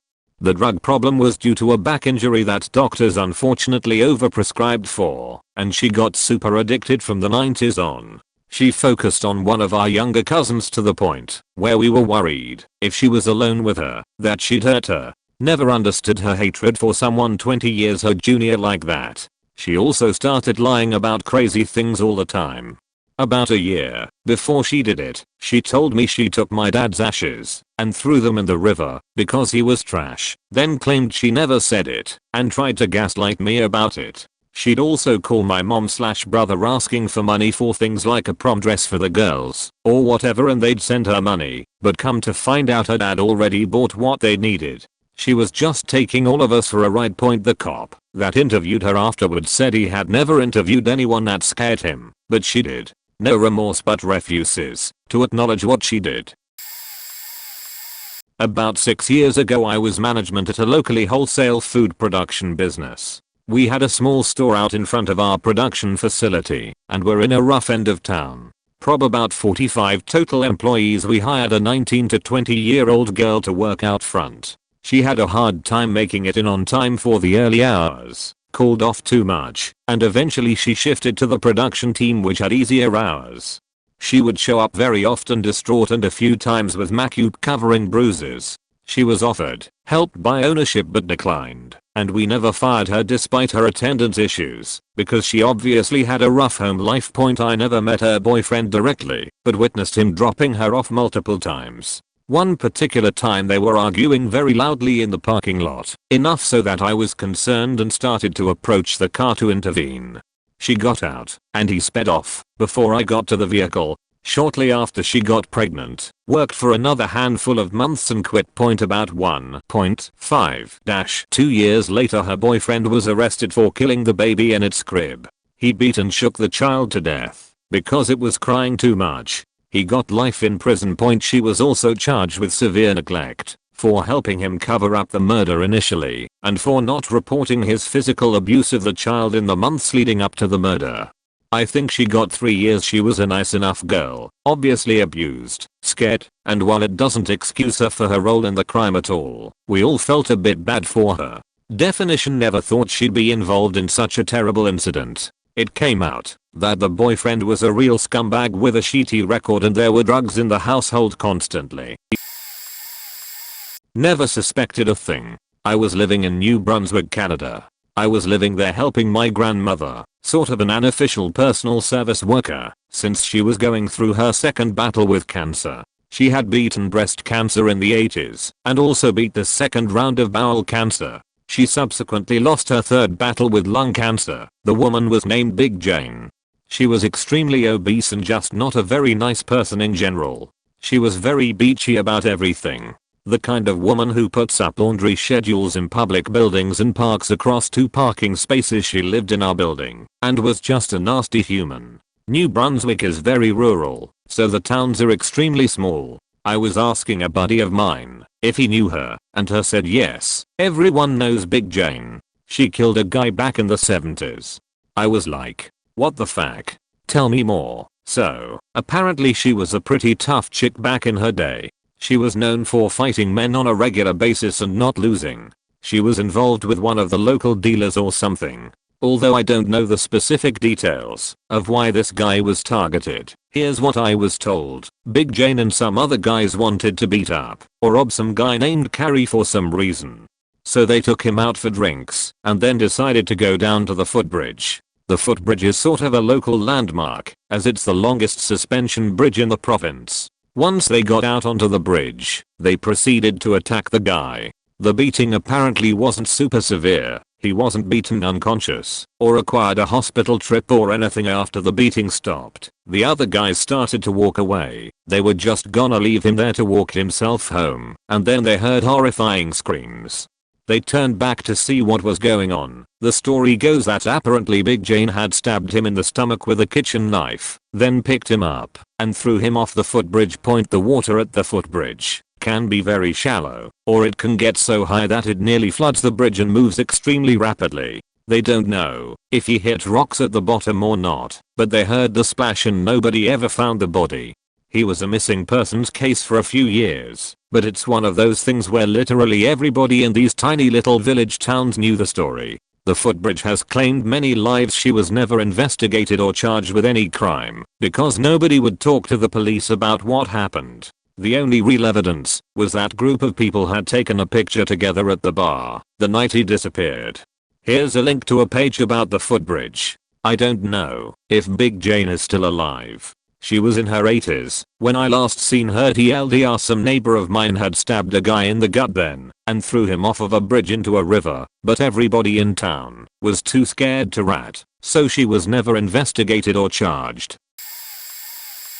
About the last 8 years, about 30 to then, and broke through with some therapy. I didn't need the therapy for the concerning memories, but it did help relate to other memories and explain some actions. My father was a violent man, a predator, but engaging and even polite around others. Sometime around martial art lessons, 1 to 2 times a week, we'd journey through the country to Saraland. It's been a long time. I was pretty young then.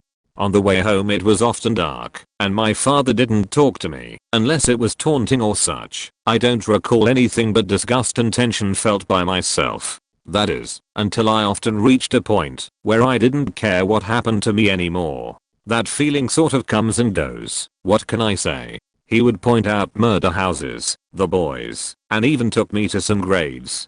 We lived in the country. To see a fresh cemetery grave with the police tape still left around it didn't shock me then. His candor did. His words and actions shifted. I watched from the car usually, at least that one night. He got out and kind of lingered before we left. I don't know what he was trying to show me. I don't think scare me. but he was a known child molester, at least of girls, in the family, on both sides. It's revolting, and I had a front row seat for things I'm still processing today. I never, or I don't recall him killing anyone in front of me besides when he came at me. I got away that day, unless this isn't real, and it's all in my head. I still have dry heaves from time to time. Bad memories form when I inhaled water because I was out of air. I know he would take whatever he wanted, and he knew enough to force people to be quiet. I have family that hides nearly everything. It's sick and twisted. No one believes me, but I know what I saw. But it is frustrating to think he would, if he could again. He's too old and frail now. I've had no contact directly with him for years. I've never known fear like that from anyone. But he can set it aside and carry out any action and not feel a thing. He taught that to me early on, something I fought to restrain and disable because it no longer serves who I want to be. I hope one day I will finish a small book and push for someone to get some answers, although at least none of the murders he brought me to a person was convicted. I know my dad knew everyone, knew the roads, was always gone, had shacks everywhere in the middle of nowhere that only deer are gonna hear you scream. He only ever beat us at home, but when not at home I saw something else. Once I met their new boyfriend I felt off, but never saw it coming. This is still fresh for me, and there is some setup.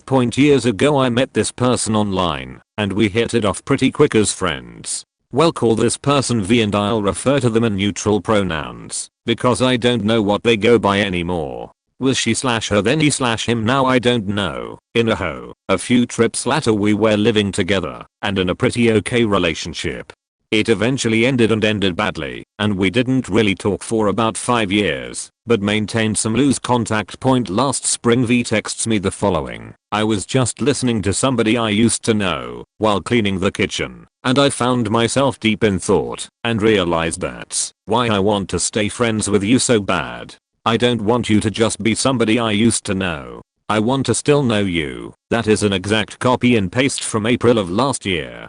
So we start talking and mending things up, friendship wise. And V tells me how they met their new boyfriend, and this is where things get weird. I guess V had been checked into a mental hospital by their parents and fiancé. While in the hospital V met and fell head over heels for J. Eventually V leaves their fiancé after they couldn't get things worked out and finds a place to live with JVJ, and myself and my partner all hang out a few times. My partner and I both get really bad vibes from J. Dude's just not right.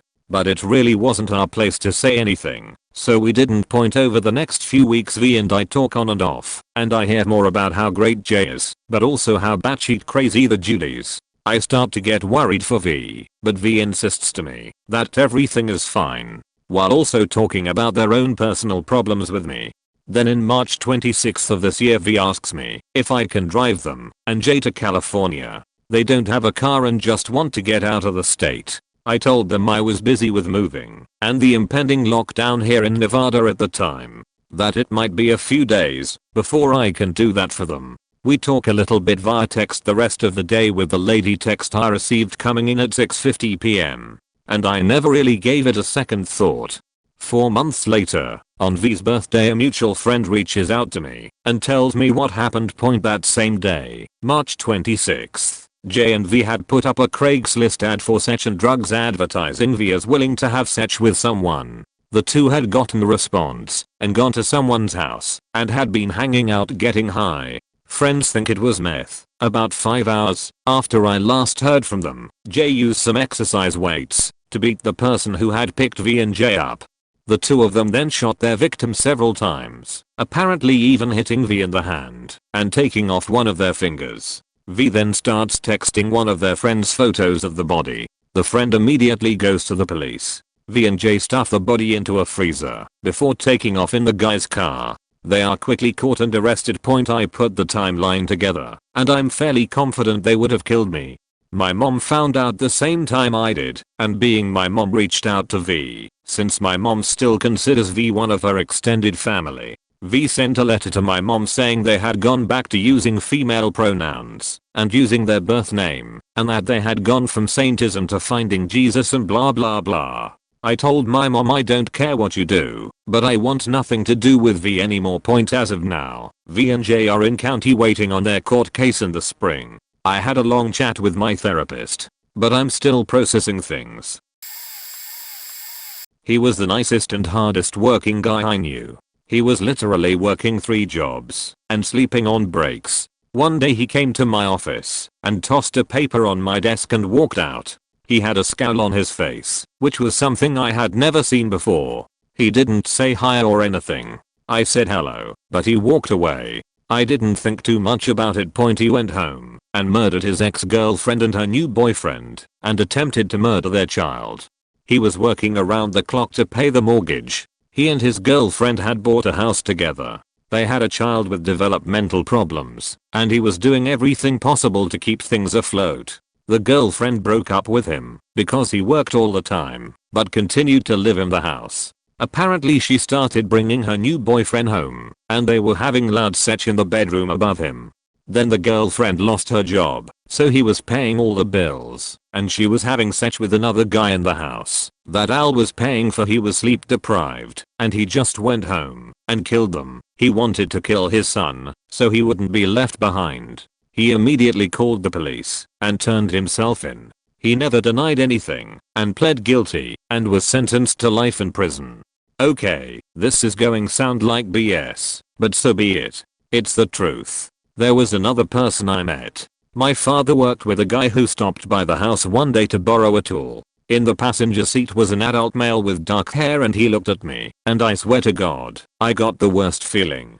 It was like the devil was looking at me. I never get those feelings about anyone. As soon as the car left, I asked him who that was, and he told me. I told him how I got really bad feeling about the guy in the passenger seat. My dad laughed it off and said that was his son. So, fast forward 6 months and my dad's coworker came home from work and his son walked up to the car and shot him in the head with a shotgun. He told the police he was possessed. He was an almost murderer, but he was a rapist. I say almost, because his plan was to kill them after rapping them, but was caught before he could finish. We were all fairly young. I was in 7th grade, and he was in 12th grade. In retrospect, he was weird. He would show 2nd graders and myself videos of tentacle hentai. At the time, I took it for shock value, and didn't think too deep into it being a sexual weird thing, as we did it outside on the playground.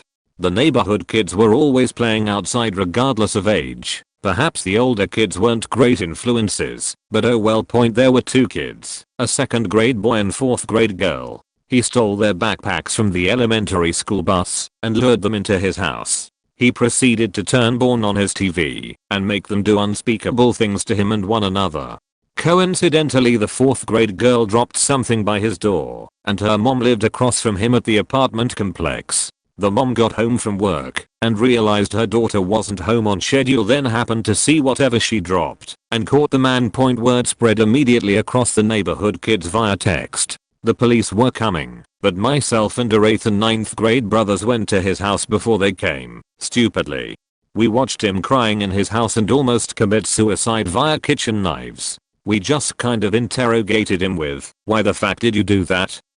And I even used his bathroom. Thinking back on it, it was super irresponsible of us, but he was still a good friend to all of us at the time. He just said he's always had a fantasy to carry out a rapper murder, and we couldn't get any more of a direct answer. I suppose we were just worried about him. Last I know, he was arrested, and his dad left the apartment complex in embarrassment of being seen and associated to his son. The thing is, you create a bond with someone where inappropriate humor like tentacle hentai could become normal. He would laugh and some of us would laugh, and some people are just entertained by messed up jokes like that. He said a lot of things that would be considered incriminating. It seems off when I think about it now, but at the time he was completely normal, and all those red flags went over my head due to the nature of the friendship. Really late to this, but I will share anyway. I worked at a supermarket with this guy Steve. I was 20, he was about the same age. He was a nice enough guy, but sometimes I got the pervy vibe from him. He was married with a baby and had another child with a different woman. She was like 5, I think. The wife worked overnight and Steve lived around the corner, So even after we stopped working Toji Hirai would watch the kids for him if he needed to run out for something. His baby boy died at 9 months old. They said it was SIDS. I didn't find out until a month after the fact. He became the champion for the cause. Raised money, wore a button with his son's face on it all the time. It gave me an ick feeling, but I brushed it off. He would call to talk from time to time. I would always make excuses not to hang out. This was all in 2004. I had known him for 2 years at this point. So one day I went Christmas shopping, and my little shitty cell phone was in my purse. I never looked at it, and I had 7 missed calls from the guy all throughout the day. 2 more came in later that night. He left me voicemails. But I was out, and he was weird sometimes, so I just let it go. It wasn't until I overheard a story on the news the next day where shit started seeming too weird. I looked at the TV just in time to see his mugshot. He had murdered the baby months prior, and then he beat and strangled his daughter to death. I finally listened to the voicemail. The first one was him asking me to go to see Santa with him and his daughter. The second was him crying. The third was him telling me something bad had happened to his daughter, and he needed to talk to me. We were never close. I always kept him at an arm's length. I don't know why he called me. I think about it a lot. Worked at an ultra-exclusive country club in the south as a chef for several years as seasonal help. The job was great. They provide room and board / staff meals etc. It was a great place to work. Not super relevant, so I digress. I had a coworker whose grandparents were members. This kid worked the same shifts as me for the majority of the summer. He was nicknamed Shiny because he was absolutely obsessed with his knives being razor sharp and just extremely OCD about his kit / etc. We would go, as a group of coworkers, to his grandparents' place after work during the week most nights, because they only use the house on the weekends. Just your usual early 20s drinking, and the occasional joint. One night we were all drinking, and he breaks out a huge bag of shrooms for everyone to enjoy and take what they wanted. A few hours after tripping, Shiny went full Hunter S. Thompson and takes us to his private gun room. This kid had everything. He was even doing some of his own gunsmithing and making silencers for his pistol / rifles. Just crazy the sheer amount of firepower in this room of a relatively quiet and friendly guy. I think it was the 3rd or 4th season I had worked with the club that he didn't come back for work at the kitchen, but stayed up at the house basically alone all summer excluding the occasional weekend. Now, mind you, this is a pretty exclusive country club in the mountains in the southern United States. There wasn't a restaurant for 15 miles, and it was extremely rare to see this guy out and about at the club. Never golfed, never fished, just never out. One day, I see him driving by in a brand spanking new Roush Mustang. He had been saying for a few years how much he wanted one, so I was stoked he had gotten it and decided to turn around and catch up to him to say hey. I pull into his driveway behind him, and he gets out with a pistol aimed at me. I realized that I was in my girlfriend's car and he didn't recognize me. Told me he was sorry, that someone was following him, and that I was driving a similar car. That was definitely not the first red flag, by any faking means, but definitely the biggest one yet. A few days pass, and I'm out on the lake at the club fishing in my kayak and I see him, and his best friend who I have met several times, and some girl. I keep fishing, and hear a commotion in the cove. They somehow capsized the boat and my friend was absolutely livid, so I paddled over to calm him down. So, I get him calmed down enough to get back in the boat and help them back to shore. He lost his car keys to his new car when they flipped the boat. Thankfully, his friend drove his own car, so they had a way to get to town and get a copy made of the key made. Well, apparently, according to the police report, the best friend and the girl who was with my coworker left in the middle of the night to get away from the coworker, essentially stranding him in the mountains until his grandparents are up for the weekend and can let him use their vehicle / etc. Nope. He hotwires the car, drives to his regular home in the city, where his best friend and his girlfriend were hanging out with my coworker's younger brother. He proceeded to shoot his best friend and the girl, who later, come to find out, was his best friend's girlfriend. Apparently that evening, once the group got back from the lake after the boat capsized, he professed his love for his best friend, who basically told him that he wasn't interested because he was straight and happy with his girlfriend. They got into a scuffle, which prompted his friend to leave AMD, go back into town to tell Mike Walker's younger brother what happened. So, although he spared his younger brother, he and his brother were like 18 and 23ish respectively. He faked him up mentally for the foreseeable future. I still keep in contact with Mike Walker's younger brother, and every year it seems like he is getting a little better. He worked with us as well, but wasn't able to keep his job that summer for obvious reasons for his mental health. TLDR. Worked with a guy who murdered his best friend and his best friend's girlfriend over lost car keys and unrequited love. I saw one of my middle school friends lose his mind over the course of a decade or so. If anyone here is from the Bay Area of California, you probably heard about the guy that slit the throats of 2 girls on the BART train. That guy was one of my brother's closest friends from 8th grade on. He was always a bit different, but pretty tame by the standards of where we lived. Had blue hair for a while, loved skateboarding videos, bum fights, would steal cigarettes from his grandma, normal kid stuff. By high school he had pretty much gone off the rails, drinking every day, never showing up to school. If he did, it was only to beg for money. By the end of my high school days he was on meth, and would come around very rarely, and very intoxicated. This is around the time he started talking about the aliens. He was convinced everyone he knew, possibly everyone in the world, had been replaced by aliens wearing human suits. When he talked to you, he would never make eye contact. He was always staring behind one of your ears to look for the zippers used to keep the suits on. He showed up at a couple friends' houses to try and get help, but no one would put up with him for long, so he ended up homeless in SF, and that was the last I heard until his face was all over the news. The 2 girls he attacked were completely random sisters that were taking care of younger siblings. Apparently after he did it, he hopped off the train and just stared at them holding the knife. My heart goes out to that poor family. I hope that guy dies in prison after a long painful life. When I was in 8th grade, a friend of mine's father murdered her mother and got away with it. He claimed she simply abandoned the family and disappeared. There was a kind of shrug from the community, like, oh well, guess we'll never know what happened there. But he definition lived under a shadow of suspicion. In high school, I continued to hang out with my friend and would sometimes see him at the house. He seemed like a nice enough guy. But then, senior year, they went on a cruise and my friend gave our group of friends the key to her house so we could party in it. And boy did we. In a shocking lapse of judgment, I had sex in the master bedroom. His bed. We thought we were slick, but when they got back, the whole story spilled, and she got in huge trouble. I came to the house to fess up and apologize, to try to take some of the heat off her. And the dad was cool about it, thanked me for the apology. But then he said, however, if I ever find out who had sex in my bed, I'm going to kill them. Being in a confessional mood, I went to own up. But then I saw behind him, my friend was waving at me, shaking her head, mouthing the word, no. What I still remember was the terror in her eyes. That's when the penny dropped. I realized, wait, this guy is a murderer.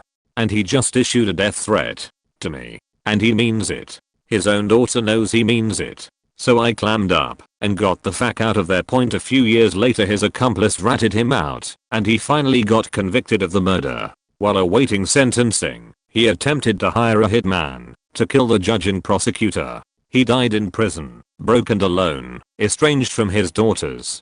Served him right. This guy didn't succeed in killing the person, but just because somebody happened to be in the same office building at night, unexpectedly I might add, and heard the victim's screams, and intervened. Would-be killer was high and drunk, so he was easy to apprehend. I first noticed something was wrong in 1978, when we were both 20, the first time I met him, when we were both in college. He just seemed off. He gave off kind of a manic vibe. I only saw him around campus after that, and I never actually spoke to him. That is the only time I met somebody in my entire life, and said to myself that there is something wrong with this person. The attempted murder I talked about occurred 32 years later in Kentucky. The guy had ironically become a psychiatrist and got hooked on alcohol and drugs he could easily get hold of because of his profession. He was 52 years old. I looked into his background after that. Much easier in 2010 versus 1978. His dad was a MD. His mother apparently had lifelong mental problems. She was dead when this happened. Both his parents were, so I guess this was a case of genetics. Oh, and the would have been murder victim was one of his patients. He had been bounced out of several states as far as being able to practice for having affairs with patients, but it seemed Kentucky did not actually have a problem with him until he stabbed this lover/patient with a Confederate sword. He is currently serving a 15-year sentence in Kentucky for the crime. He will be out in another year or so. He never married, has no kids, his parents are dead, both of his brothers too. He won't be allowed to practice medicine after all that has happened. I wonder what happens to somebody like this who has been rather well off his whole life when he gets out of prison at an advanced age with no money, no support system, and no profession with a violent crime on his record.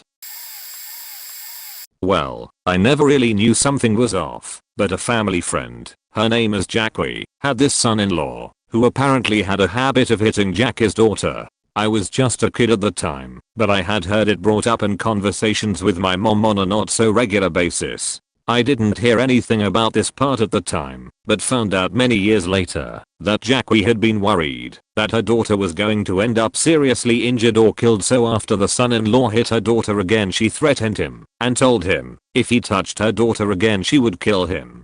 Kinda surprising as Jackie was a large, relatively soft-spoken, overly kind lady. Apparently the son-in-law touched her daughter again, so Jackie hired some guy who just got out of prison to kill him.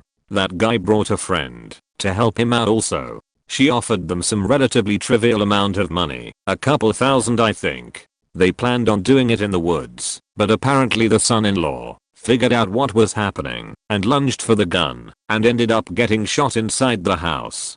The body was found in the woods and connected to them rather quickly, and Jackie, along with at least one of the guys, was caught within days. Like I said, I never knew what was up. We knew her through my Boy Scout troop and this all happened around the time that my family was moving, so I didn't even have time to notice her absence before leaving the troop. I really never would have expected it though. She didn't seem like the type, but I guess it goes to show that some people will do anything to protect their own. TLDR, don't hit your partner, might get you murdered.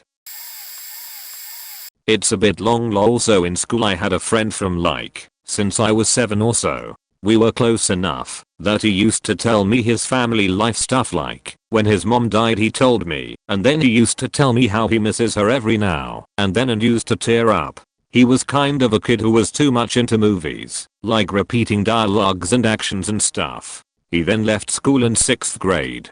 We got in touch again a couple of years later when I shifted to a new place and he used to come there for tuition. So we got close again, hanging out, playing games. He told me how he hated a mutual friend of ours cause he stole his girl even though that girl was interested in neither of them lol. But he had anger issues and said he'll take his revenge, which I felt weird since we were just 14 or 15. Then one day I bought a PS2. I showed it him. We played for a while and after that he asked if he could borrow it. I refused, but in a polite way. He started asking for it almost every day, but I knew if I gave it to him, he'll not return it. He was just being weird. Then one weekend he came way too early at 8:30 AM just after my parents left, which was unusual. We sat for a while. He asked for PS2 again. I made some excuse, then he started talking about our mutual friend and was a bit more angry than usual, talking about revenge and stuff. The whole thing felt off, and surely enough, after he left he didn't come again. A few days later another friend of ours, not that mutual friend, called me and said, "Do you know what happened to him?" I said no. He replied, "He is in jail. He killed his own stepmother in a very elaborate plan and involved his own friends." I obviously thought he was fooling around, so he said to check the newspaper. I ran, bought the paper, and well, he actually did kill his stepmom. His friends went to his house when his dad wasn't around, made the whole act to look like a robbery, hung his mother, didn't steal any valuable stuff and left. To make it look legit he even hit himself on the head with a belt, thus was bleeding when the cops arrived. His stepmother was too cruel to him, turning his father against him. When I lived in Kentucky a few years back, I became really close friends with a very smart, intelligent and outgoing dude. He made a living hustling, and I worked for him quite often. He would buy pallets and resell all the items in the pallets he bought. He had this thing for falling in love with meth hoes. He wasn't a great looking guy, and I know he paid them fairly regularly to spend time with him. He had a good bit of money from his business. He ended up falling in love with this one girl, absolutely beautiful and nice. However, she was addicted to methamphetamine. He was with her for quite a while, almost a year off and on, and at one point I guess she had decided to get clean, but in order to do that she had to leave him because he was basically funding her habit to keep her with him. I'd go help unload pallets with him, and he would be absolutely livid, throwing shit off the pallets and smashing things. The day he murdered her, I'd asked him what was wrong, and he said it was nothing. He just had some shit he had to deal with later. Apparently not long after we finished, he had executed that girl, sexually abused her corpse, cut her up, and placed her into a tote in the back of his property. Then proceeded to burn down his home to cover up the crime. This was in Laurel County, Kentucky. Easy to find if you search Laurel County, Kentucky murder abuse corpse. It's like the first thing that pops up. Anyway, he was the nicest guy. Friendly, kind, gave me things off the pallets all the time. I guess he had a demon inside of him that he didn't show anyone else. I never knew something was off, ever. They look and act just like us for the most part. Scary as fuck. I knew something was off when they committed a murder, all jokes aside, when I was stationed at Stewart, Georgia. I got sentenced to a month in jail, and I was bunked with a guy named Sergeant Joseph Bazisevich the entire time. He never told me what he did. He kept that secret. Found out from someone else a few weeks later that he ended up fragging 2 soldiers in his company while in Iraq. Now, being infantry, it's impossible not to know someone who has killed before or witnessed death firsthand, myself included, so I understand intimately what it's like dealing with PTSD and how witnessing something traumatic can change people's behavior at the core level, be it internalized, self-destructive behavior, external aggression, paranoia, etc. But this guy was unique. Being bunkmates, naturally you engage in conversation when you're living with someone that long, and for the most part, he seemed somewhat normal, albeit a little bit off. At least, until he started talking about a book he was writing that was going to get published. I don't remember the name of the book, and I'm not sure if it was ever published. I found nothing through Google, but he described the cover of it and some of the aspects of the story in gruesome detail. He said the cover was going to have a dying 3ID soldier nailed to a cross, with his stomach cut open, guts hanging out, screaming in absolute agony and terror, while he's getting shot by fellow 3ID soldiers who had demonic features. He told me that the crucified soldier was being punished by his demonic comrades, simply because he had decided to fight back against them, and by God, because he was unable to rid the world of their evil. At that time, I still had no idea what he had done, but the level of detail he described, and how he seemed to be excited by the gruesomeness of it, set off some major red flags for me. After I essentially had a holy shit, man, that's pretty dark, my guy lol, kind of reaction to his ranting about the book. It was almost like he wanted to play it off in a serious and somber way, but he just couldn't contain his excitement, if that makes sense. Like he was trying to stifle a bigger smile and some laughter. I've met many individuals who relish the fact that they had killed people, and even more who were excited to kill people. They are much more common than you would expect if you were never in the military, but this guy just felt unique on this whole spectrum. In hindsight, it was pretty clear that he either viewed himself as the soldier on the cross, the ultimate victim of this tragic tale, or he was simply painting himself as a victim to create a possible route to lead people into sympathizing with him over the murders. Dude had some major problems. I do not in any way condone of what he did, but you can't help but assume he experienced some really faked up shit downrange, and over time it simply brought him to a breaking point, which makes me feel a little sympathy for him. Or, he was so desensitized to death that he simply embraced it. Apparently he was getting chewed out for losing a grenade and a subordinate while they were out clearing routes on foot. So I think he just snapped from getting yelled at and decided he was going to kill them and get himself killed in response. You can find some articles talking about what happened. He was begging to be killed after they had detained him. Overall, he clearly had some major issues, but I never experienced any direct hostility from him while we were bunked. Actually, we got along pretty well, discussed philosophy and literature, worked out together, shared meals and canteen snacks, so it's just one of those weird situations that has me conflicted in an odd way. I've known a few. I should have been a writer, because I have a knack for finding myself in interesting situations. The first guy always seemed off. I got along with him fine, but he was definitely seriously frustrated with life and not being understood. That's not to say that most of his problems weren't of his own design. He was a lifestyle BDSM submissive, but no one really wanted to be his dom because he kinda creeped people out. He refused to even really try to do better in his life. He basically reveled in being seen as pathetic, but then was frequently frustrated at how little power this afforded him. Very sad situation. Unfortunately, he killed one of the people who was nicest to him, a guy who financially supported him for about a year so he could get on his feet, but cut him off when he had started creeping on his girlfriend and entering their bedroom without permission.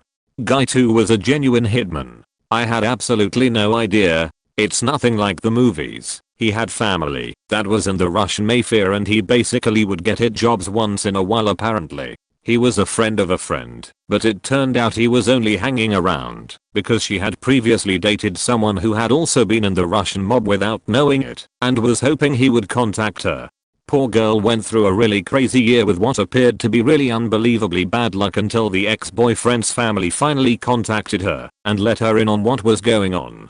We never saw the guy again. Another friend of mine had a roommate who had come from a really broken home and a seriously abusive stepfather. At one point her mom ran away and stayed at their house supposedly so she could get back on her feet. The mother was a serious pain though and was quite emotionally abusive herself. I still don't know for sure what happened, but apparently she killed her own mother after a particularly bad fight about 2 months after she moved in. My friend and her husband both were suspects for a while, and I actually lost contact with them shortly after. A guy I knew. He wasn't the type at all, kind of a jokester, had been through his share of tragedy. His mom died of cancer, and that mellowed him a bit, but he still loved to joke. He got married young, and his wife was a pretty girl. They seemed happy, but she got pregnant unexpectedly. She was on the pill, but was also taking antibiotics, which counteract the pill. They still seemed happy about it, but I don't think he was ready to be a parent. He couldn't deal with the crying baby and shook the baby at least once from what others told me. The baby ended up being okay, but they ended up separating sometime later. They went back and forth trying to get back together, not really working out. He ran into his wife's old high school boyfriend who told him that he should just get out of the way because he, the old boyfriend, was going to take care of her from then on.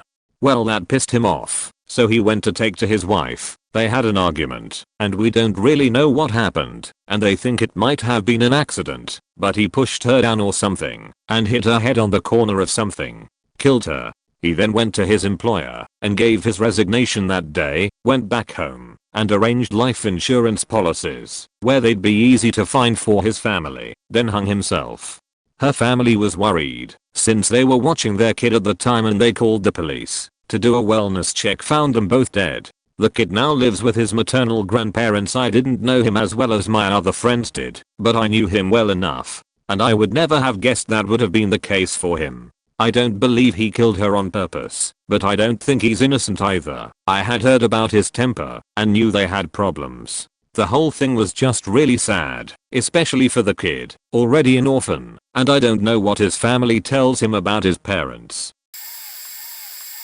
I knew a murderer, but it was after he'd been to prison. We'll call him Bill for safety's sake. I met him through his wife, who I actually sold weed to. Bill was like 17 or 18 when he killed a guy. He sold cocaine in the late 80s and early 90s. This dude owed him a lot of money. Bill has a party at his house one night and dude shows up.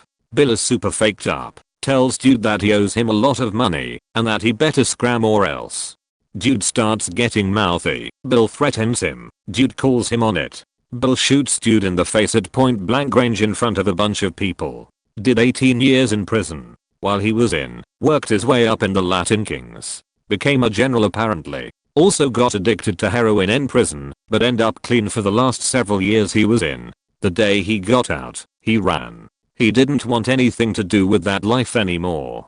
He wanted out of the gangs, the violence, the drugs. So he ran. Even in the middle of summer in July he'd be wearing long sleeves and pants to cover up the tattoos. He wasn't a bad person either. He just made a really stupid mistake when he was a kid and did what he had to do to survive in prison for 18 years. I once made the mistake of asking him what some of the faked up things he saw in prison were. Luckily for me, he looked at me and said, "I'll tell you if you want me to, but I promise you don't want me to. It's everything you've seen and heard and 10x worse." I then declined. If I could have helped him more I would have. She, the wife, would end up leaving him as soon as she finished her nursing program. Used him to get her through school, and as soon as she was done, see ya. He came home one day to find his wife and daughter gone. Just gone. No explanation, no note, nothing. He wouldn't see his daughter again for almost a year. Horrible thing about heroin though, it never really leaves you. Doesn't matter how long you've been clean for. It's always there. Being a recovering heroin addict is the epitome of one day at a time. And he got down, and the dope found its way back, as it usually does. He ended up dying of some heart/blood infection that he got from shooting up. I didn't hear from him for about 6 months, and he stopped answering my phone's calls. Turns out he was in the hospital fighting for his life and losing. The last time I talked to his wife was when she told me he died. Moral of the story is, most people that commit murder are horrible. But not all. If you met Bill you'd have never thought twice about him. You'd have never known that he had seen some of the worst that mankind has to offer and gotten away from it all, only to have it come back again to take him. I miss my friend. First one. Looking back you could tell from elementary school. He was always obsessed with guns and war movies. Even back then he would laugh about people getting shot or blown up on TV. Only seemed to get worse as the years went. I stopped talking to him altogether in high school. I was work friends with the guy he killed. Very nonchalantly shot him, left him laying in the yard, and went inside laughing about it to his friends. Sad, but not surprising, when we heard the news. Second one, I wasn't actually friends with, but had known since middle school. Seemed like a nice enough guy. Got my car stuck one night and he just happened to be driving by and helped pull me out. Then we hear on the news that he was out killing people that had done him wrong in some way. One of them, he went up to the house, and when the lady went outside to see why the dogs were barking he shot her in the neck. Then walked inside and shot her husband. After that he went and shot another couple before being caught. Third one, I was only friends with for a couple years, but he was a decent enough guy. Lacked ambition but nice enough. He got very obsessed with ex-girlfriends and would break into their houses and start fights with any new men. He ended up stabbing a guy who was sitting outside a house that an ex rented.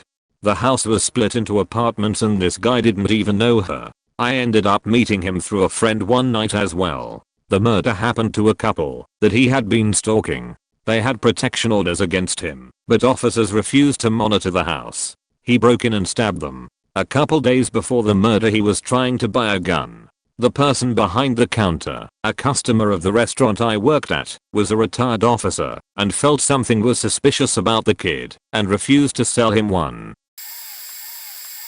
This will most likely get buried, but I'll post anyway. One of my best friends from high school ended up killing his mom. Although we were all shocked to find out, it didn't surprise us all that much. My best friends in school were a group of 6 guys, and at the time we would have considered our sense of humor edgy. As we graduated and got older, we all matured and realized the jokes we were making weren't funny and just plain rude and disrespectful. All of us got that memo except for this one guy. He would constantly make very racist and anti-Semitic jokes that started to make us extremely uncomfortable. The things he was saying weren't clever or funny, just extremely insensitive comments that he would try to pass off as being funny. The combo of that, and him also making a lot of comments about him becoming a serial killer one day and what he were to do if he killed someone, put us all off of the friendship. Our entire friend group distanced ourselves from him, but remained friends with each other, although it was more of the racist comments and immaturity overall that put us off. Looking back, it was easy to see the correlation between comments he had made and him eventually killing his mom.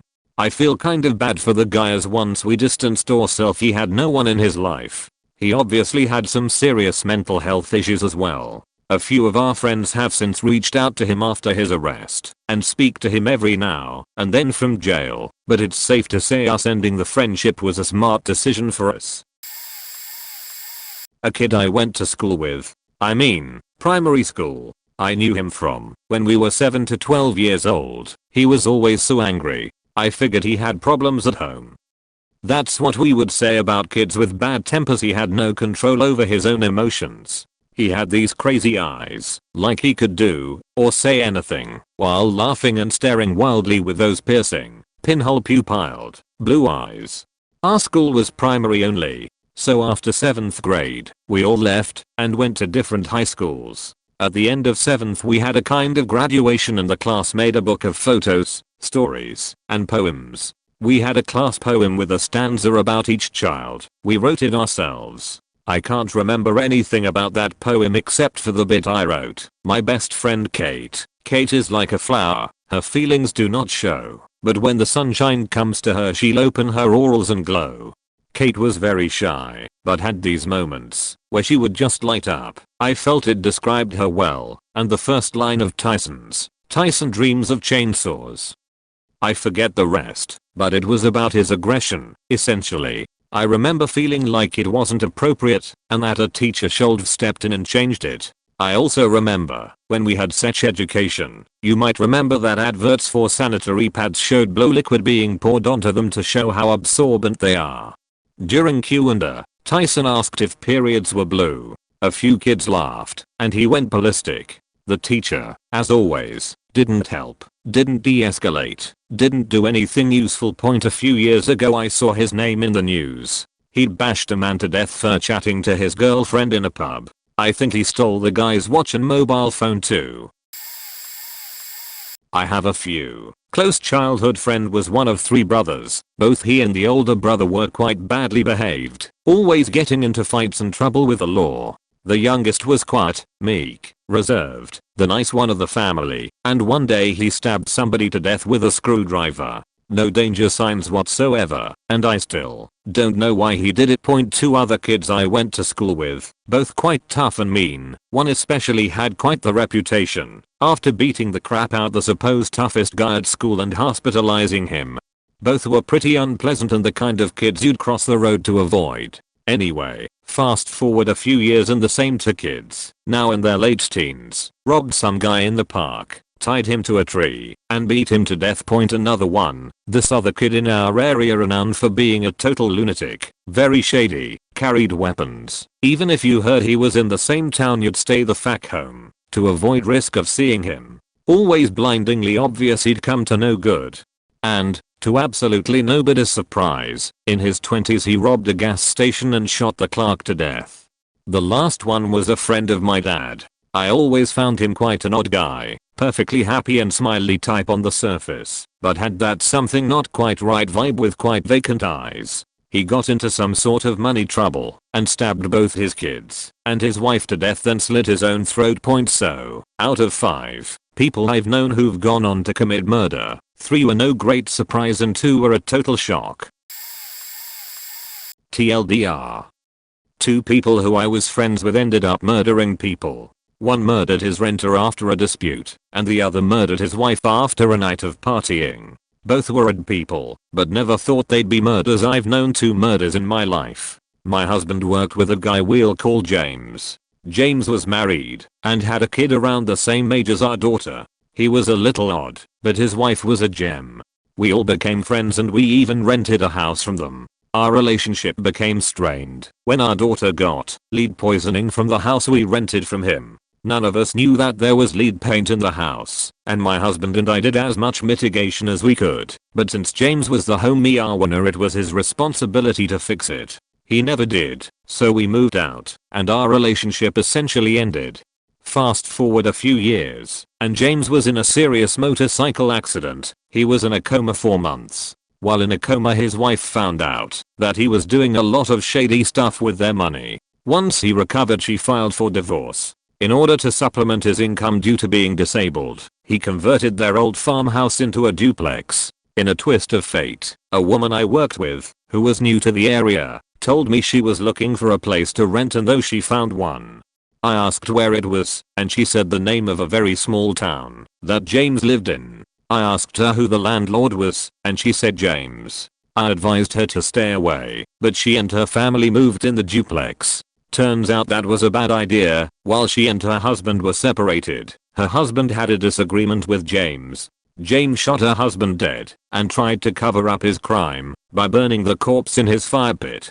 The second murder I knew was a guy who played in a band that played the same gigs with my husband. We were again the same age as him and his wife, and had kids the same age. We became friends, and my husband would often go to their house after work to jam, and we spent birthdays and hung out together. This man, we'll call him Mike, and his wife liked to party. I guess one night they were partying with friends at their house. After everyone left, they went to bed. At some point, Mike got up, got his gun, and shot his wife in the head while she slept. He says he thought there was an intruder, but he shot her point blank in the head. So no one really behind that story. Both men are in prison for life. Both were hot, but I never would have pegged them for cold-blooded murders. Do animal murderers count? When I was a team lead, I got this quiet guy assigned to my team as he was quite skilled. Being a team lead, I felt integration even outside the company was a good thing to do. I still do. No pressure. Those who didn't want to participate in events outside company were still cool in my book, as long as they were still part of a team. I had a very quiet girl in said team. She skipped on 4 parties I arranged. Cool. No pressure. But, on 5th, she arrived. Got pissed drunk, got all touchy with few of the more handsome guys and very touchy with me when they rejected her advancements. In my case, she just gave some inappropriate comments. The worst, best, was even I'm drunk, and it's fucking dark. I see your throbbing bulge. You want some of this, don't you? I laughed, said she should avoid making comments like that even, or especially if she wants to pick up anyone. Mentioned how I'd be faked if the roles were reversed, and that was it. She spent some time alone, then left the party. Few days later, at a smoke break, 2 of these guys approached me and said she was very inappropriate at that party. Touched their junk, licked their necks and earlobe. In case of one of these guys, I said that I cannot do anything, as this was an out of the books party, so I just told them that if she'll be bothering them at work, let me know. I'll do my thing. She did not point at the 6th party. She tried to mingle, but it was obvious she was getting the cold shoulder from most of our team. As a team leader, I always tried to avoid playing favorites, so I skipped from one team member to another. Had chit chat with every one of them, listened to their grievances, their geek-outs, their mundane stories, and one at point. But then I talked to her. Nothing bad at first. Nothing bad at second round. I skipped from one team member to another. And there was the third one. She was quite tipsy at that time, and she told me all about the animals she killed when she was 8 to 12 years old. Her dog, 2 cats, some random sparrows in a nest she found, neighbor chickens, farm girl. Said her parents never found out, neither did the neighbor. I said that I do not wish to know the details how she did it, after she insisted to get into. I told her, hey, you were young and stupid then. I knew some people that tormented animals like you at that age. Sadly, but still, not killed or maimed. Just don't do it again. And then she told me she kind of misses that rush that she felt when she did. So, again, I said, well, that's bad. Please don't do it again. You can get up to 5 years for shit like that. Now, fast forward 1 year. She's dating one of the team members. They seem really enamored with each other. That, I know and can see every day when I work with them. What I didn't know is that they adopted a puppy at some point of their relationship. One day, when our job starts, her boyfriend approaches me and says he reported her for stabbing the pup to death. She was jailed and then convicted to 1,5 years in prison. Till this day I feel a bit guilty when I think about it, but what could I have possibly done? Hey, police, there's this girl that killed and tortured some animals when she was a kid. On the other hand, when I learned that the two of my team members started dating, I could have said something to the guy. I actually brought that topic to him after the fact, and he said I wouldn't believe you. I was so into her that any slander from anyone, even someone I respect, would be met with aggressive reaction from me. When I started dating my high school girlfriend, I found that she had this friend, Bruce, a grade above us who she'd been friends with since elementary school. Bruce was a weirdo from the moment I met him. This is about 10 years ago. Bruce is about 5 feet 6 inches and wiry, not thin or small, like 0% body fat with like a gymnast build. But this kid isn't a gymnast. He was unfortunately from a pretty poor family, and that's not something they could afford. He basically went home every day and did push-ups and threw knives at a poster on his wall to keep himself entertained.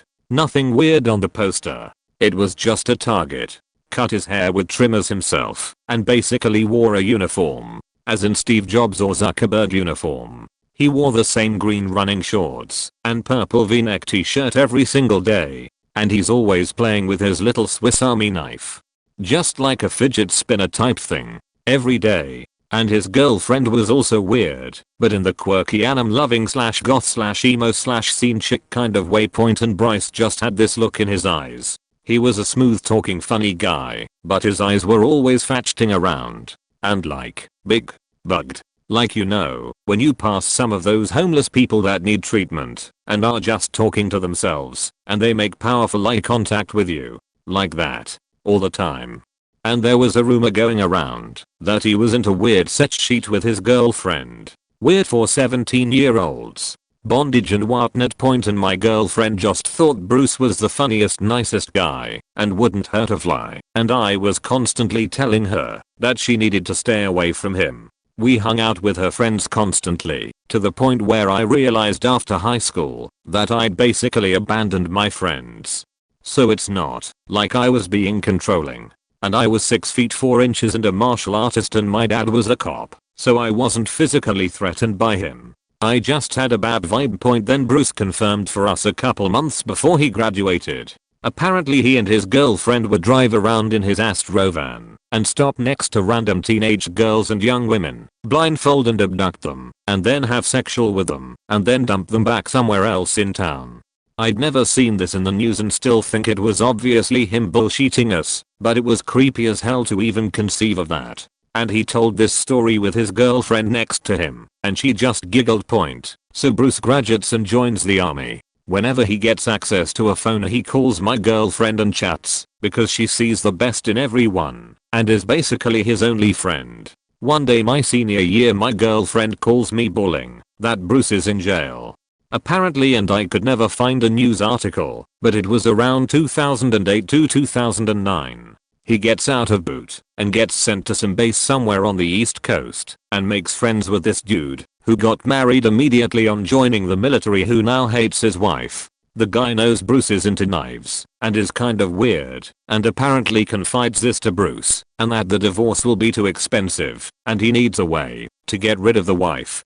After a few weeks, Bruce offers to help him out, and so they hatch a plan that he and his wife will go on a walk at night, and Bruce will hide on some bushes at a certain spot, and wearing a mask, Bruce will jump out and stab her to death. So he did, and hides out, and the military immediately looks at the husband, who immediately turns in Bruce, who had been laying low, which you can't really do in the military. So Bruce turned himself in a few days later, and one of his first calls was to my girlfriend. Told Yasso.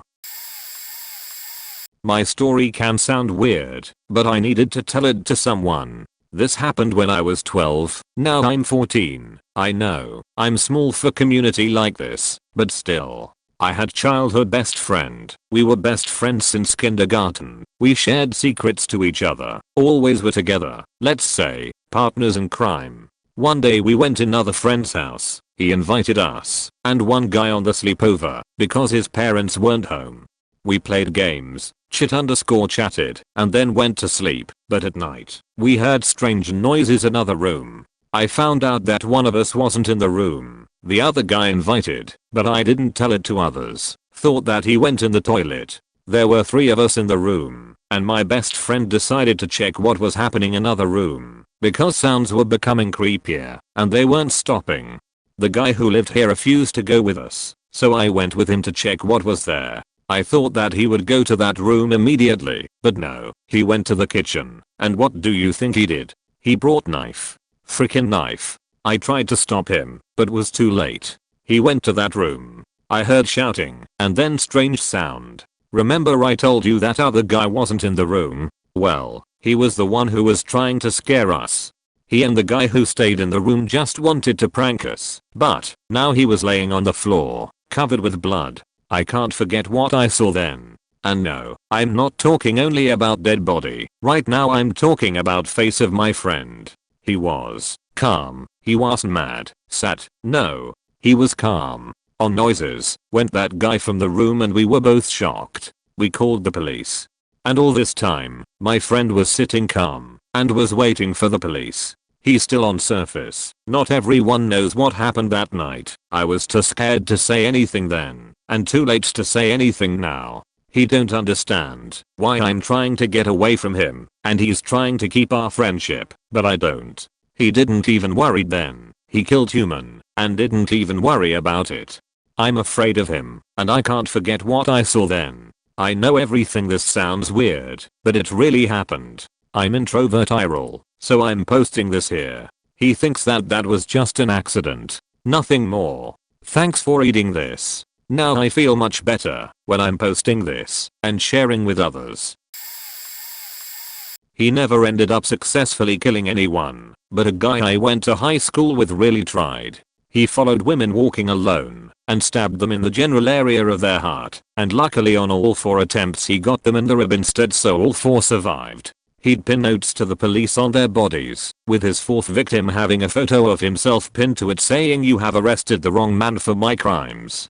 Here's what I look like. Bet you can't catch me," before I do it again, but then was caught the following day walking through town. He had tools and objects in his room, so he could plan how to stab people effectively, such as a stabbing jacket he'd practice on. However, when we were at school together, nothing ever seemed to off about him. He was a little weird, but my friendship group invited him over to play a bit of football, soccer, with us and just had a laugh. It wasn't until a couple years later, after I'd moved away and was just in town visiting, that I heard from friends that his mum told us he'd been arrested. Apparently he'd been browsing on some of those incel subreddits and watching YouTubers who blamed women for everything because he was at the end of his teen years without having lost his virginity, and so over time he essentially got brainwashed into believing women were the enemy and it was their fault they weren't sleeping with him, rather than the fault of society at large for putting this notion out there that if you're a boy who hadn't lost their virginity, you were a loser. When I was 18, I worked for a guy, my neighbor's fiance, doing some renovations on these little information cards that the Marriotts here in Hawaii use. I didn't really know the guy for long. Only worked for him for about a week, but he seemed like he was somewhat normal. He had a sense of humor. Looked kinda like Mario. On the other hand, we knew my neighbor for years. She was an older lady that was kinda odd. She had lots of plastic surgery, always wore wigs, really pervy and used to hit on me and my friend. We were only like 16. One day me and my friend went over to house sit for that neighbor. We found a bag of the fiance's stuff. In it was his passport with a completely different name. We didn't think much about it at the time point. I continued working with him, but didn't ask about the passport. The last couple days at work he was always talking shit about my neighbor, calling her a slut, and saying he was going to leave her. Apparently they were having some problems. A few days later I showed up at work and the fiance wasn't there. Tried calling him and my neighbor several times, but got no answer. Worked for the whole day thinking maybe he was sick. Came back for another day and still no word.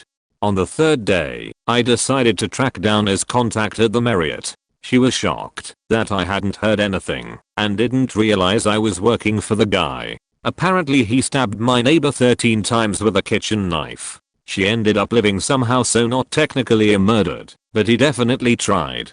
As far as I know he is still in prison. I didn't know him well, so maybe that was the issue, but only the last couple of days really clued me in that something was wrong.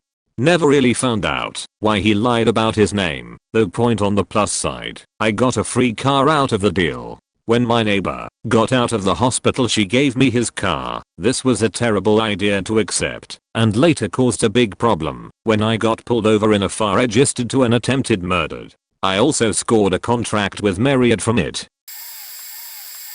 I worked in a hospital third shift. I sat there all night waiting for a phone to ring, then going to the floor with what supply they needed. In the meantime, I listened to music and studied. I was in college. There was a young black man that worked in housekeeping that would come by and talk with me. He was chubby and tall and stuttered badly. To top it off, he liked white music, like Foreigner and Rolling Stones.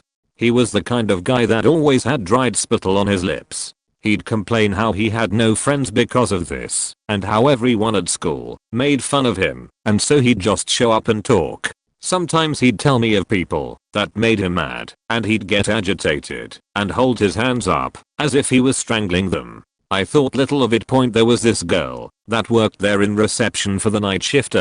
She was also tall, kind of odd looking, but very nice. Apparently all the young man did was walk around the building chewing on people's ears, and this girl felt sorry for him, and it evolved into a secret affair. In the meantime, she dated other guys and became engaged to a security guard. 2 weeks before her wedding, the young man showed up at her house wanting to copulate. She said no, it had to stop. She was going shopping for a dress to get married in, and that their personal relationships was over. At that point, he went into a rage and strangled her. He showed up to work, nervous and stuttering like never before. He left early and went home and confessed to his mom. His mom was a nurse at the hospital. I knew her, all parties involved knew her, everyone knew her. She was a great nurse and she ended up quitting from shame. The young guy got jailed. I'm not sure how long. Here at the time it could be 7 years, 20 years or life. I remember his complaining about the other kids teasing him and how he'd get furious and hold his hands up as if he was strangling them. I'm just glad I never made him mad. Pieced together, my neighbor was the hitter for the removed crime fam. He took out 2 mobsters and now lives a quiet life. It came by chance interest in mob stories, and then I put it together when he said he was born in the same location, has the same job mentioned, and just plain looks like the guy photographed. It just all made sense, minus his lazy eye and missing fingers not in earlier photograph.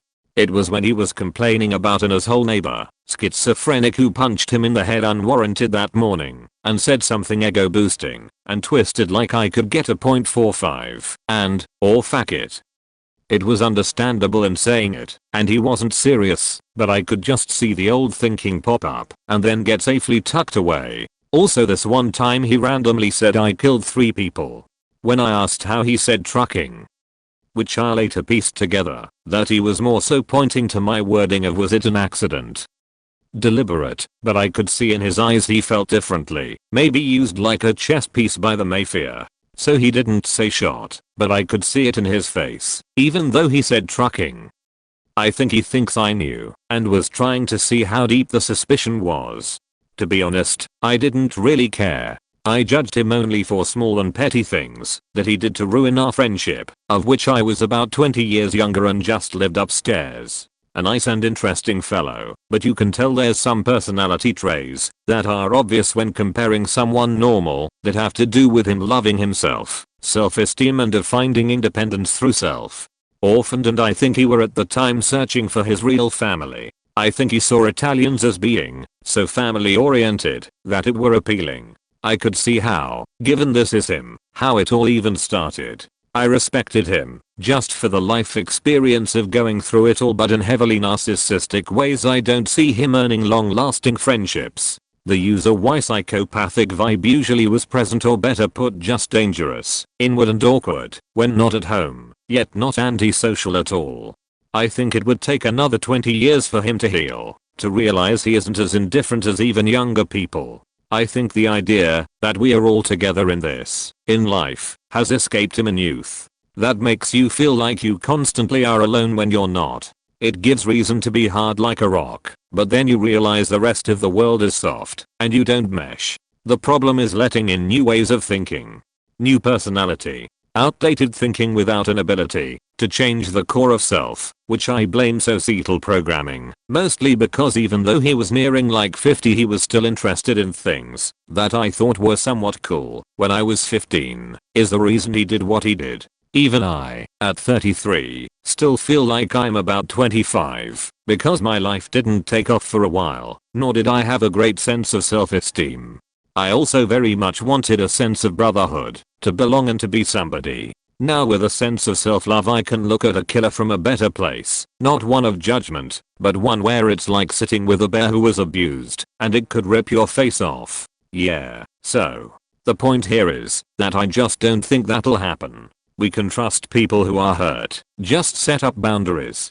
While I didn't, and he stepped over a few unsaid boundaries, it sucks to even have to set them up, which creates distance in the first place. When I removed myself from his life he got super cold, like he was actually hurt. It was like, what if this surprised you? He'd hit on my girlfriend, and then be like I was just playing. To answer the title, it was all off, if you opened your eyes.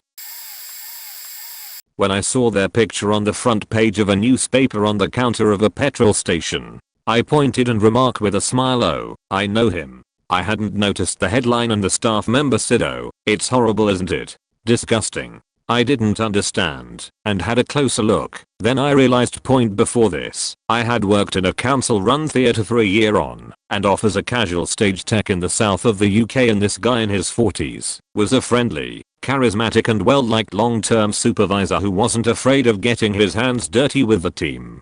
He was someone I really looked up to and got on well with, and I thought I was a very good judge of character at the time. I was 19 at the time point anyway, the work wasn't plentiful enough at the time, and I had got a full-time job in a large record shop in the same town. A few months later he came in to buy some music, and we had a good catch-up chat, where he was enthusiastic about me returning if I wanted. I said I'd see how the record shop turned out, but was definitely interested if it didn't work out. A few weeks pass when I saw the newspaper and he had pleaded guilty and was sentenced for murdering his long-term partner, then apparently bathing her, clothing her, then staying in the same bed as her for a couple of days before calling the police. I think I may have some details wrong about what he did, because this was 20 years ago, and I didn't want to look more into it at the time, and haven't since either, as I was so repulsed. I think the paper indicated it was a crime of passion and not premeditated. I think it messed up how I put trust in people for a long time and thought, if he could do something like that then anyone is capable of anything. Edit. I just read up about it now, and he didn't plead guilty, but plead he was suffering abnormality of mind due to depression and wasn't responsible for his actions. It was even more tragic and faked up than I remember.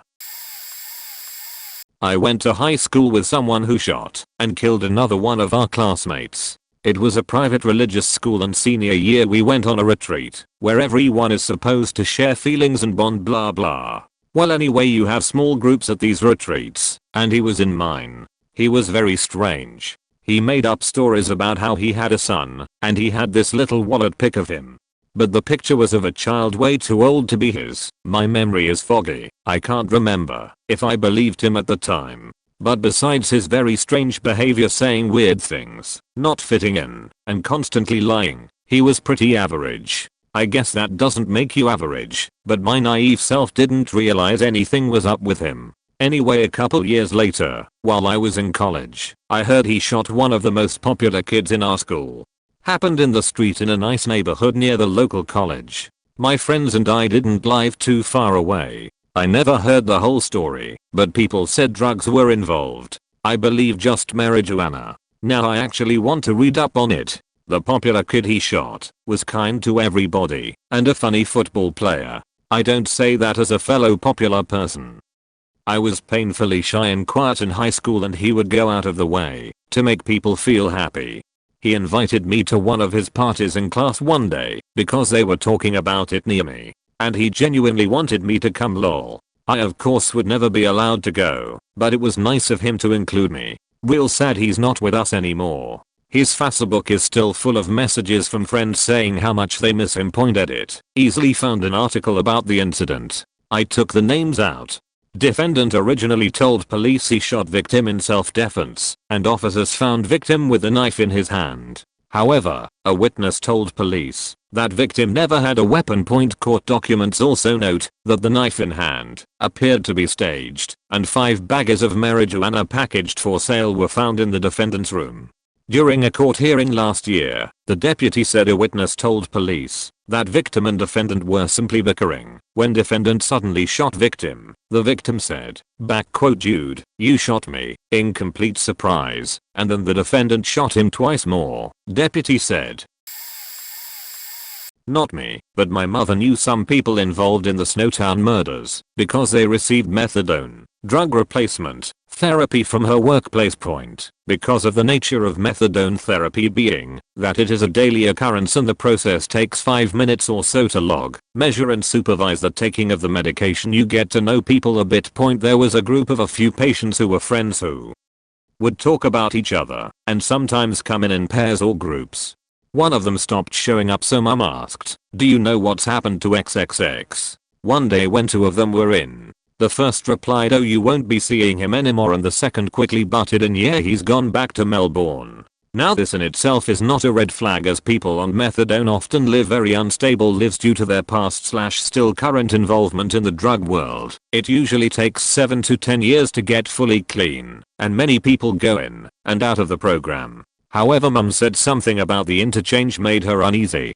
Not too much longer, the Snowtown murders was a breaking headline on the TV news, and my mother said her first thought was, "I know exactly where XXX went, and it's inside one of those barrels." She was 100% correct. Thankfully for her, because she was part-time, she didn't have to go give evidence at the trial, but the main 2 full-time staff members did, mostly as part of constructing a timeline, as they said it was an intense and awful experience. As soon as I met him, it was my HS boyfriend's friend from childhood. He and a few other kids met through their babysitter and they were all still close. I was 14, and they were 18. The friend was in a bad place, self-harming and withdrawing, and my boyfriend invited him over to my house to get him out for a little bit. That behavior, in and of itself, was concerning, but I had other friends who went through similar phases and I wasn't scared yet.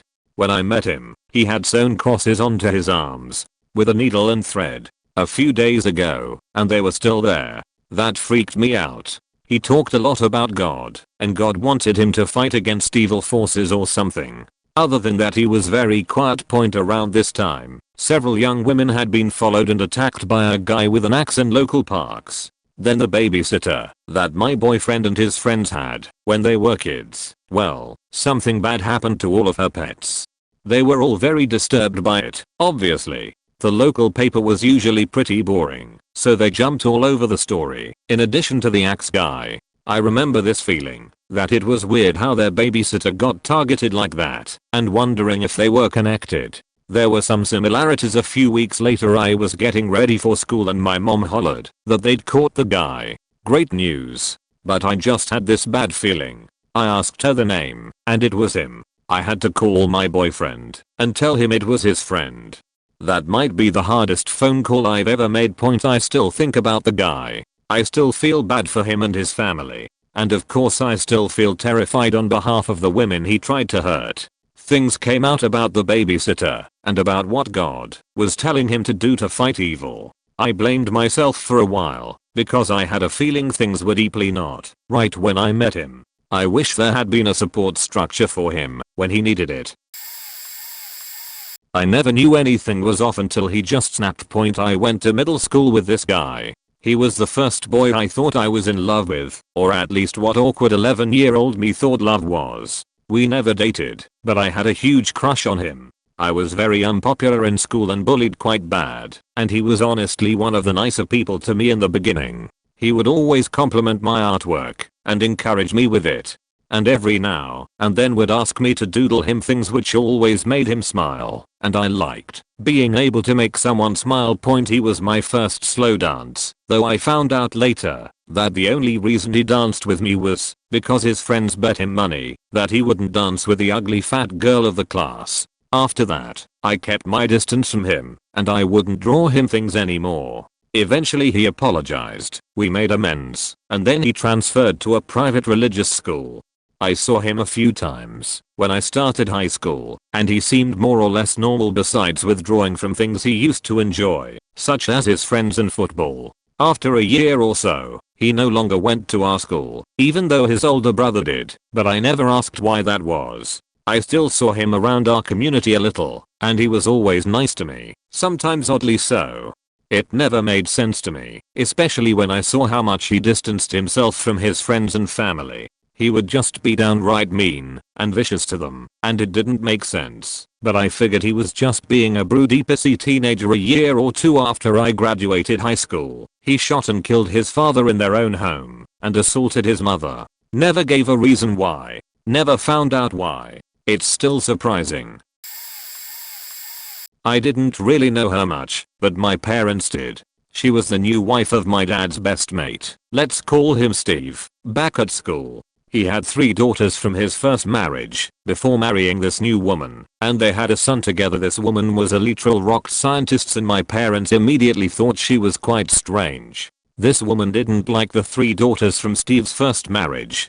She used to do horrendous shit and blame it on the daughters, to try distance Steve from them. She put broken glass in her face cream, and blamed the kids. She'd break out windows of the house, and write messages on the walls, key the cars, etc. She was a literal psycho, and just talking to her you would get this weird feeling that not all the screws were in. Eventually Steve completely cut off relations with his daughters, and told my dad to do the same, or he wouldn't talk to him. My dad said no, as he was the godfather to one of them.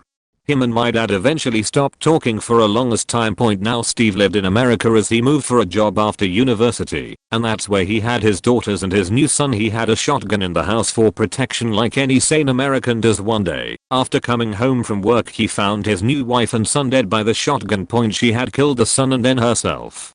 Steve was immediately arrested for the murder. The daughters called my dad when they found out, who eventually called Steve's brother, who was a lawyer in the UK, and strong-armed him to go to America and get Steve out. Steve and his brother were also not on talking terms because of his new wife.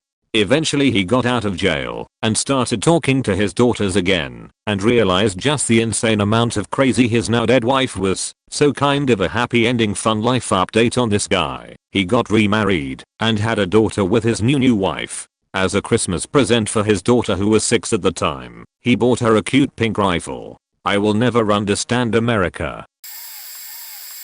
What do we mean by murderers? I've known at least 2 killers, as in they killed other people, and 1 rapist. Pedophile. The killers were both nice people who made mistakes and people died. They were proven innocent, or it was accidental, and they went on to live their lives without too much guilt. Their real worry was their business and family. They both were both the most caring people, but they didn't want to kill anyone, but they did, and life for them went on. No real punishment, being community service for a year, so hard to feel too bad. Insurance paid out too. They're both happy again, though one remarried due to the fallout of having a partner who killed someone etc. Now, the rapist Beto was a criminal, and not accidental, so there was an opportunity to see something. I felt the person was off and odd, so I reported them at work for their inappropriate behavior. I was told by my boss that I was the problem, because when confronted with the claims, Beto claimed they were gay and this was bigotry or something. The other gay man in the office defended too, as he felt he was also under attack due to he manipulation by the Beto. No one knew that I was LGBT+ myself, and I wasn't going to be forced into revealing that as a defense, so I shook the guy's hand and made nice, but kept a close eye on him. Shortly after, when his victims came forward and our entire office of 25 years was closed, and we were all laid off due to scandal, the innocent man was arrested and convicted, and sent to prison. It turned out he had already served time for child rap, and the employer has missed it on their background checks, and of course ignored my suggestion that he shouldn't be put with vulnerable kids.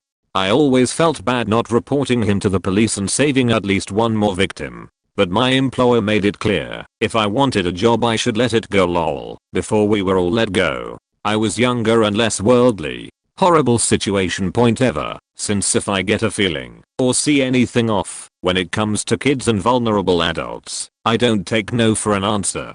Go on record and insist on an explanation. Rather be wrong and fired than let another innocent become a victim on my watch.